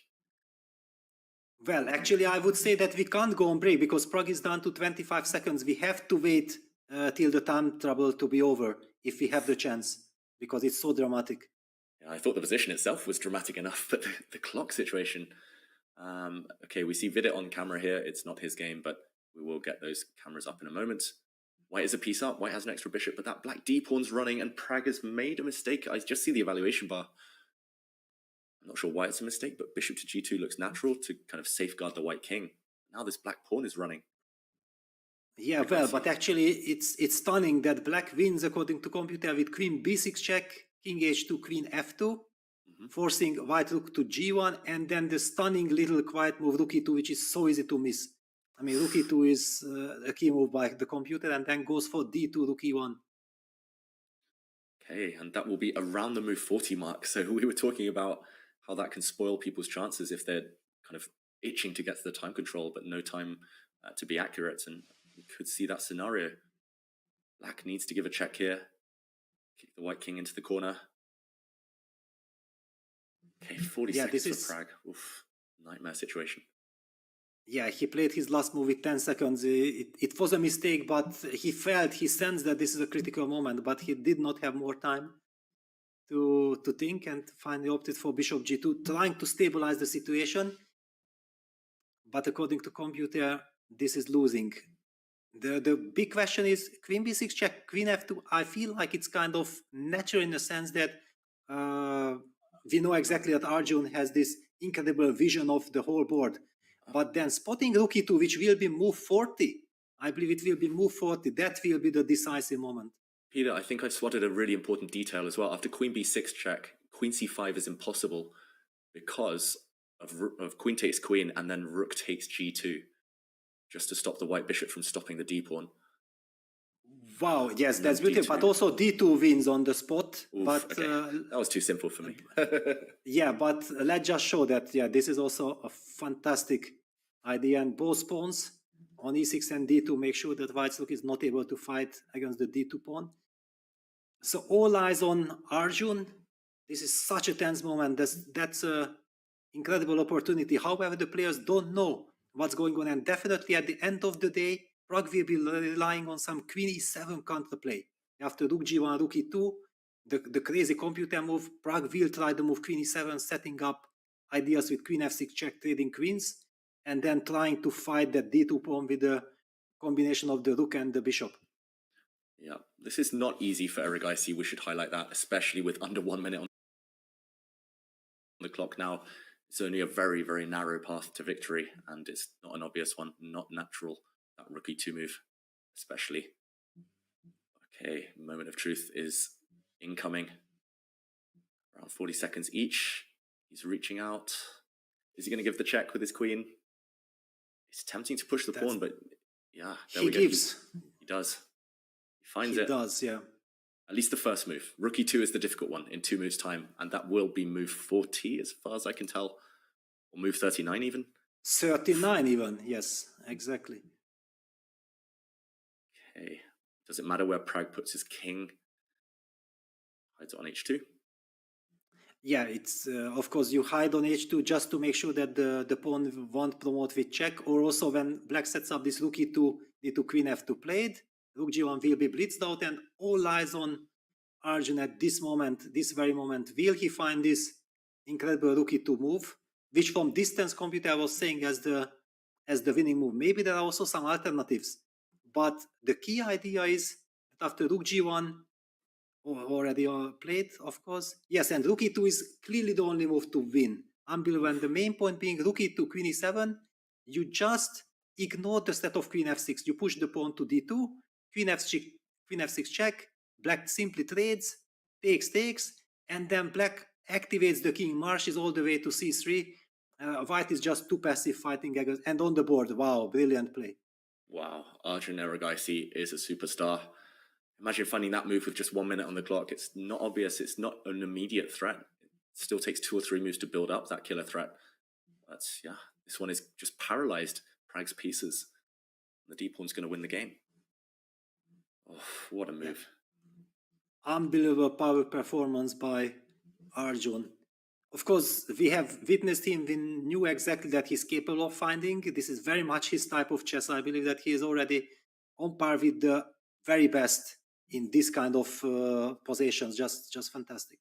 Yeah, when it's a bit wild, when it's dynamic, a bit messy, he's always finding his way, navigating really well there. And it looks like Prague has to go for this queen exchange, otherwise black's just going d2, rook e1, pretty much pre-move at this point. There we go. Prague brings his queen in. We will see that endgame, but yeah, as you say, Peter, just too quick with the black king. No counterplay at all for white. Yes, I mean, okay, there is some case to be made that eventually, I don't know, king h1 at the end of the day. And then try, yeah, d2 played, so the time control has been made, it's move 40. Yes, the position was objectively winning. I only don't know what happens with our break. Do we have a break or do we continue analyzing? Oof, move 40. I think we might go on a very short break, but we'll leave a camera up and we'll let everyone know as the results and as the moves tick in. This one, yeah, don't go anywhere because the drama is guaranteed. We will see some results and maybe even potentially a couple of wins for the black pieces in just a few minutes' time. So we will see you soon. Stay with us.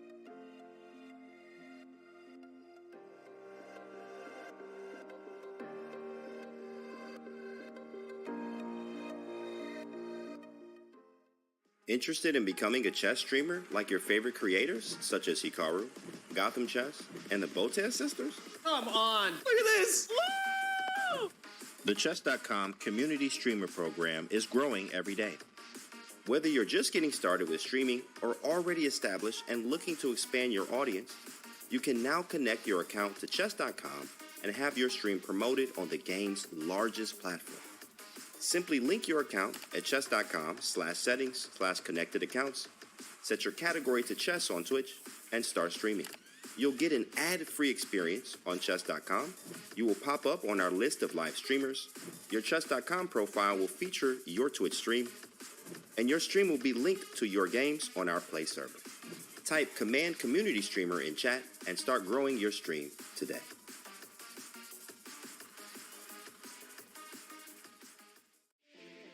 Looking for a new way to learn chess? Meet Dr. Wolf, the ideal chess coach and companion. Play against Dr. Wolf as he explains everything step by step, points out strategic ideas, and alerts you to your mistakes. Train with him and go over your past mistakes until you master them. Choose from over 35 lessons created for all skill levels. No matter your level, everyone could use a coach. Download Learn Chess with Dr. Wolf for Android or iOS devices today. So I loved puzzles. I loved solving any puzzle you put in front of me. So chess was a natural for my brain. It was the unsolvable puzzle. It wasn't one of those things you just looked at, here is the puzzle, what's the solution? It was a puzzle inside of an enigma, right? Inside of a mystery. Like, what is this game? And there was so much to it. The more you learn, the more there was to learn. So that puzzle solving gift that I had or desire, wish, I would do crossword puzzles back in the day as well as as a high school kid. Fell in love with New York Times crossword puzzles. I had to do one of those every day that the puzzle came out in the paper. So I always was a puzzle solver, and I think that made it easy for me to transfer over that skill set to chess.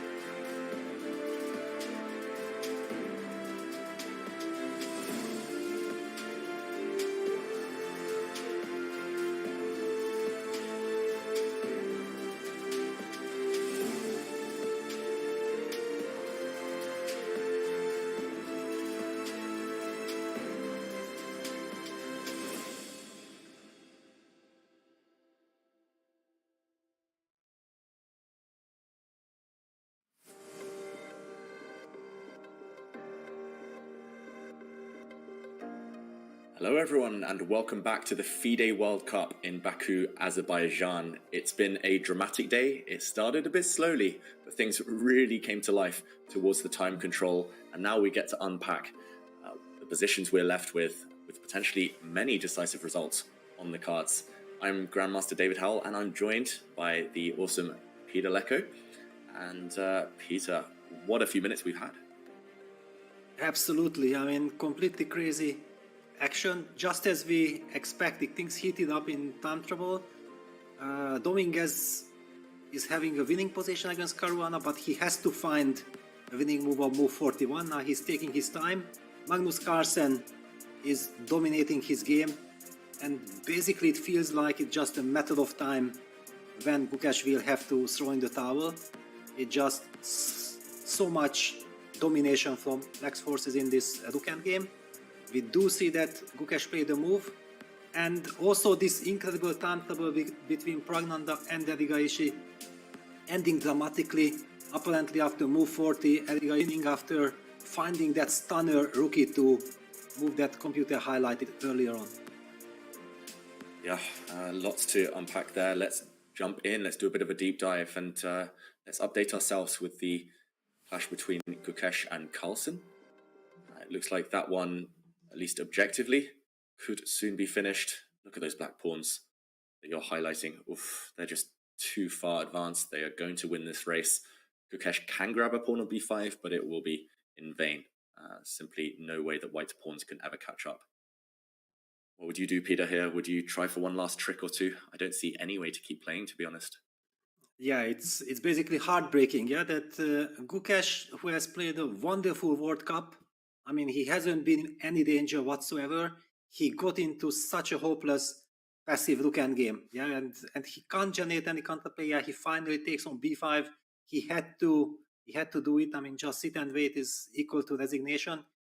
But Black's pawns are just way too advanced. The pawn on g2 will fall as well. A hang on, by the way, after rook b8, can Magnus even make a cause of just pushing the pawn to e2 and follow it up with rook e3? Yeah, I think that pawn is about to queen unless white runs back with the king, but that's going to lead to disaster anyway. Yeah, maybe we put that on the board. Rook b8 would be met by e2, and that's just game over instantly. Yeah. That's the highlight. Rook takes e3, f takes e3, and Black's e-pawn queens. And e3 on the board. Yeah. And GUKESH gave a check. He gave a check. So he's forcing the Black King away. But I don't think this will help Black's King advancing. Well, now he can at least play the move Rook B8, because after E2 he has a check. But I mean, simply, it's also not obligatory for Magnus to just rely on that idea, yeah? Rook B5 check happened, okay, King E4 will follow. Yeah, Magnus already in blitzing mode. Yeah, I think both players know the outcome here. It's just going through the motions. Rook B8 finally on the board. He's going to try and stop Black's pawns from behind, but Magnus can grab on G2 here. Not sure what the most practical, the most professional way to finish this one off is. Well, E2 is possible, yeah, because after Rook E8 check, King D3, Rook D8 check, we simply have this typical King E3, Rook E8 check, King D2, and then finally we get access with the bridge on the third rank. Zigzag. Yes, and if White sacrifice on the E2, then we also have this monster pawn on F4 to decide the fate, but it's up to Magnus to decide which direction he goes. Everything seems to be winning, just picking up the pawn on G2 as well. Yeah, I think we'll stay here just to see how world number one finishes this off. I think E2 is the most direct, it's the most kind of clean way right now. Unless, yeah, I was going to say E2 unless there's King C2, but just playing for tricks. But Black can play Rook to E3 there. And let's just show this, yeah, E2, King C2. E1 Queen would be a terrible mistake. Might even turn in White's favor. Okay, maybe Black, thanks to the activity, can make a draw, but definitely you don't want to do that, losing a queen just like this. But the problem is, after King C2, Black simply plays the move Rook E3, making sure that the E file is blocked, and there is no way to stop the pawn. Yeah. Might as well play one last trick, force the opponent to be a bit accurate, but Magnus has a bunch of time on the clock, and E2 is indeed on the board. GUKESH, is it time to extend that hand? Is it time to resign? Or make this one more move, King C2, Rook E3, and then resign. Yeah, that's possible. No, it's been a tough game. I mean, ever since the opening, which we were praising him for, ever since that kind of led to this slightly slower endgame with the imbalance and Black with a better structure. I mean, he's not made any blunders, GUKESH. But there we go. He does fall to defeat. Magnus takes the win. And only needs a draw with the white pieces tomorrow to progress to the semi-finals. Yeah, very smooth. Yeah, what a win by Magnus, and what a smooth victory. I mean, after the opening, after these first 6-7 moves, if somebody asked me my honest opinion and we talked about it, I would have said Magnus in a lot of danger. I mean, GUKESH was in a brilliant form. He was trying to grab the initiative, and the way how Magnus handled that situation with his bishop b4, taking it on e4, making sure that he has everything under control, able to trade queens, that was really wonderful play by him. Yeah, wonderful play by the world number one. Practical play as well, just taking the sting, taking the energy out of the game and using his experience there. But another big fight tomorrow. GUKESH will come out all guns blazing despite having Black. So this one isn't over, but it's our first result of the day in the open section, and still plenty of action left. There we see Magnus just taking a glance at the clash between FIDE and Abasov. Peter, should we check out some of the other action? We're predicting at least 2 more decisive results here. Yes, and we have to jump to the Dominguez game because Lanier did spend some time, but not too much, and has found the move d5, probably has already foreseen it, clean time trouble. That's why he goes, and this is supposed to be the key move. After Rook c4, d6. Ah, wow, Rook c4, so Fabiano did not attack the knight on b3 because he knew anyway that the pawn gonna be pushed. And after knight e5, Lanier keeps on playing the very precise move, Rook b7, and this is a wonderful move. It's not only trying to push that pawn, because pushing that pawn would be a mistake after Rook takes e4, d7, Rook e1 check, King moves away, and then Rook d1 is what Black is hoping for, but the idea is to pin that knight with Rook e7, and there is no way to fight. Then d7 is coming, and Black will lose a piece and lose the game. Wow, that is sophisticated. Just the kind of quiet move and then a pin. Shows he's in really top form, Dominguez. And it's actually not obvious the moves he's played just because it feels like he's burning bridges. He's kind of committing his pawns. If it backfires, then they'll just drop off. But yeah, he's backing it up with just super kind of clear calculation right now. Fabiano, what else can he try? It looks like he's going to go down a piece. The Black Knight will lose itself for those two white pawns in the center. Okay, he can keep b4, but no practical chances there, Peter. Yeah, not at all. And it was clear that he did not believe going after the knight with rook c3. Then he could have done it before in the better circumstance. But the problem is really that rook takes d4, the desired move, eliminating another central pawn, runs into this terrible pin. Let's just highlight one line, like if black is coming closer with the king, then white just pushes d7, and there is just no way stopping that pawn.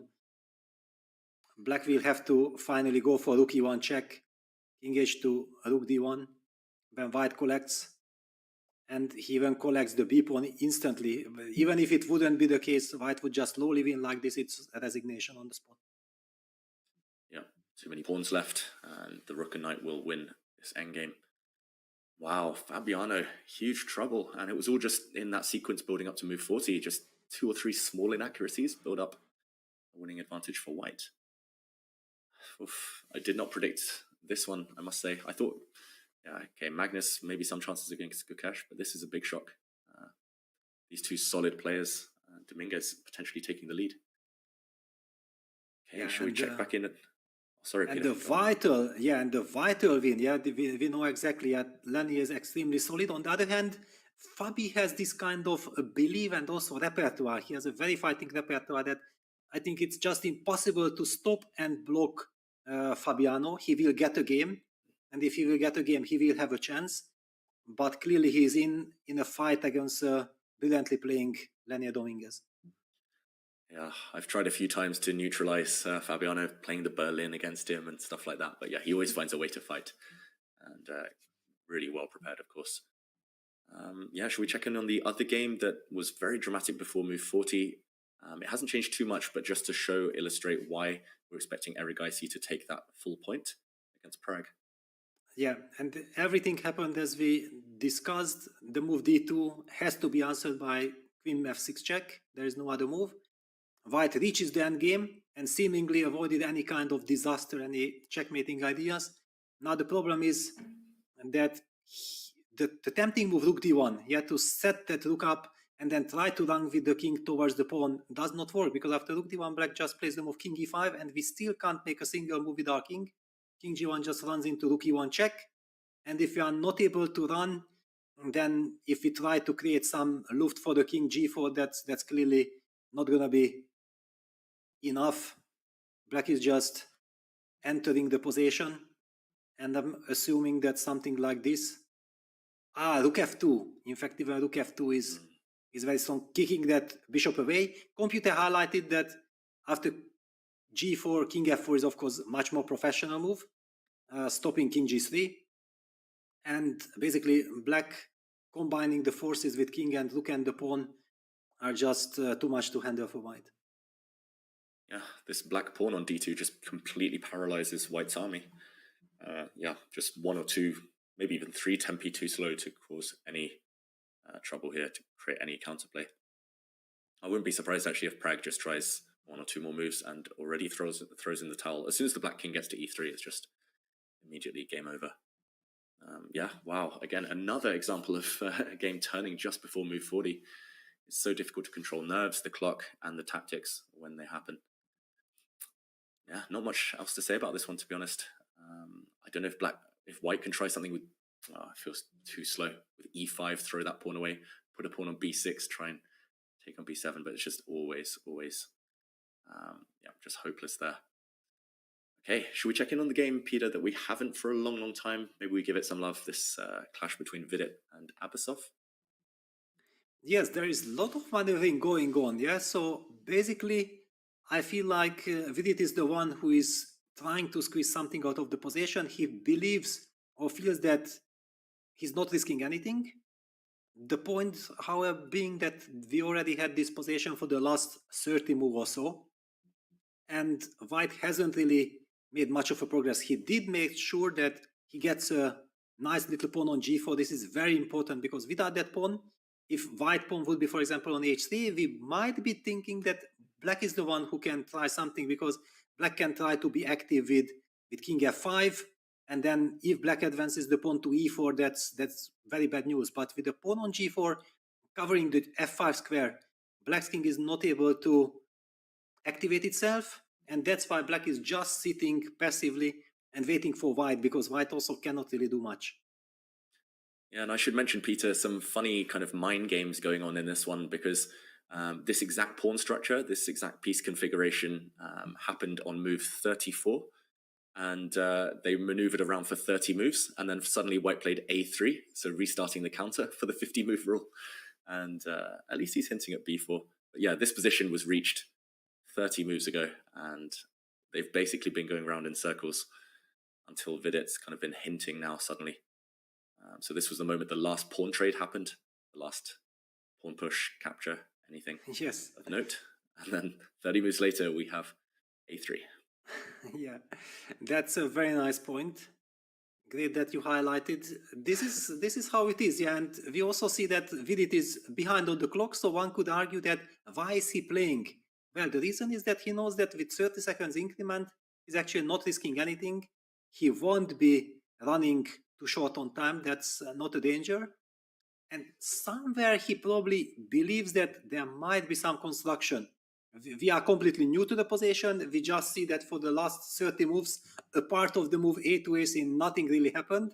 So very hard for us to believe that there are serious winning chances, but you never know in this kind of slow games. We have to sit and wait, and then we will be more clever. Maybe just a couple of questions before we check in on the women's semi-final. There's one game ongoing there, but firstly, is b4 ever an idea for white? Is it effective? Is it scary for black? And secondly, if rooks come off the board, any winning chances at all there for Vidit, or still just a draw? Yes, I think that's a very good point.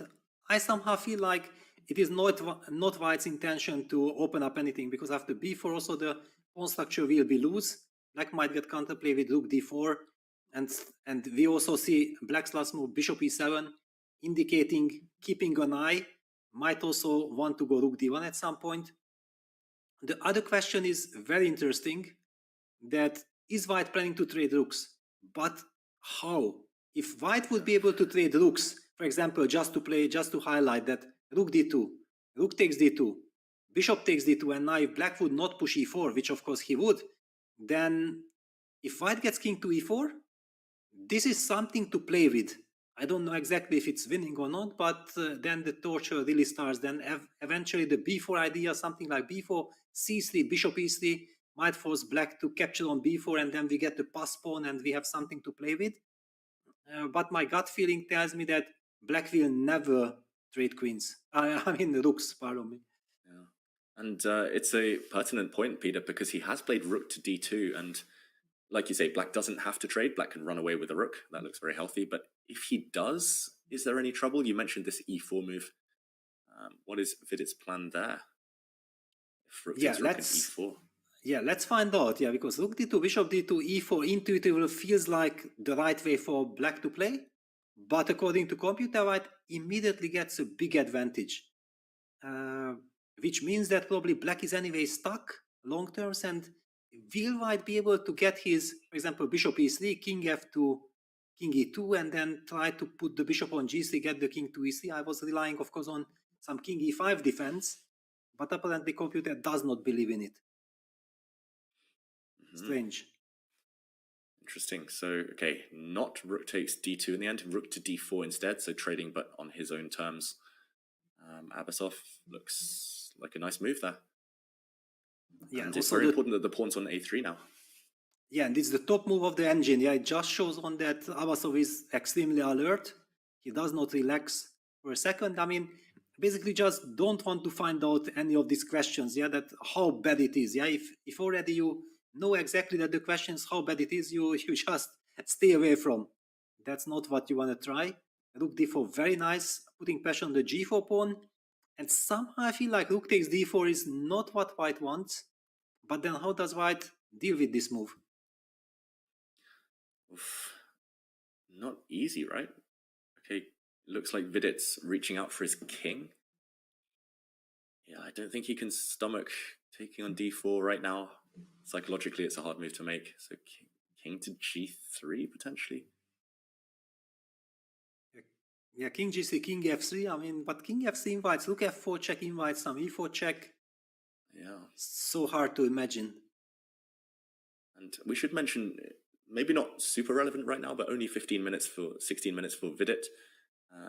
If things did start to turn against him, after pressing for most of the game, or at least in his mind, trying to milk some small advantage, yeah, it can be psychologically tricky when suddenly your opponent gets active. Yes, but somehow something tells me that he's still hoping for something. The big question that I had, and I luckily have by computer, otherwise who would answer this, that bishop g5 is kind of a very tempting move hitting the rook. And in this case, surprisingly, white can trade on d4 because the pawn on a3 won't be hanging anymore after c takes d4. And white gets chance to put the king to f3, blocks it with king e4, and all of a sudden he will have long-term play on the queen side advancing the pawns. We don't know if it's winning or not, but definitely black not gonna try to find this out. It would be just way too scary and it would be a terrible practical decision to let this happen. Yeah, so we're not expecting bishop g5 in the current position. And yeah, let's give Abasov some time to mull over that. Maybe we can zoom out to the bird's eye view just for a moment. I want to check in on the remaining semi-final game in the Women's World Cup, where it looks like Goryachkina has been guiding home an advantage very smoothly, very convincingly. We left this endgame a long time ago, just before the time control. And it looks like black, having a pawn on b2, about to promote, should be clinching this game any moment. So we might even see a result in the near future. Yeah, well, this is a question that if we want, maybe we can join in that game, because that game can end in any moment. I feel like handshake is very, very near. Okay, so can we get that game? Tan Zhongyi, yeah, I think it might be resign time. Might be resign time. Goryachkina about to take the win there. I mean, it's completely hopeless. Yeah, it's white's forces are tied down. Nothing moves. Black simply has this idea of bishop c3, rook a1. Knight takes h4 played. Now bishop b4 just wins the game on the spot, I'm guessing. Yeah. I think one last move now. Very nice move as well. Bishop to b4, clearing the second rank, preparing an inevitable promotion, and a discovered check. And it's also such a nice feeling of finishing the game with bishop b4. Yeah, and we saw on the camera the way she moved that piece, Tan Zhongyi. She's just trying one last trick. But she knows bishop b4, she will resign. Yeah, bishops, they're so tricky. Somehow Goryachkina maneuvered it so well in the late middle game, early end game. She always kept that protected pass pawn on the queen side. Yes, and finally, the knight versus bishop battle is won by the bishop. Yeah, there was this moment we talked about that just one move for white, and then we are talking about a good knight versus a bad bishop, but the tempo was not there, and the bishop was dominating the knight. Yeah, and she was pretty much paralyzed at the end as well. There were almost no alternatives to this knight takes h4 move, kind of clearing the second rank for black, because yeah, that pawn on h4 was just such a thorn in white's side. Yeah, I think we're expecting a handshake. Goryachkina just double checking her variations. She knows as well bishop b4 is going to be over. Any other way to do it, Peter? I mean, there's maybe boring ways like bishop to c3.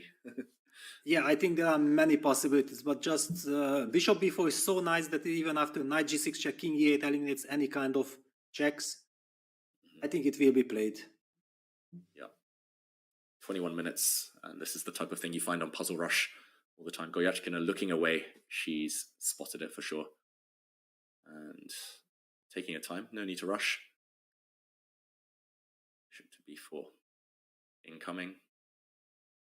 Yeah, and it will be up to Tan Zhongyi as well. We mentioned with GUKESH bouncing back with black. Not easy at the best of times, but she will have her work cut out tomorrow. Yes, and also Prague is about, it's not yet over, but he will probably lose with the white pieces. It means that black is very much okay and it's on the board. Bishop b4 had been played.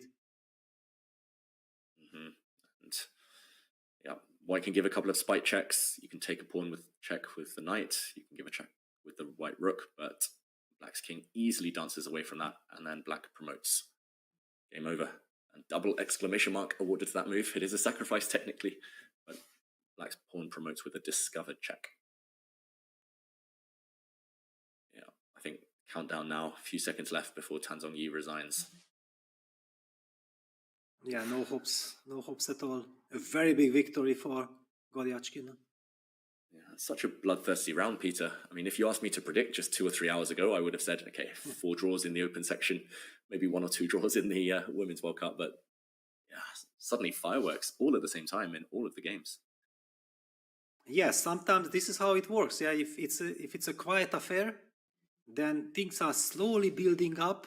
But when it's direct clash immediately, that also often involves heavy preparation from both sides that can easily neutralize each other. So I was deep inside, I was hoping for something like this, but I couldn't have predicted 3 victories with the black pieces. Okay, the PRAGGANANDHAA Erigaishi game is still on, but this one I think we can already give for black. So that's already going to be the 2nd victory of today. And it looks like Dominguez just needs to put some finishing touches on his game as well against Caruana. He's now 2 pawns up in that game. So 1 win for the white pieces potentially incoming. Yeah, we're just waiting for the final moments in this game. Tan Zhongyi faces a totally hopeless position. But I've seen her bounce back before. She's very strong under pressure, great nerves, very tricky player as well. So Goryachkina will have still some work to do tomorrow to try and progress to that final. And of course, candidates places up for grabs in the women's section as well. We shouldn't forget, where 3 players will qualify. So big days ahead. Even if Tan Zhongyi loses this game, she still has a chance to get into the candidates in the 3rd place playoff. Well, actually, this can also help Goryachkina. Yeah, that basically there is much more pressure on Tan Zhongyi. Goryachkina has already qualified for the candidates, so she is clearly only playing for, of course, for the prestige of the World Cup, winning the World Cup. But her seat is already selected, while Tan Zhongyi needs to win on demand to fight back. Of course, whoever reaches finally automatically qualifies for the candidates, and whoever plays for the 3rd place then will need to win that match at all cost to get that 3rd place. And the knight takes g6 check still on the board. Black king can dance in either direction, I guess. Doesn't really make too much of a difference here. We're expecting probably towards e8. But yeah, this won't change anything. And you're right, Peter, that's incredibly tough actually when your opponent kind of has a free roll, they're relaxed, they fully focus on just the game, just the result. And when there's other stuff buzzing on in your mind, like candidates, other stuff, norms sometimes from my own experience, it can be incredibly difficult to focus. Yeah, absolutely. I mean, I also feel like Goryachkina mentioned herself in one of the early interviews that in 2021 she felt like she's a big favorite and she felt so much pressure, and this time she just wants to play chess. Yeah, she just wants to show her best. She actually dances back with the king to g8, making sure that after rook b8 check she will be able to target that knight instantly, and there is a handshake. Yep, it's a handshake. Tan Zhongyi resigns and Goryachkina takes the lead in the Women's World Cup semi-final. The only decisive game in the Women's World Cup today, but still an impressive win for the young Russian. And yeah, there we go, putting the kings in the center of the board. Still some action in the Open. It looks like the final stages now between PRAGGANANANDHAA and Erigaishi, so we will jump back there momentarily as we see the pieces being set back up in this one.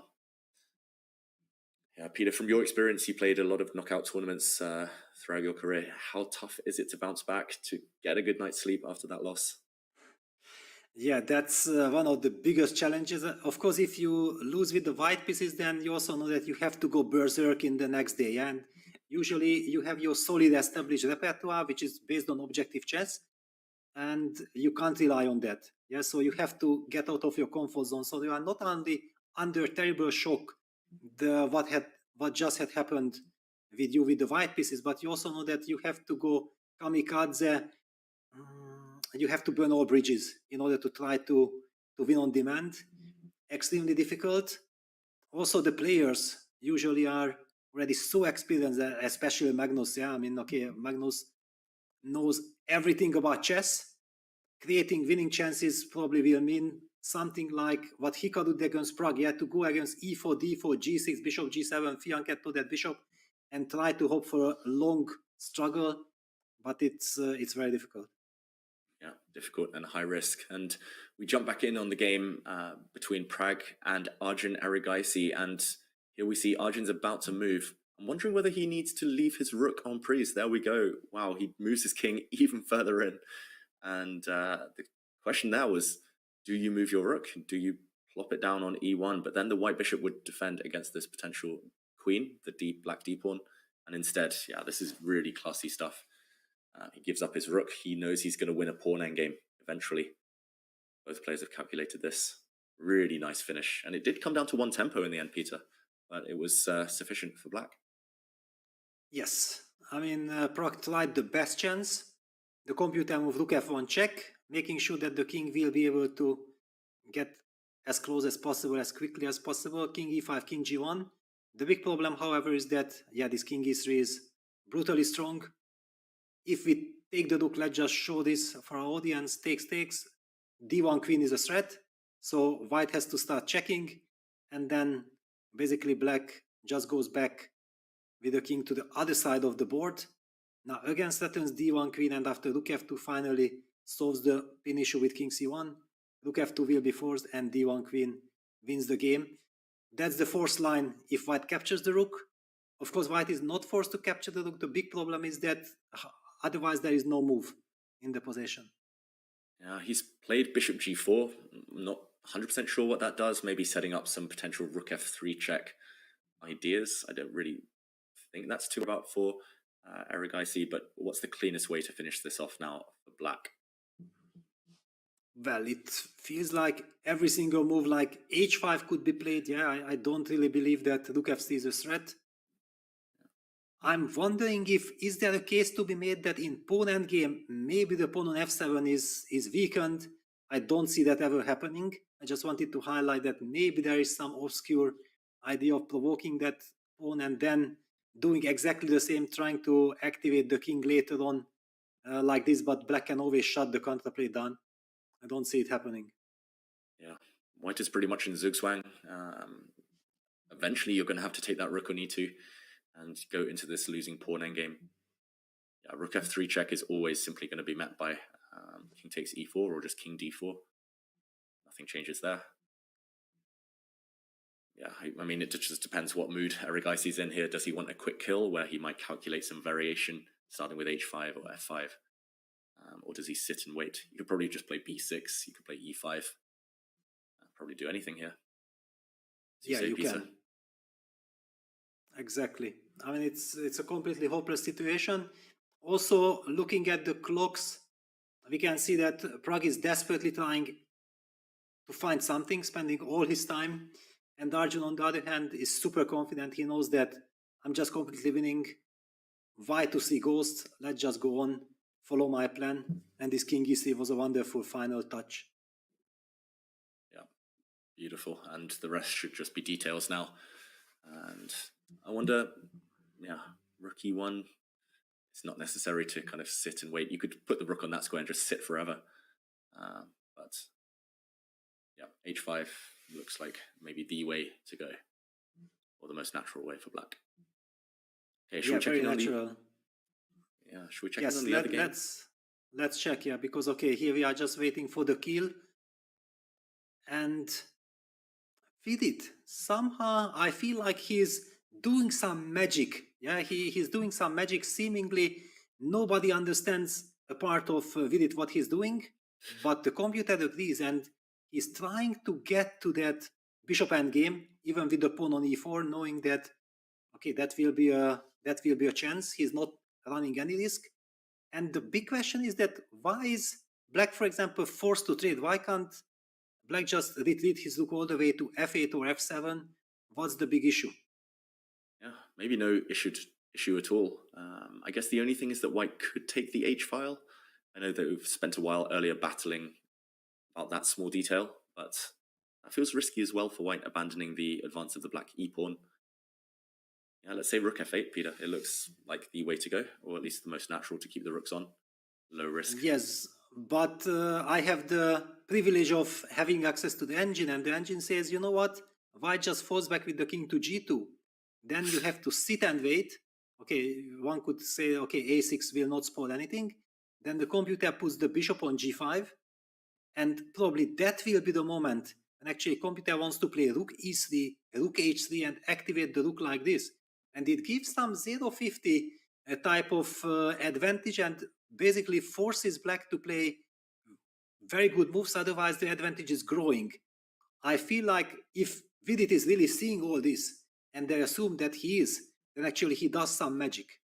Wow, yeah, it's not just seeing it, but it's evaluating this whole position. The rook did drop back to f7, and king to g2 on the board. Yeah, you're right. I mean, this is true magic. If Vidit squeezes water out of this particular stone, it looks like he's done nothing for the last 50 moves, but actually there is method behind the madness. And yeah, still is uncomfortable being Black. And look at Vidit's body language. He is a little bit shaking himself. It's sometimes, you know, when you feel like from a quiet position you are actually making progress. I'm having the feeling like Vidit has the vision how he can really put the problems. And rook d3 played, Abasov trying to get to the d file, trying counterplay. But if White puts the bishop on e3, actually there won't be any counterplay on the d file. So White might be able to generate his counterplay on the h file. And if he finally gets a chance to start touching Black's weaknesses on g6, for example, and that would require some passive defense like rook g7, then White could maybe finally activate that rook and come from behind. Also, White gets the chance to put his king on e4. I'm suddenly seeing dangers here for Black. Yeah, it's taken a long time, but Vidit suddenly, I mean, I love the alliteration, Vidit's vision, but yeah, it feels like he's found the perfect squares for his pieces. I'm imagining him now as that superhero vision with the Marvel nerds, they know. But rook h1 on the board, it's coming in. Abasov. Yeah, he's still reacting quickly. Yeah, he's about to make a move. Now the big question is he reacting quickly because he's nervous, or because actually he already has seen his defensive setup? That's a very big question. And or if he just thinks that, okay, nothing is happening in the position, let me stay solid, then he might be into a big surprise. According to the computer, if Black is not playing the move e5, e4, then White's advantage jumps to like +1. You know that such situations are happening here. What an incredible play by Vidit. Yeah, not what we would have predicted earlier in the game. And this type of endgame, +1, is quite significant, especially because not much has been going on. The evaluation bar has been roughly level the whole time. And it's about momentum as well. Momentum definitely on White's side. Black's been kicked back. A few moments ago, that Black rook was glorious on d4, but now it's passive on d7. And he's not going to play e4, Peter. He's about to move his bishop. Goes back. He goes back. How far? Bishop f8, probably. Bishop f8. Yeah. Yes, like on the board. Yeah, and okay. I mean, the computer. Yeah, bishop e6 is the human move. It looks like it's a clear advantage, but according to the computer, bishop g5 is like +1.2. I don't know what's the difference. Of course, bishop east is the natural move. It's good enough. White is also threatening king f3, king e4. I mean, if White's king lands on e4 with the h file already covered, I don't really believe that Black can hold on to all the weaknesses. So I'm expecting something like rook f7 or e4, any of these moves. But rook f7, for example, runs into rook f1, and we are forcing the rook trade. That's also big news. Yeah, there's so many pitfalls here for Black suddenly. Maybe we can show that again just to show how powerless Black is if the rooks disappear from the board. Rook f7, rook f1. It looks innocent here. It looks like Black has covered everything, but the problem is White can improve and Black cannot. Black is stuck. Yeah, basically, if we are able to get our king to e4, then I believe we already spoke about this idea of c3 b4 breaking black's construction on the queen side. Also, black might run into some zugzwang issues. I mean, it's a very unpleasant situation. So my gut feeling would be that this kind of endgame, black has to push the pawn to e4. But according to computer, this e4 push is almost losing. Let's just try to find out why. So king e2, bishop d6, that would be my kind of defense. Bishop, okay, here it's not in time. King e5 runs to bishop g3, and then we get this king e3, bishop g3 setup. Yeah, unfortunately, black's tied down to the c5 pawn with his bishop. So bishop f4, the typical motif of blocking the opponent's king, just not possible. Okay, Peter, I'm going to put you on the spot. Prediction here. Is Vidit going to convert this? Will we see all decisive games in the semi-final? Or sorry, in the quarterfinal today of the FIDE World Cup?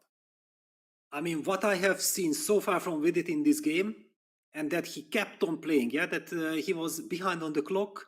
One could have given so many arguments that, okay, black has a fortress, there is no way through. I'm predicting already a Vidit win because he is just making sensational improvement to this position. You heard it here first. Strategic mastery here from Vidit so far. Can he convert that to victory? That's the big question as we head into another short break. We'll be back in a few minutes with the rest of the action from today's World Cup. See you soon.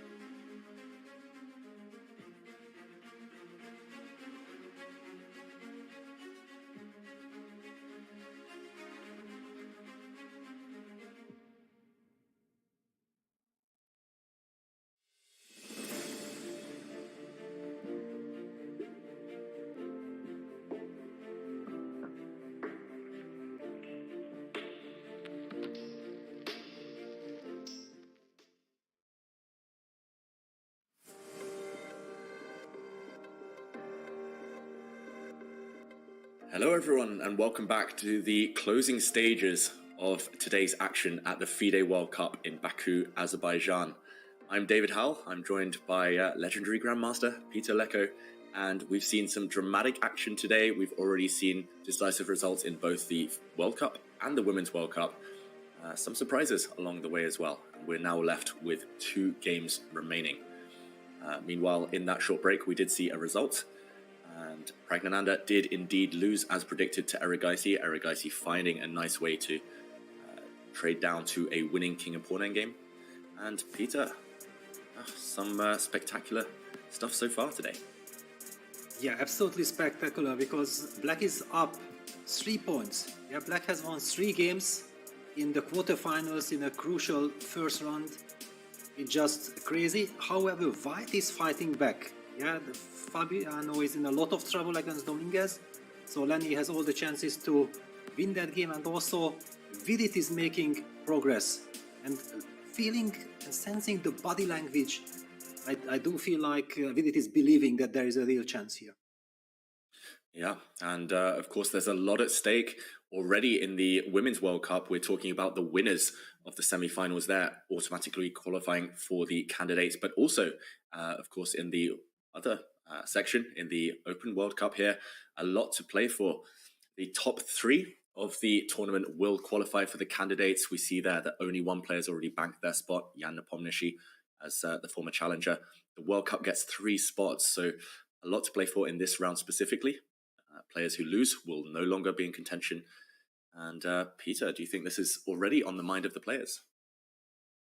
Definitely. I mean, I feel like GUKESH was very unfortunate facing Magnus Carlsen because Magnus had that scare. I mean, every player has a scare during a tournament, but Magnus did survive that against Vincent Keimer. Ever since, Magnus has settled in, and the last couple of games we have been seeing Magnus at his best. I just feel like he really, got all this pressure off and is really playing very impressively. So it will be super tough for GUKESH to mount a comeback tomorrow with the black pieces. Yeah, GUKESH looking like he might struggle to get that or get one of those coveted spots for the candidates. However, for players like Erigaisi, who took the lead, for Dominguez, for potentially Vidit, if they convert their advantages, they'll be so close now to that golden ticket and potentially a chance to become world champion. We will, of course, at some point, maybe in later rounds, discuss the decision of Magnus Carlsen, whether he decides to play in the candidates or not. That's a big question mark, and what that will mean for the rest of the players. But for now, that's just speculation. Yeah, it's something I think we'd all like to see, Peter, but maybe not the most likely outcome. Yes, well, definitely want to see Magnus fighting in the candidates. But I believe if someone knows a little bit his inner thoughts, then it is you. Yeah, you are a very good friend, very close friend. I don't want to. Yes, exactly. That's what I want to say. That I don't want to put you in any uncomfortable situation. We fully respect that. If to this situation somebody has to say something, that's Magnus himself. That's pretty obvious. Yeah, I think to be fair to Magnus, he tends to be quite spur of the moment. It will depend on his mood nearer the time and how things go. He's very much kind of in the same boat you mentioned with Goyachkina earlier. She has clinched her spot in the candidates, so she's focusing just on this tournament. I think Magnus, all he wants is that World Cup victory that's eluded him so far throughout his career. And meanwhile, we do see this game in front of us, still thinking that Vidit's made great progress, Peter. He has forced that pawn to e4 since we went on that break. Yeah, well, Vidit plays exactly like a supercomputer. Every single decision, every single move is basically with clinical precision. The move rook e1 targeting that pawn on e4, and Black's problem is that seemingly, what's the big issue? Why can't Black just play something like king e5, reinforcing that pawn on e4? But now you will be completely shocked. At least I'm shocked. Computer says, I was expecting some bishop c1 or some big finesse. Computer just plays rook h1. Did not that rook came from h1? Let's just go back to moves. Yes, it came from e1. So apparently computer does not exactly agree with the rook e1 move. However, the move itself does not spoil anything. Ask some questions for Black. The computer, I believe, wants to first put that king on e2 making sure that there won't be any invading squares, and then continue the magic. I mean, let's see if Vidit will be able to do all that. Yeah, I mean, we know that computers are strong, but that is literally superhuman self-control to put the king on e2 to just slowly kind of cut the opponent's counterplay and eventually activate the rook via the h file. Peter, you mentioned that variation king to e5 as black, which looks extremely natural. Can white not just try to somehow corral that e4 pawn, somehow win it? King g3 comes to mind, but then rook f7, I guess. Bishop c1, let's go with your suggestion, for example. Yes, but actually I'm seeing the line, and I was not entirely correct, because the computer says that after king e6, rook f1 is a very clever move, and this basically makes a lot of sense, yeah, that we hit that bishop. That bishop is now also not really able to activate. The king on e5 is in a little bit awkward spot, and eventually setting up some ideas like bishop g7, bishop f4 check, and king d4 runs into rook d1 check, winning the rook, and after king e6, rook e1 probably wins the pawn on e4 in long term. So in fact, what Vidit is doing is some true mastery. Yeah, it feels like he's been going round and round in circles, and he's somehow confused or made Abasov a bit dizzy, and now somehow white's pieces have coordinated perfectly, but black's pieces not perfectly placed. And yeah, it's just all about these double c-pawns. I mean, both sides have double c-pawns, but the black ones, we've been talking about that since the opening, and just the fact that black's bishop is tied down, white's bishop holds the key, covers all the squares. White's bishop combines so well with those pawns on light squares. Black, despite having maybe the only pass pawn on the position, it's just a weakness. And I think only now maybe Abasov is realizing, just over the last few turns, that things have turned kind of swiveled against him now. Just really tough situation. It felt like he was so relaxed so long. He had over an hour on the clock for a long time, a long portion of this game. Yeah, now the panic is setting in. I have to say that I have been a very big Vidit fan for the last 4 or 5 years already. I just feel like he's a 2750 player. I mean, he has incredible knowledge, very well prepared. He also has this perfectionism. Yeah, he wants to play a perfect game, understands the game so deeply. I'm really hoping, and this is turning out to be a tournament of his life, Abasov as well. But what we have seen so far today from Vidit just shows and puts everything together, that everywhere where people would just give up, he senses the momentum, he senses that there is something to play for, and then shows us some brilliant magic technique. Yeah, he has no weaknesses to his game, Vidit. It's very hard to pinpoint anything. His repertoire is just really kind of waterproof there. It's really impressive with white and with black. Yeah, tactically extremely strong. Positionally, I think he's really leveled up the last few years. Strategically, he's kind of grinding out these positions, really patient. Yeah, if I remember correctly, he got to the quarterfinals. Him and Magnus were the only two who got to the quarterfinals 2 years ago, who have kind of got there again this time, but looks like he's about to go one step closer, or at least make a big kind of statement as he tries to get to the semi-finals. And yeah, we could well see at least 2 Indian players at that stage, and therefore one of them would be guaranteed a spot in the candidates. Yeah, how does Black save his e-pawn? Unbelievable power performance by the Indians. Yeah, sorry to interrupt. I'm just, you brought it up. I'm not shocked because I expected it, but in a knockout event where we know exactly that how easy it is to be knocked out, this incredible determination, the way how Pragg was handling the whole tournament, he wasn't in the slightest danger. GUKESH haven't been in the slightest danger.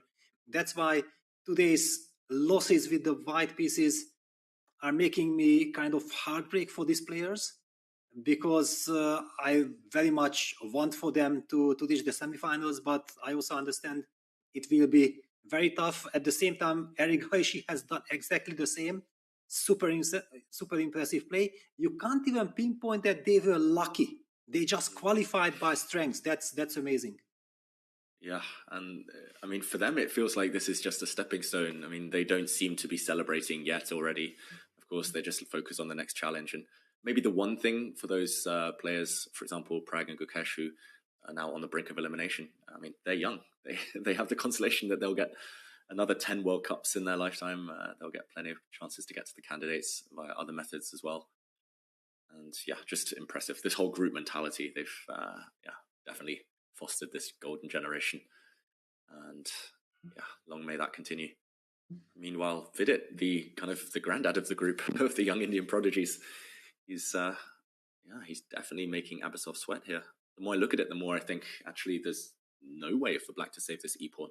At some point, this bishop f4 idea that you mentioned, Peter, is just going to appear on the board. Yeah, I also don't see it, and Abasov's move e5, e4 was certainly not a move he wanted to make. He had to feel like he got outmaneuvered, because for something like 40 moves, the only change in the structure was White's a2, a3 move, which, however, did not really change anything. It was much more this subtle regroupment. We don't know exactly why Vidit wasn't able to do that 2 hours ago, right? I mean, if he has done it now, but probably he also had to get into the position. We also have seen that black was controlling the h-file. Maybe it took him some 20 moves of maneuvering to force that rook away. We haven't been fully focusing on this endgame, but ever since we came back, we see True Art and Vidit making serious progress.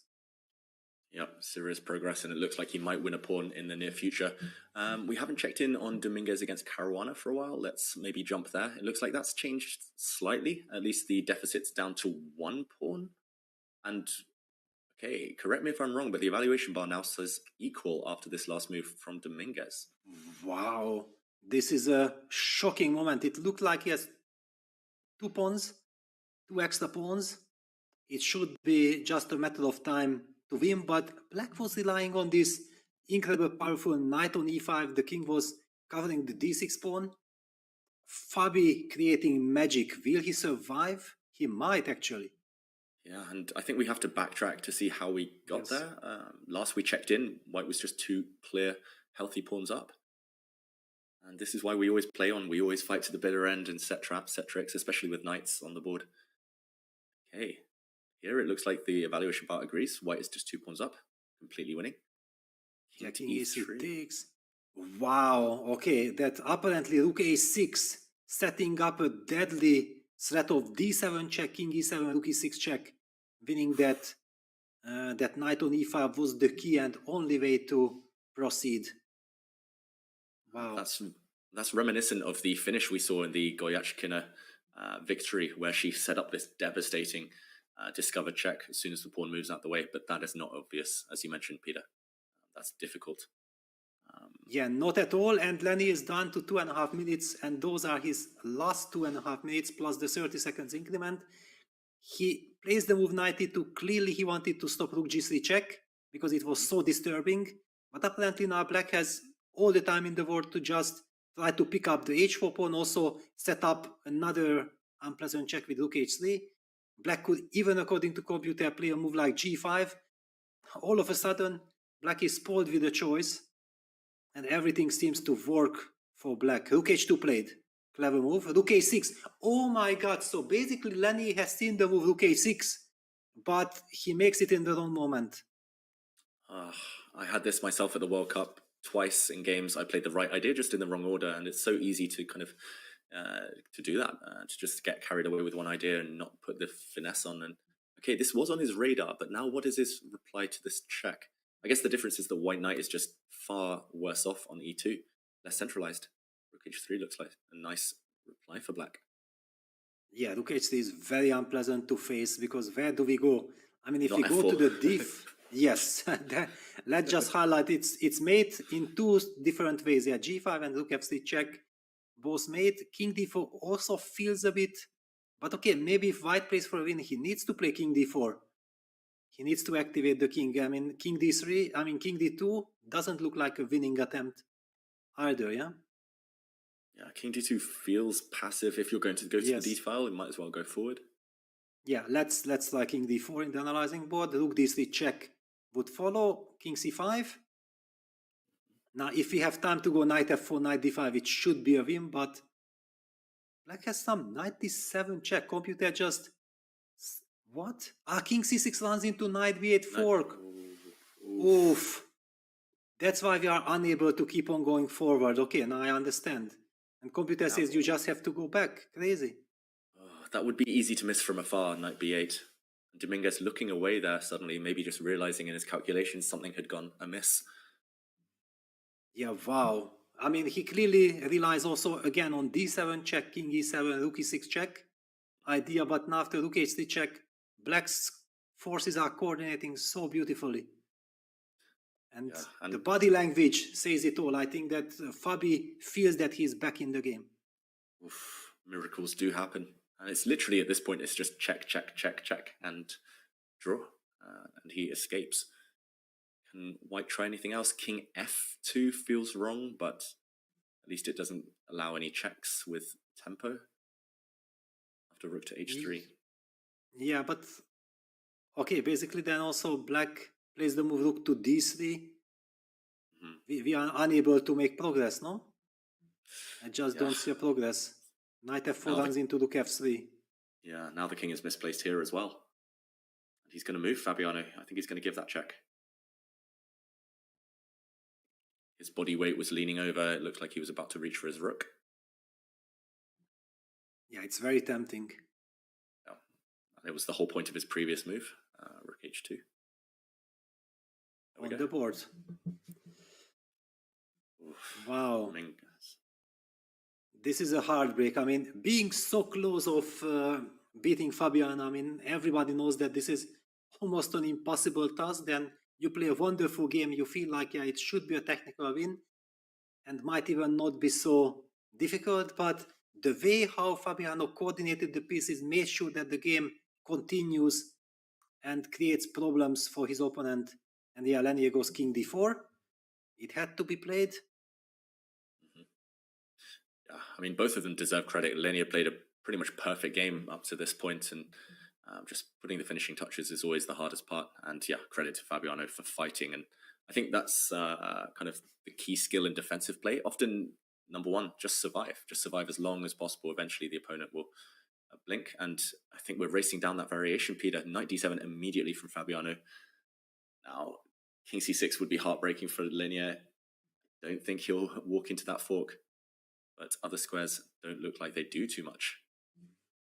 Got to take the draw now. King back to c4 most likely. Yeah, he has to. Yeah, king c4 played, but okay, now simply knight e5 check follows.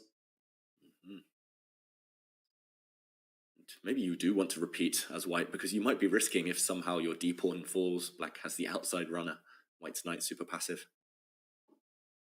Yeah, White's knight. This reminds me a little bit of the Sevilla variation, the Grunfeld, yeah, when this knight on e2 is so misplaced with this pawn on e4 structure. And yeah, king, knight e5 check, king b4 is a move, but I'm not really seeing what it achieves, yeah, because knight e5 check, king b4, we are still not settling d7 because the rook is guarding the d8 square, so the tactic with rook e6 does not work. Black probably will have time to create his own counterplay with g5. Yeah, not risking too much with white, but at this point Fabiano's not risking too much either. And okay, he's hesitating. Is he even trying to play for a win if black moves his rook? Nah, surely he's going to give the check and repeat and try and get out of here. There we go. Second time this position is on the board, Peter. We're about to see a result. No, I don't feel like Lenier wants to repeat. He will try something else. He's probably also really frustrated. He knows that it had to be winning at some moment. Yeah, it just cannot be that you have two connected pass pawns. Knight e5 played. All eyes on Lenier. Move 60 has been played, so actually they get a new score sheet. No extra time, like in some tournaments at move 60, but you do get the extra score sheet. And yeah, just the fact that he took the extra score sheet alone means that he's likely to play on, or wants to play for the victory, even if objectively the advantage has been blown. Yeah, king b4 looks like the only way, Peter, to even hope. Yes, the big question is only that what does it give us? Yeah, that at some point you have to also be realistic and objective. Yeah, not to. We did see here in the tournament this crazy game between Juve and Jun against Fatalieva. I think when the black player was completely winning, it was very close of the sensation of knocking the world champion, out of the tournament. And then finally she ended up, and yeah, Lenier continues, king b5. And she ended up losing by trying out of frustration for too long. Yeah, I remember turning on the commentary. I was in Baku. I just finished my game. I turned on the commentary. I was watching you and Daniel, and I thought, oh, Zhu Wenjun is about to be knocked out. I came back after dinner, like 1 hour later, and somehow she had won. So yeah, incredible game, incredible turnaround. And king b5, as you say, I don't really see the idea behind that one. And White's knight is not getting into the game other than via the f4 square, so black can shut that down. g5, looks logical. Exactly. That's the problem, and that's why I'm also feeling okay. The position should be, of course, completely draw, but I mean, White can get crazy in Lanier's shoes. Yeah, that you think like, okay, it was winning. I have to keep on trying something, and then the clock ticks down, and g5 on the board. Counterplay is happening. Yeah, and White's knight is just so poorly placed that no chance for a win. At some point, he might just play d7 check, throw the pawn away, and just liquidate everything. But got to pull the break at some point, especially with only 3-4 minutes left on the clock. Oof. It's predicting more decisive results, and suddenly, yeah, it's not been a good day for White, for the white pieces so far. Yeah, not at all. And of course, it will be an incredible save by Fabiano. However, if he would have lost this game, then he could understand that, okay, he got outplayed. Lenier was just brilliant in this game. You can somehow digest this. But if Lenier does not win this game, I'm really worried what kind of effect it can have on him. Yeah, it's such a chance that definitely will disturb him sleeping. You will be twisting and turning all night. Such a difficult situation. Yeah, psychologically, huge win there for Fabiano, just getting the half point. Okay, he needs to secure that first. Dominguez, okay, now around 3 minutes, about to tick under. I think he needs to just get out of this game. I think at this point a draw, okay, not great, but better than nothing. Don't allow a turnaround.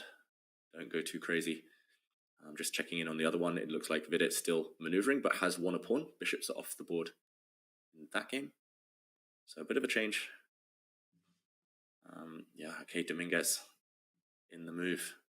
What would you play here, Peter? Would you take on g5? Which way will black recapture if there's a trade of pawns?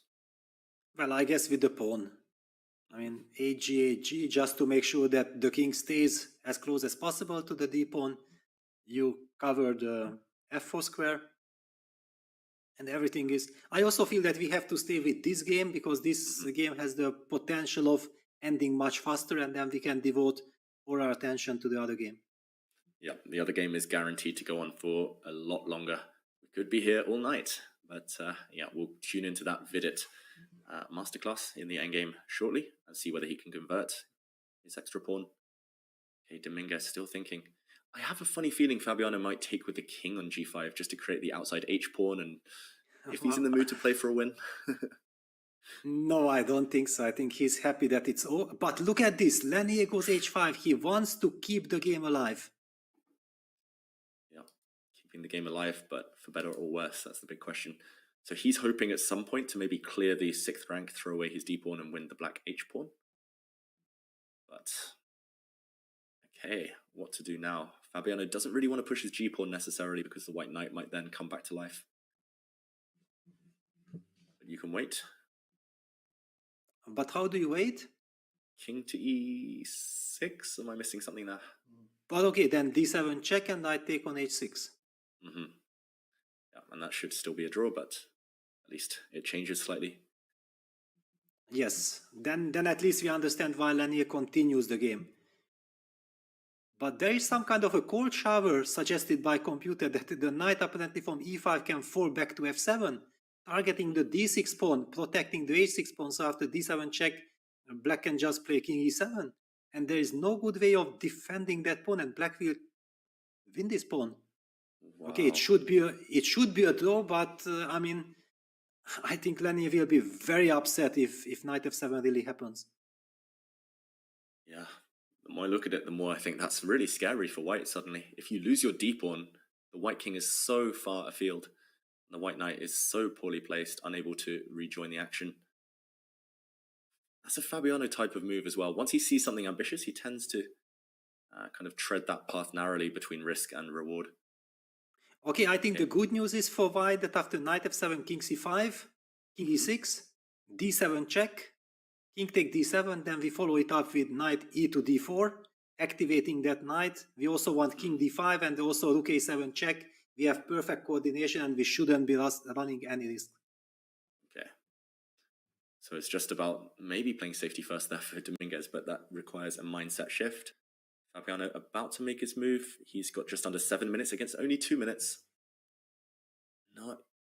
As mentioned there by Absolute Fury in the feature chat, not easy to move such a well-placed piece. Black knight has been dominant for so long. Knight f7, backward knight move, they do say difficult visually to spot. I'm not sure. Very difficult. Yeah. Yes. I don't think I would see it. Fabiano is, however, a master at calculation. Wow, but hang on. Could it be that after knight f7, king c5, black even has the move king e5? Exactly, it's the king e5 move, and then suddenly black is the one posing some problems. Yeah. Look at this construction. I was wondering about this king e5. You mentioned king e6, but this looks like, a picture of domination suddenly. What does white even try here? The d pawn's dropping, the e pawn's dropping. White's playing without this knight, without a piece, basically. Yes, so, okay, let's get back to the current position. It's Fabi about to make a move. h5, so yeah, if Fabi spots this knight f7, then white needs to bail out as quickly as possible. Yeah, but not easy to do that anymore. Knight f7. Well, maybe king c4, maybe king c4. Just forcing rook takes d6 check. I mean, let's trade and then king d5 and thank you very much. Enough is enough. Okay, moment of truth. Fabiano with around 5 minutes. Will he play the ambitious knight to f7? Maybe even start playing for a win here as black, the unlikely result. Okay, no, king e6. For me, this was the most natural, but it does allow white to bail out now. d7 check. And at least symbolically, white will be a pawn up for a while longer and no more real risk of losing the game. But yeah, that knight on e5 is such a monster. He has to play d7 here, right, Peter? Yes, I think so. On the board. And Fabiano takes that pawn. That was a discovered check. Okay, h6 drops off as well. And now you can pretty much secure a draw, I guess, with rook to e3. Just to remove a pawn, but maybe you don't need to rush. Yeah, because rook e3, then I believe linear will continue knight d4, rook takes e4, king c5, and again we get that construction that white will be able to force black's king to the 8th rank, and Fabi probably does not want to let that happen. Okay, he does play it. Be careful not to get checkmated as black. That's pretty much what happened in that game you mentioned earlier, Peter, right, between Fatilieva and Zhu Wenjun. Somehow black's king got trapped on the back rank and the rook and knight able to coordinate. Exactly. Okay, knight d4. Finally, the knight's back in the center of the board, out of the cage. And you remember that was the winning knight. Knight on d4, just with rook a6, keeping that knight and relying on this d7 tactic was winning the game. Now, unfortunately, the knight returns way too late. Yeah, after white's king c5 will be tried. Yeah. After white's beautiful central pawns disappeared. King c5. I guess black can play a move such as, again, knight to f7 and give white's king a little check to kick it away. If really necessary. To kick away the white king. Yeah, if that check happens, kicking away the king, that's basically the moment when I think the players believe that that's enough. Draw is draw. There is no hope, because white clearly hopes that somehow king d5, rook h7 check combined could work. But of course, this is not... I mean, things does not happen like you wish in chess, yeah? Yeah, unfortunately not. And yeah, just don't blunder any knight forks. I think both players need to be careful here. It will be so easy to do after, 5 hours of play now. King c5. He's reaching for that piece. Yeah, he will play king c5, yes, on the board. Lenny also has this beautiful feeling for harmony, everything. And that's why it's so heartbreaking. And when he will discover that knight d4 to e2 was the decisive mistake, he will say that, yes, I mean, my whole body, everything was objecting that move. He just did not see this rook a6 check. I mean, rook a6 without a check. If it would have been a check, it would have been played. That was a very nice little hidden move. Maybe the heartbreaking thing, Peter, is that he did play that move the next turn. It's just, spotting it at the right moment, the winning moment. It just didn't come together for him. And I think he was just trying to paralyze the black rook, but he just maybe forgot that the black rook could sneak out via h2, h3 and get back in the game, as we saw a bit earlier. So maybe too focused on his opponent's lack of coordination rather than focusing on his own plans there. But yeah, just small margins at this elevated level. Yeah, now I think that this game is also about to end in a draw. Maybe very quickly we can just check out the vivid game to see if knight d3 check happened. On the other hand, we might be missing a handshake then, because it's, I think, just a matter of what should we do. Yeah, I think maybe let's just stay here for a moment. The vivid game is likely to continue for a long time. Let's just see if they handshake over the next couple of moves, next minute or two. I think we will see that, Peter. Black is now going to give a check with his rook, force the white king back, and a draw any moment now. Not enough pawns left on the board. White's just going to give a few checks with the rook. And that will be game over. Houdini.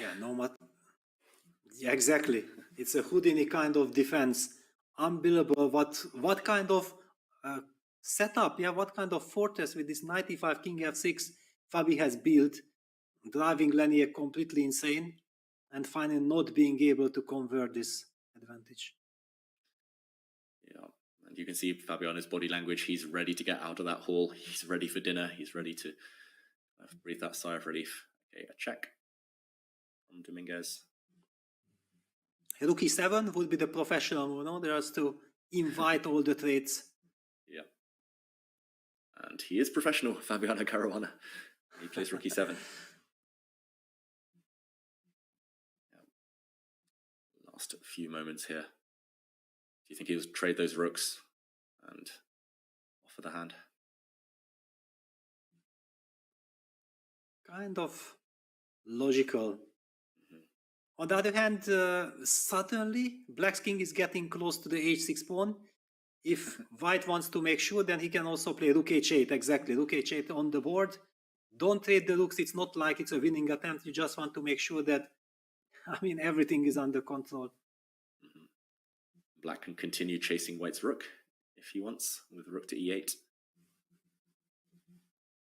And that might be the final throws of this game. A little dance between the rooks. Okay, playing for the win. Fabiano pinning that white knight. Wow. I did offer the trade of rooks. You did not take it. Then okay, I go on the attack. But White can also rely on the h pawn. White can just step out with the king out of the pin, of course.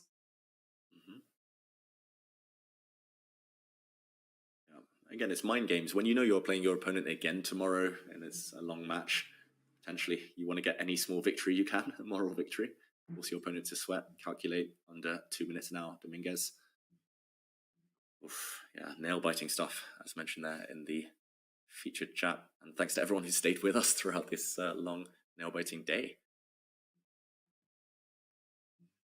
Yeah, drawing this will feel like a win indeed for Fabiano Caruana. King c5, get out of that pin.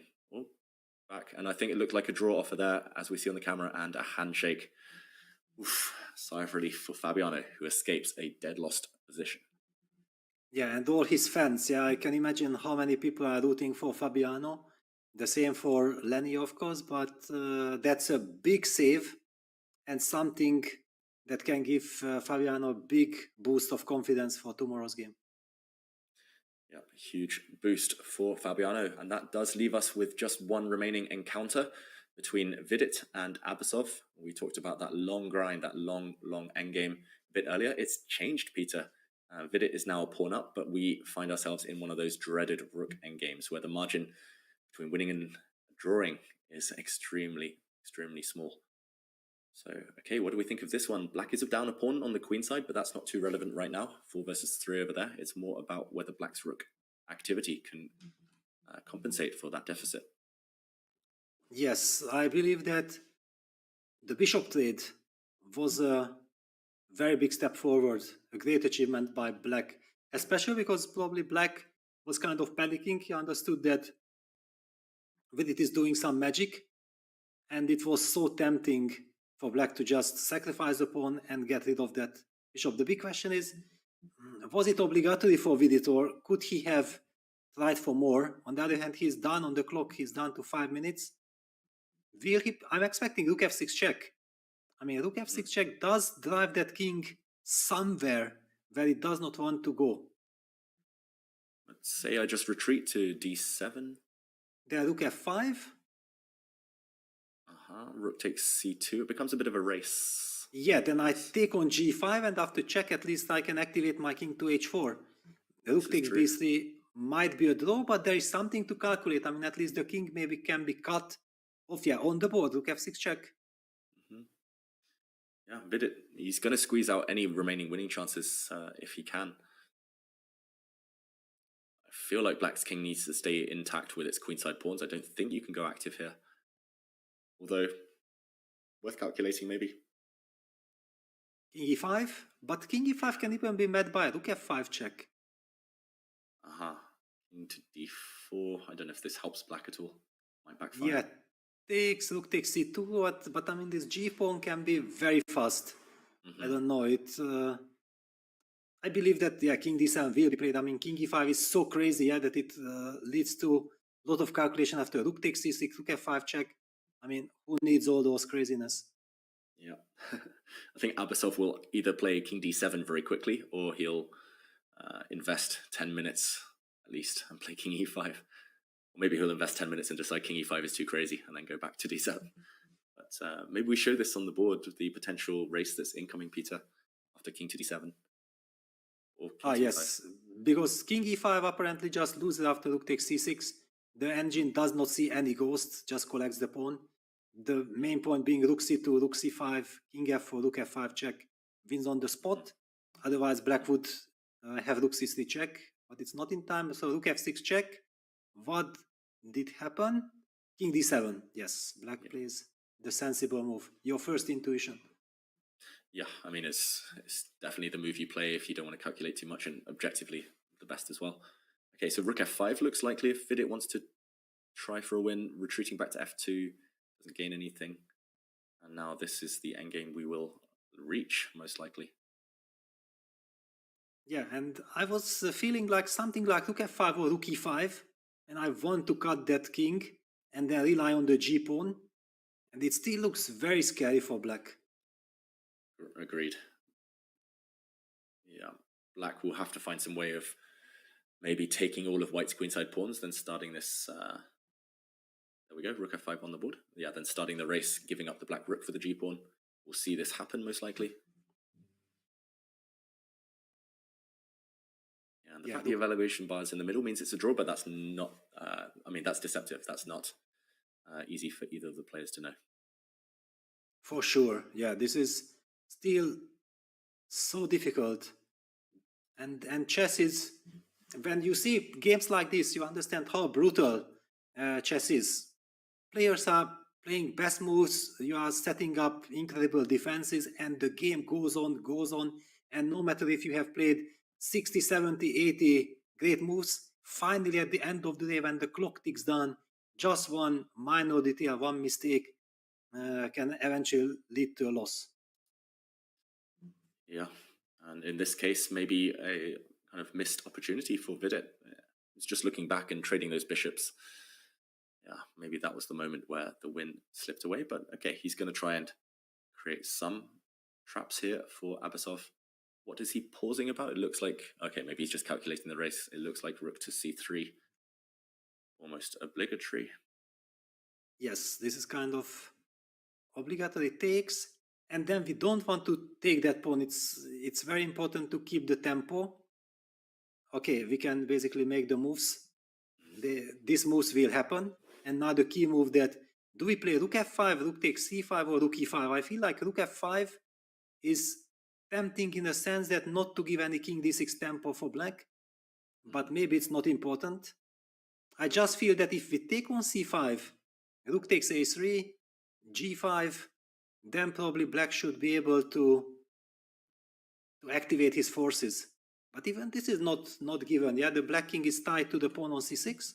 Even this is a possibility. Yeah. At the right moment, maybe just when it's kind of last moment, black can start running with the king and give up c6. But yeah, you've got to calculate this one really accurately. I'm quite attracted to rook e5 as well as rook takes c5, I've got to say, just to put the rook on e4. Then, okay, it's a pure race pretty much. If king d6, rook e4, and the black king can never get in. Yes, black needs to take, g5, rook a1. Yeah, maybe you're just in time here. Yeah. g6. Because you can trade the rooks, yeah? So after rook g1, we can't play the move rook g4 because takes king e7 would be just fine. So we have to progress with the king, and then you win vital tempo to push the pawn. Yeah, this is king h6, a4, and eventually after g7, a3, we end up in this position that's kind of familiar, that king h7 is always met by check, and because black's pawn is already too advanced, white's rook cannot really build the bridge, and that's a draw. Famous All right. position. It's one tempo though, all of these lines. Okay, we're headed down this direction. Looks like check was given. Takes b3, and now this is the big moment, right, Peter? Because in practical terms, maybe one of these moves is going to make the life difficult for Abasov. Whereas the line we just showed, at least it's kind of forced moves lead to the draw. So rook e5, I think we're ruling out. Rook f5 or rook takes c5. It's a 1 in 3 chance, forfeit it.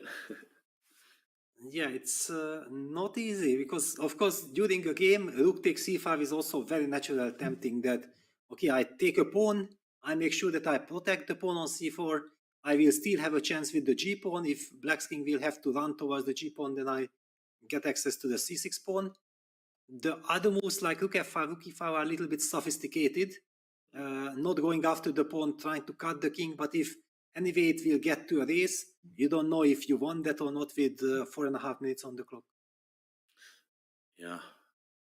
Maybe it comes down to something you mentioned earlier, just hesitating too long with a move like rook f5, rook e5 might lose the tempo that you might need later to pose some problems. 4 minutes for Vidit. This is not easy, this decision at all. I think I would take on c5 just because I'm being greedy and I'd rather kind of bank on the fact that at least it will force black to make that difficult decision later when to run with the king. But not easy. Yeah, not easy. And also we see Vidit clearly, visibly very nervous. He feels that maybe this is his moment, but on the other hand, rook takes c5 might be too soft for him and he wants to get more out of the game. Mm-hmm. Yeah, not enough time to calculate. This is the issue. You've got kind of 3 very viable alternatives. Probably they all lead to the same, but okay, he plays f5 played. Rook e5. Rook e5 played. Okay, yeah, rook e5. Well, it's the more human move. It was your first instinct. Also, when I first saw the position, I was also thinking about rook e5. Clearly, we couldn't calculate all this race thanks to computer. We know that, yes, actually it ends up just move per move draw. It's still a real practical chance, cutting off black's king from the e-file. Yeah. Yeah, it looks like, however, all of black's defensive moves that we showed in that variation were quite forced, quite effective as well. So I'm expecting Abasov to kind of keep the pace, speed up. But meanwhile, Peter, just as we wait for the climax of this game, it's time for our final break of the day. We will be back very shortly in just a few minutes to witness the result between Vidit and Abbasov. So don't go anywhere. We will be back for the final stages of the World Cup quarterfinals.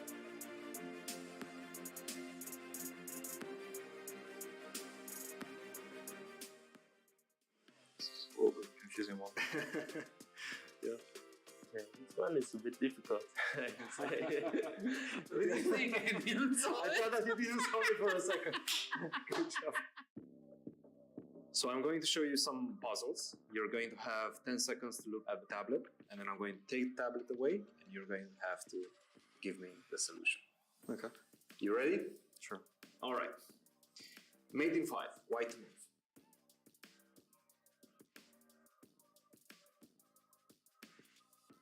Okay. You got it. All right. Yeah. Queen G6, Knight F6, Bishop G7, Rook H7. Very nice. Very nice. Very nice. Good start. Okay. Queen G6. Yes. Queen G6, Knight E7, Bishop F8, Knight D5. No, wait. Where's...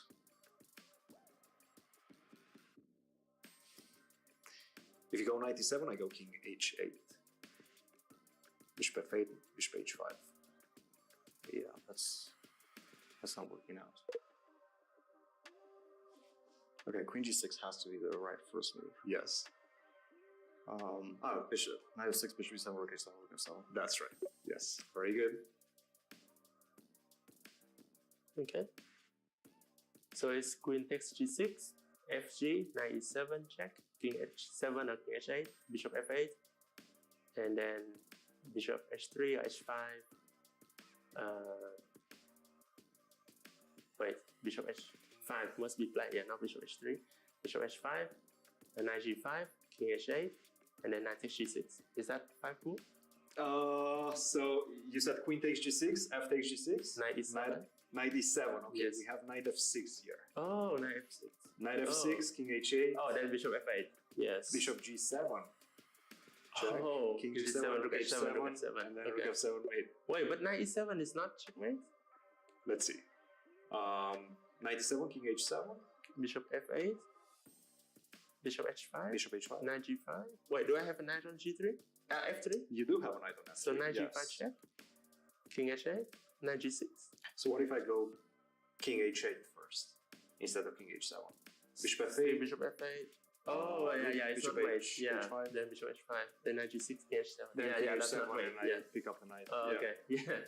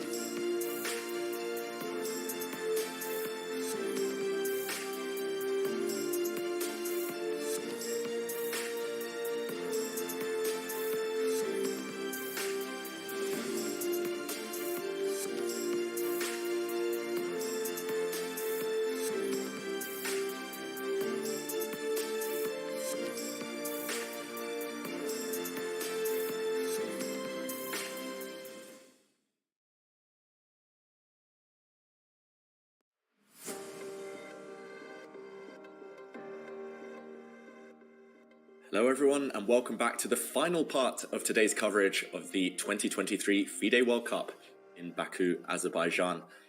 I've been David Howell and I'm joined by Peter Lecker as we look at the closing stages of this intriguing endgame between Vidit and Abbasov. And Peter, during the break there we were discussing Abbasov. He's found a really creative defense. Yeah, very interesting. Instead of going pawn hunting with Rook H3 and going for that crazy race, he's relying on this very powerful counterplay with Rook D3 So the line we are discussing in the break, g5, rook d4, rook g4, trying to make sure not to give a passer for black, but then black's king goes for example, king e6, king h5, and then king f7. Make sure that the g-pawn is under control, and look at this. Vidit is getting extremely nervous down to a minute. Nervous, excited, it's maybe a mixture.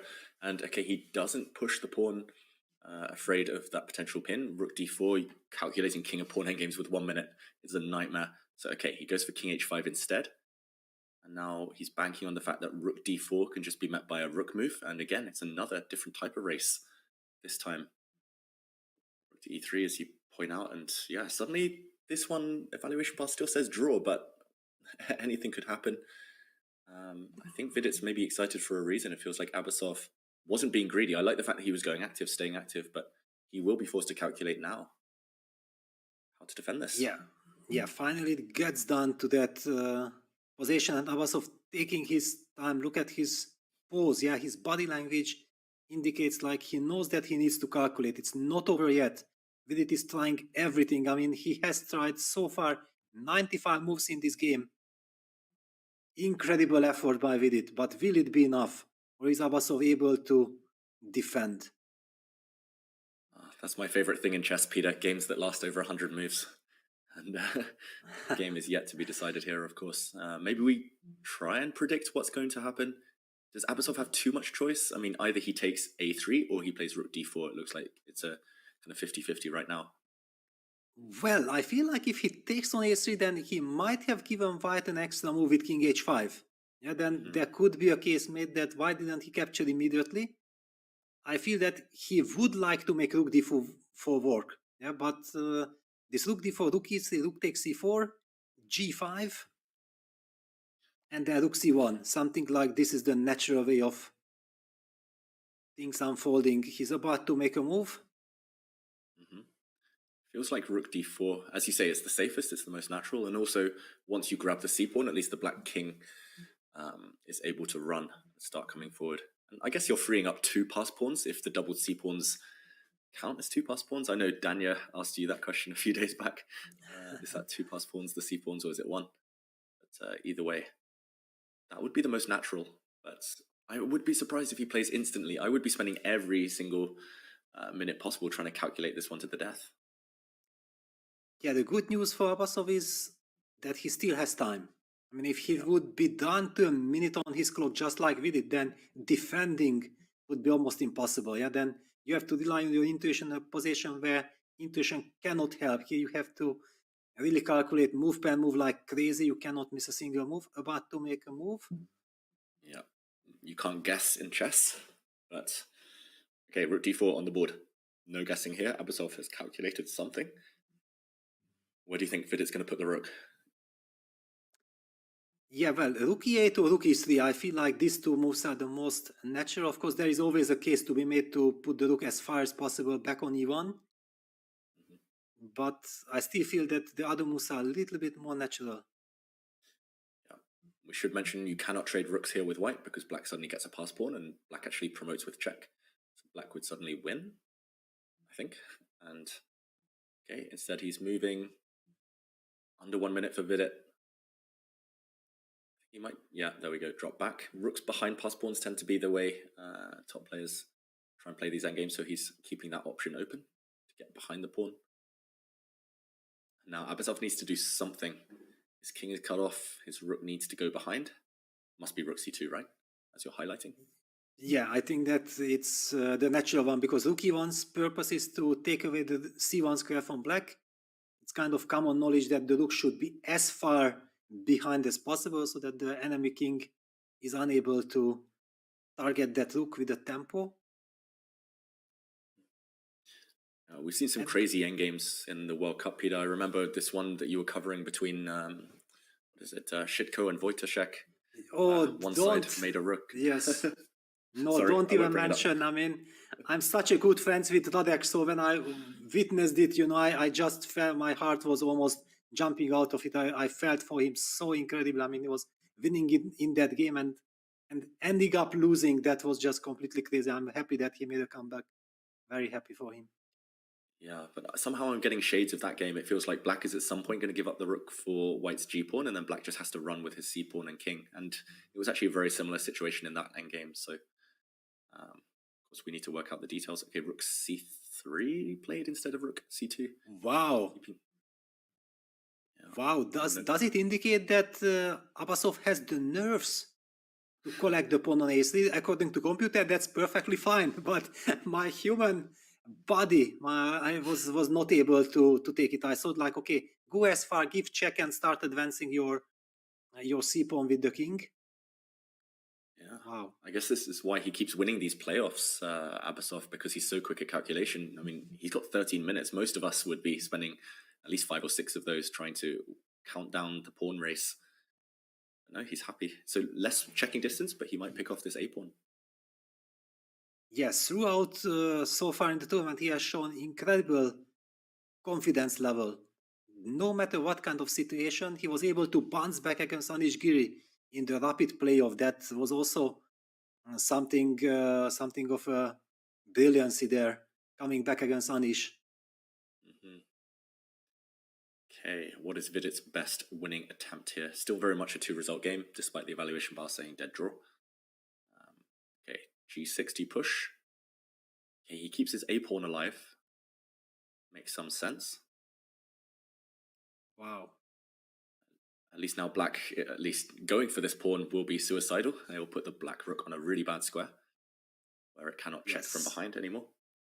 That's basically out of question. I believe black will give a check, just to make sure also that please show me your direction. Do you go back with the king to g4, then the king will be further away from reaching the g8 square, where black will most probably sacrifice the rook in a long term. On the other hand, you don't want to fall with the king in front of the pawn. We have action. And c4 happened. Okay. This one, do you see why I was getting flashbacks to that Wojciech game, Peter? Because black's king is going to come to b4, grab the a-pawn. It's a lot of pawns running. Yes, however, there was a big difference that there black's pawn was already on h4, which would mean that it's a4. That was also one of the big reasons why white was running risk of losing eventually and went on to lose at the end. Yeah, I've given up trying to guess Abasov's moves. It feels like he keeps playing the most ambitious moves when we are looking for the kind of safety first drawing approaches for black. And Vidit down to 15 seconds. I'm a little bit worried for Vidit. He has no time. He has to control his nerves. King g4 played. Okay.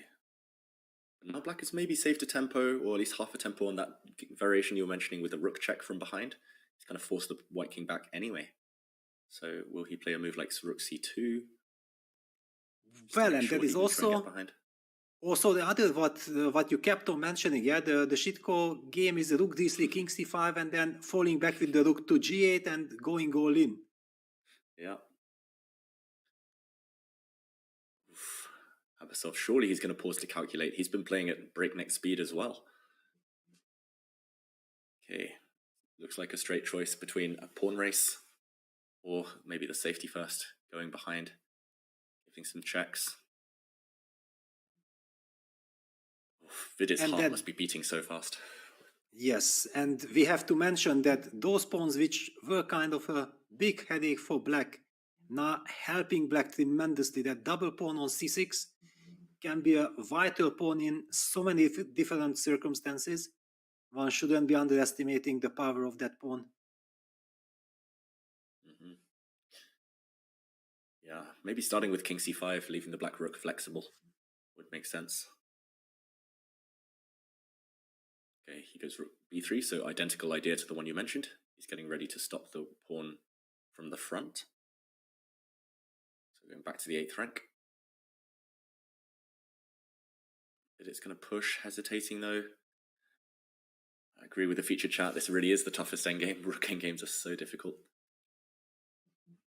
Especially when there is a race involved. Yeah, otherwise it's a routine ending. Everybody knows that how to put the pieces where the rooks really stand perfectly, but when you have to calculate move per move, some crazy lines, some races, and I do see that this pawn on c6 has tremendous effect, because if white relies on this pawn, Yeah, and starts going with his king. And black is coming. Eventually, I mean, just like in that game, I mean, yeah, I'm really worried now for Vidit. Not that something happens to him, because that would be completely insane. I don't even want to think about that. What happens if he loses? At least in practical terms as well, no matter the objective evaluation, it's easier to be black because black's moves are pretty much automatic. You push your c-pawn, you bring the black king, you drop your black rook back. For white, for Vidit, it's like, oof, when do you initiate that race? When do you try and run forward with a white king? Okay, king d5. Wasn't expecting that one. Yes, I mean, king c5 looked much more natural to keep both options open going towards the b4 square. On the other hand, probably he did not want some rook e5 check or something. But I don't know when. Yeah. Anyway, he was relying on the 8th rank defense. Yeah, maybe shouldering the white king as well, just stopping the white king from coming over to the queen side later. But yeah, at this point, it's just small details. Vidit under 20 seconds again, though. Tough decision. Do you push your pawn? Commit to a certain plan? Down to 10 seconds. Okay, he gives a check. Very nervy stuff there from Vidit. Forces the black king to decide. You cannot block with the black rook, because after a rook trade, white promotes with check. So which way to go with the black king now? Well, king c5 would be natural for us. Yeah, we always wanted to go with the king to c5. However, if he already opted for king d5, who knows? Maybe he will follow it up with king e4. Would be basically a logical follow-up of king d5. Yeah, you can feel the nerves. Vidit shaking in his chair. Abasov kind of switching position, flexing there. This is such an important game for this quarterfinal. I think king c5 is the safer of the two, but somehow I just have a feeling king e4 allows ideas like rook d6, but probably that's fine too. Yeah, the big question for me is that, is Vidit already regretting his choice that he went into this race? Because he doesn't have the time to calculate all these things. And there is a certain risk that it can also backfire. I feel like he would be already happy if the game can end in a draw. Yeah, maybe that Wojtaszek game that I mentioned, maybe it's a blessing if Vidit hasn't seen that one. Otherwise, the ghosts will be in his mind of that potential turnaround in this race. But yeah, I mean, even for humans, even with 1 hour on the clock, it's tough, let alone 1 minute to work out all the details here. 10 minutes for Abasov is a luxury in comparison. And he feels that maybe there is something. I mean, he even has ideas like trying to go back with the king, fighting against the g6 pawn. It's strange. I don't like it, but you never know what goes through your mind. Yeah, it looks like it removes any danger at least. Ooh, king e5, he kind of goes for the halfway house, hinting that he might come back for the pawn, but also staying within touching distance of the black c-pawns. Now, is Vidit going to push finally? I think it might be time to push that g-pawn.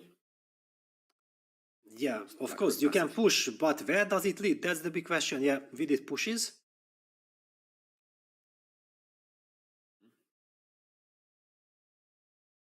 Where it leads is anyone's guess. Yes. To g5, I'm expecting.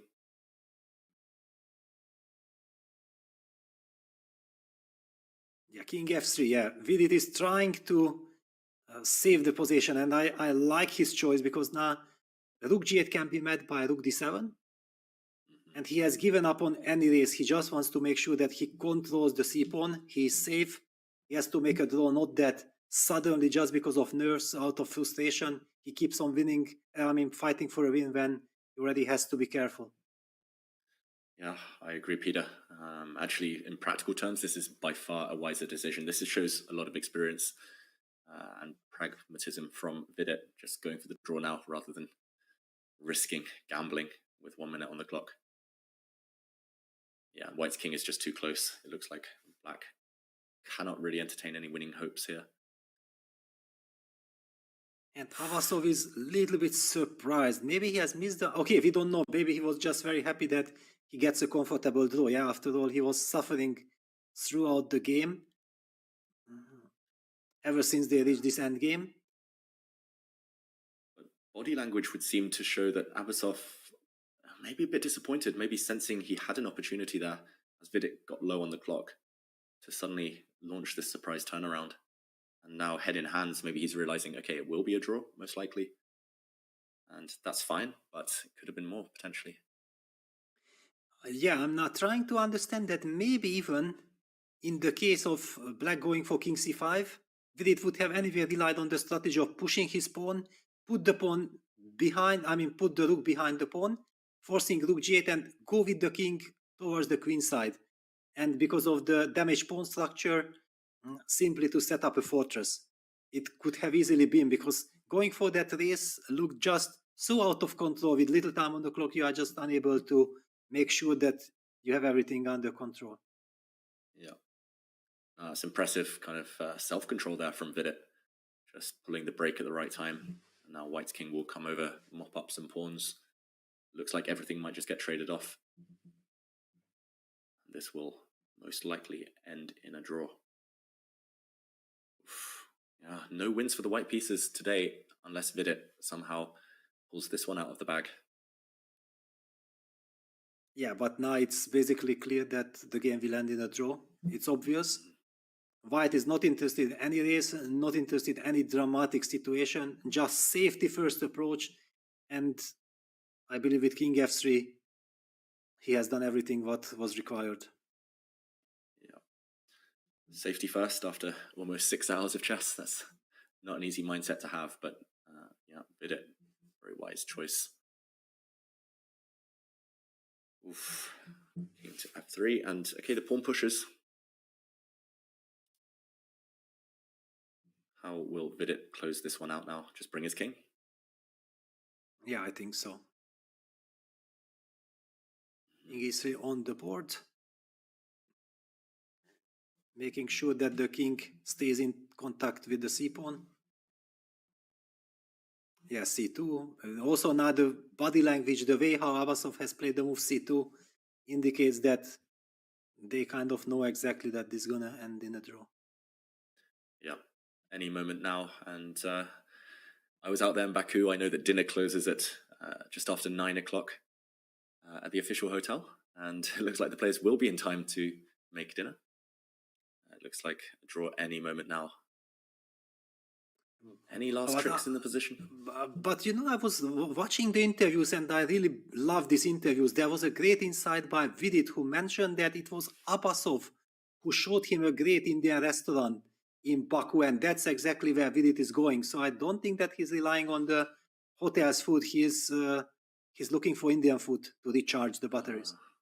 That's clever. I can confirm that the food is a bit repetitive at the official hotel.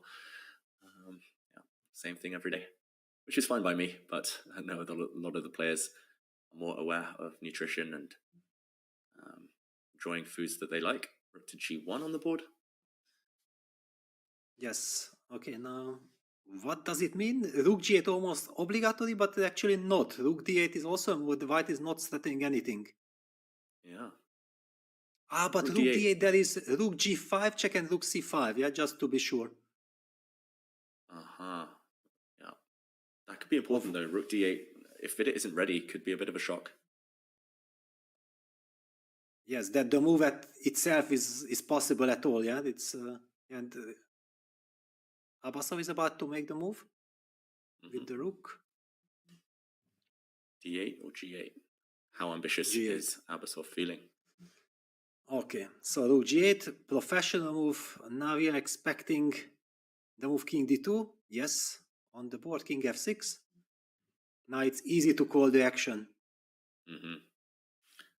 Not much choice for either player on these turns now. Some king and pawn endgames to calculate if you're feeling in the mood to do so. There we go, a pawn disappears. I'm not sure if you are in the mood to calculate pawn endgames.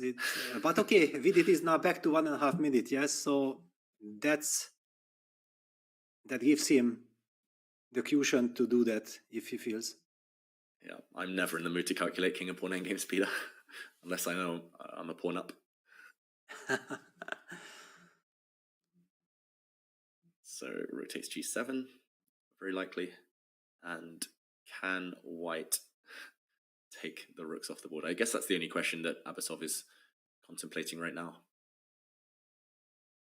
Should be a draw either way, even if white keeps the rooks on. I'd probably keep the rooks on just because I'm too lazy to calculate.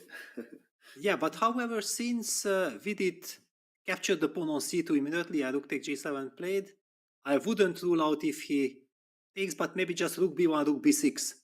That's a very professional way of not needing to calculate anything and making sure that you even don't have to. Yeah, that's what he goes for. And I think there was a draw offer maybe, or not. Maybe not yet. I guess black can remain a pawn up if he really wants to go passive, at least temporarily. But rook b1, really nice move. White's king is coming, the rook is coming, and yeah, final 2 or 3 moves I think here, and then we will see that draw agreed. Rook b6 forks a couple of pawns, and there go any winning attempts for black. Vidit is really like the marathon man of the tournament. I feel like if somebody checks, yeah, there is the handshake, and look at this, Vidit is disappointed. He's highlighting that I could have done this or I could have done that. I think he's asking about this rook endgame, maybe trying a different type of race, but complicated stuff either way. And Abasov, we have to give him credit for defending really patiently, really kind of impressively towards the end there, finding some resources in the rook endgame that weren't obvious at all. Either way, a fair result, Peter, after a long game? Well, I'm not sure if you ask Vidit that he will agree that it's a fair result. Certainly was a fantastic try from Vidit. It was true art how was squeezing the position. He might be disappointed that he felt like there was a chance and then he let it slip. At the same time, finally great defense by Abasov. Holds the draw and make sure that tomorrow's game is everything to play for. Yeah, and Peter, talking of tomorrow's game, of course, it's going to be a big one for everyone involved in both the World Cup and the Women's World Cup. Remember, candidates potentially on the line, places in the final stages of this huge knockout event, of course, as well. And let's check out that bracket of the open section, first of all, where we did see 2 decisive results in the end, and 2 miracle saves, at least 1 miracle save in the open section. We saw Magnus Carlsen win with the black pieces against GUKESH, taking the lead there. The young Indian with an uphill struggle tomorrow. And we saw the draw there, the marathon draw between Vidit and Abasov. PRAGGANANANDHAA falling to defeat. Really beautiful finish there from Erigaisi, finding a really, really nice finish to that game. And of course, between Dominguez and Caruana, a missed opportunity for Dominguez. And 1 more game tomorrow, potentially tie breaks as well. A lot to play for, Peter. A lot to play for, a lot of nerves involved. We have seen here also Vidit being disappointed by this draw, this marathon game. The players who need to bounce back with the black pieces, their back will be pushed against the wall. It's clear they need miracle. They need to go all in. How to do that, it's a mastery by itself. That's a big question we're going to find out tomorrow. Yeah, we'll find out tomorrow. And meanwhile, let's check out the women's bracket, where we saw 2 games today in the semi-finals. 1 decisive result that time, and it was a win for Alexandra Goyachkina against Tan Zhongyi. Really impressive win with the black pieces in the Queen's Gambit declined. And uphill struggle, as mentioned, for Tan Zhongyi, who will need to win with black tomorrow to equalize. Meanwhile, a very interesting draw between Anna Muzichuk and Nagul Salimova. That one in the balance heading into tomorrow, where Salimova will have the white pieces. And Peter, predictions for the final games tomorrow in the women's section? No predictions at all. I believe we have seen today also that, one thing is guaranteed, that we have tons of action. The players are determined to give their absolute most. But what will happen? Of course, the players with the black pieces needing to win, they are in a very difficult situation. On the other hand, nerves are a big factor. Yeah, that no matter if you have won with the black pieces, you still have to control your nerves, not give your opponent the slightest chance, because I believe if a black player gets a chance, then he gets this extra energy. And also with white, you can get completely crazy at how am I allowing my opponent to come back. So I'm still expecting a lot of action. There was this big missed opportunity by Dominguez, how he will handle the situation. Now he will have to play with the black pieces. So many questions we have to find out tomorrow. I'm already looking forward to the action. Yeah, and Peter, I must admit, it's far more enjoyable commentating with you than it was playing out there in Baku. That was just stressful. And I think we'll be back tomorrow. Final thoughts on what we saw today? Well, first of all, also, it has been a tremendous pleasure for me also working with you and finally calling the action together. I'm a big fan of you, both as a commentator and as a player. I just love this, kind of strategical mastery that you are producing in many of your games. So please continue in the same spirit. We are very happy to follow all your actions. Regarding the tournament, yes, I think I already mentioned everything. Crazy action is guaranteed, tremendous fight, and, well, stay with us. I think that's the most important. Yeah, it was about time, Peter, that we finally teamed up. I've been a fan of yours since I was a child. So thank you for today, and thank you to everyone for watching. It's been a long day, but a fun day. And we'll be back, same time, same place tomorrow for the closing stages of this round of the World Cup. See you, everyone. Bye-bye. Bye-bye.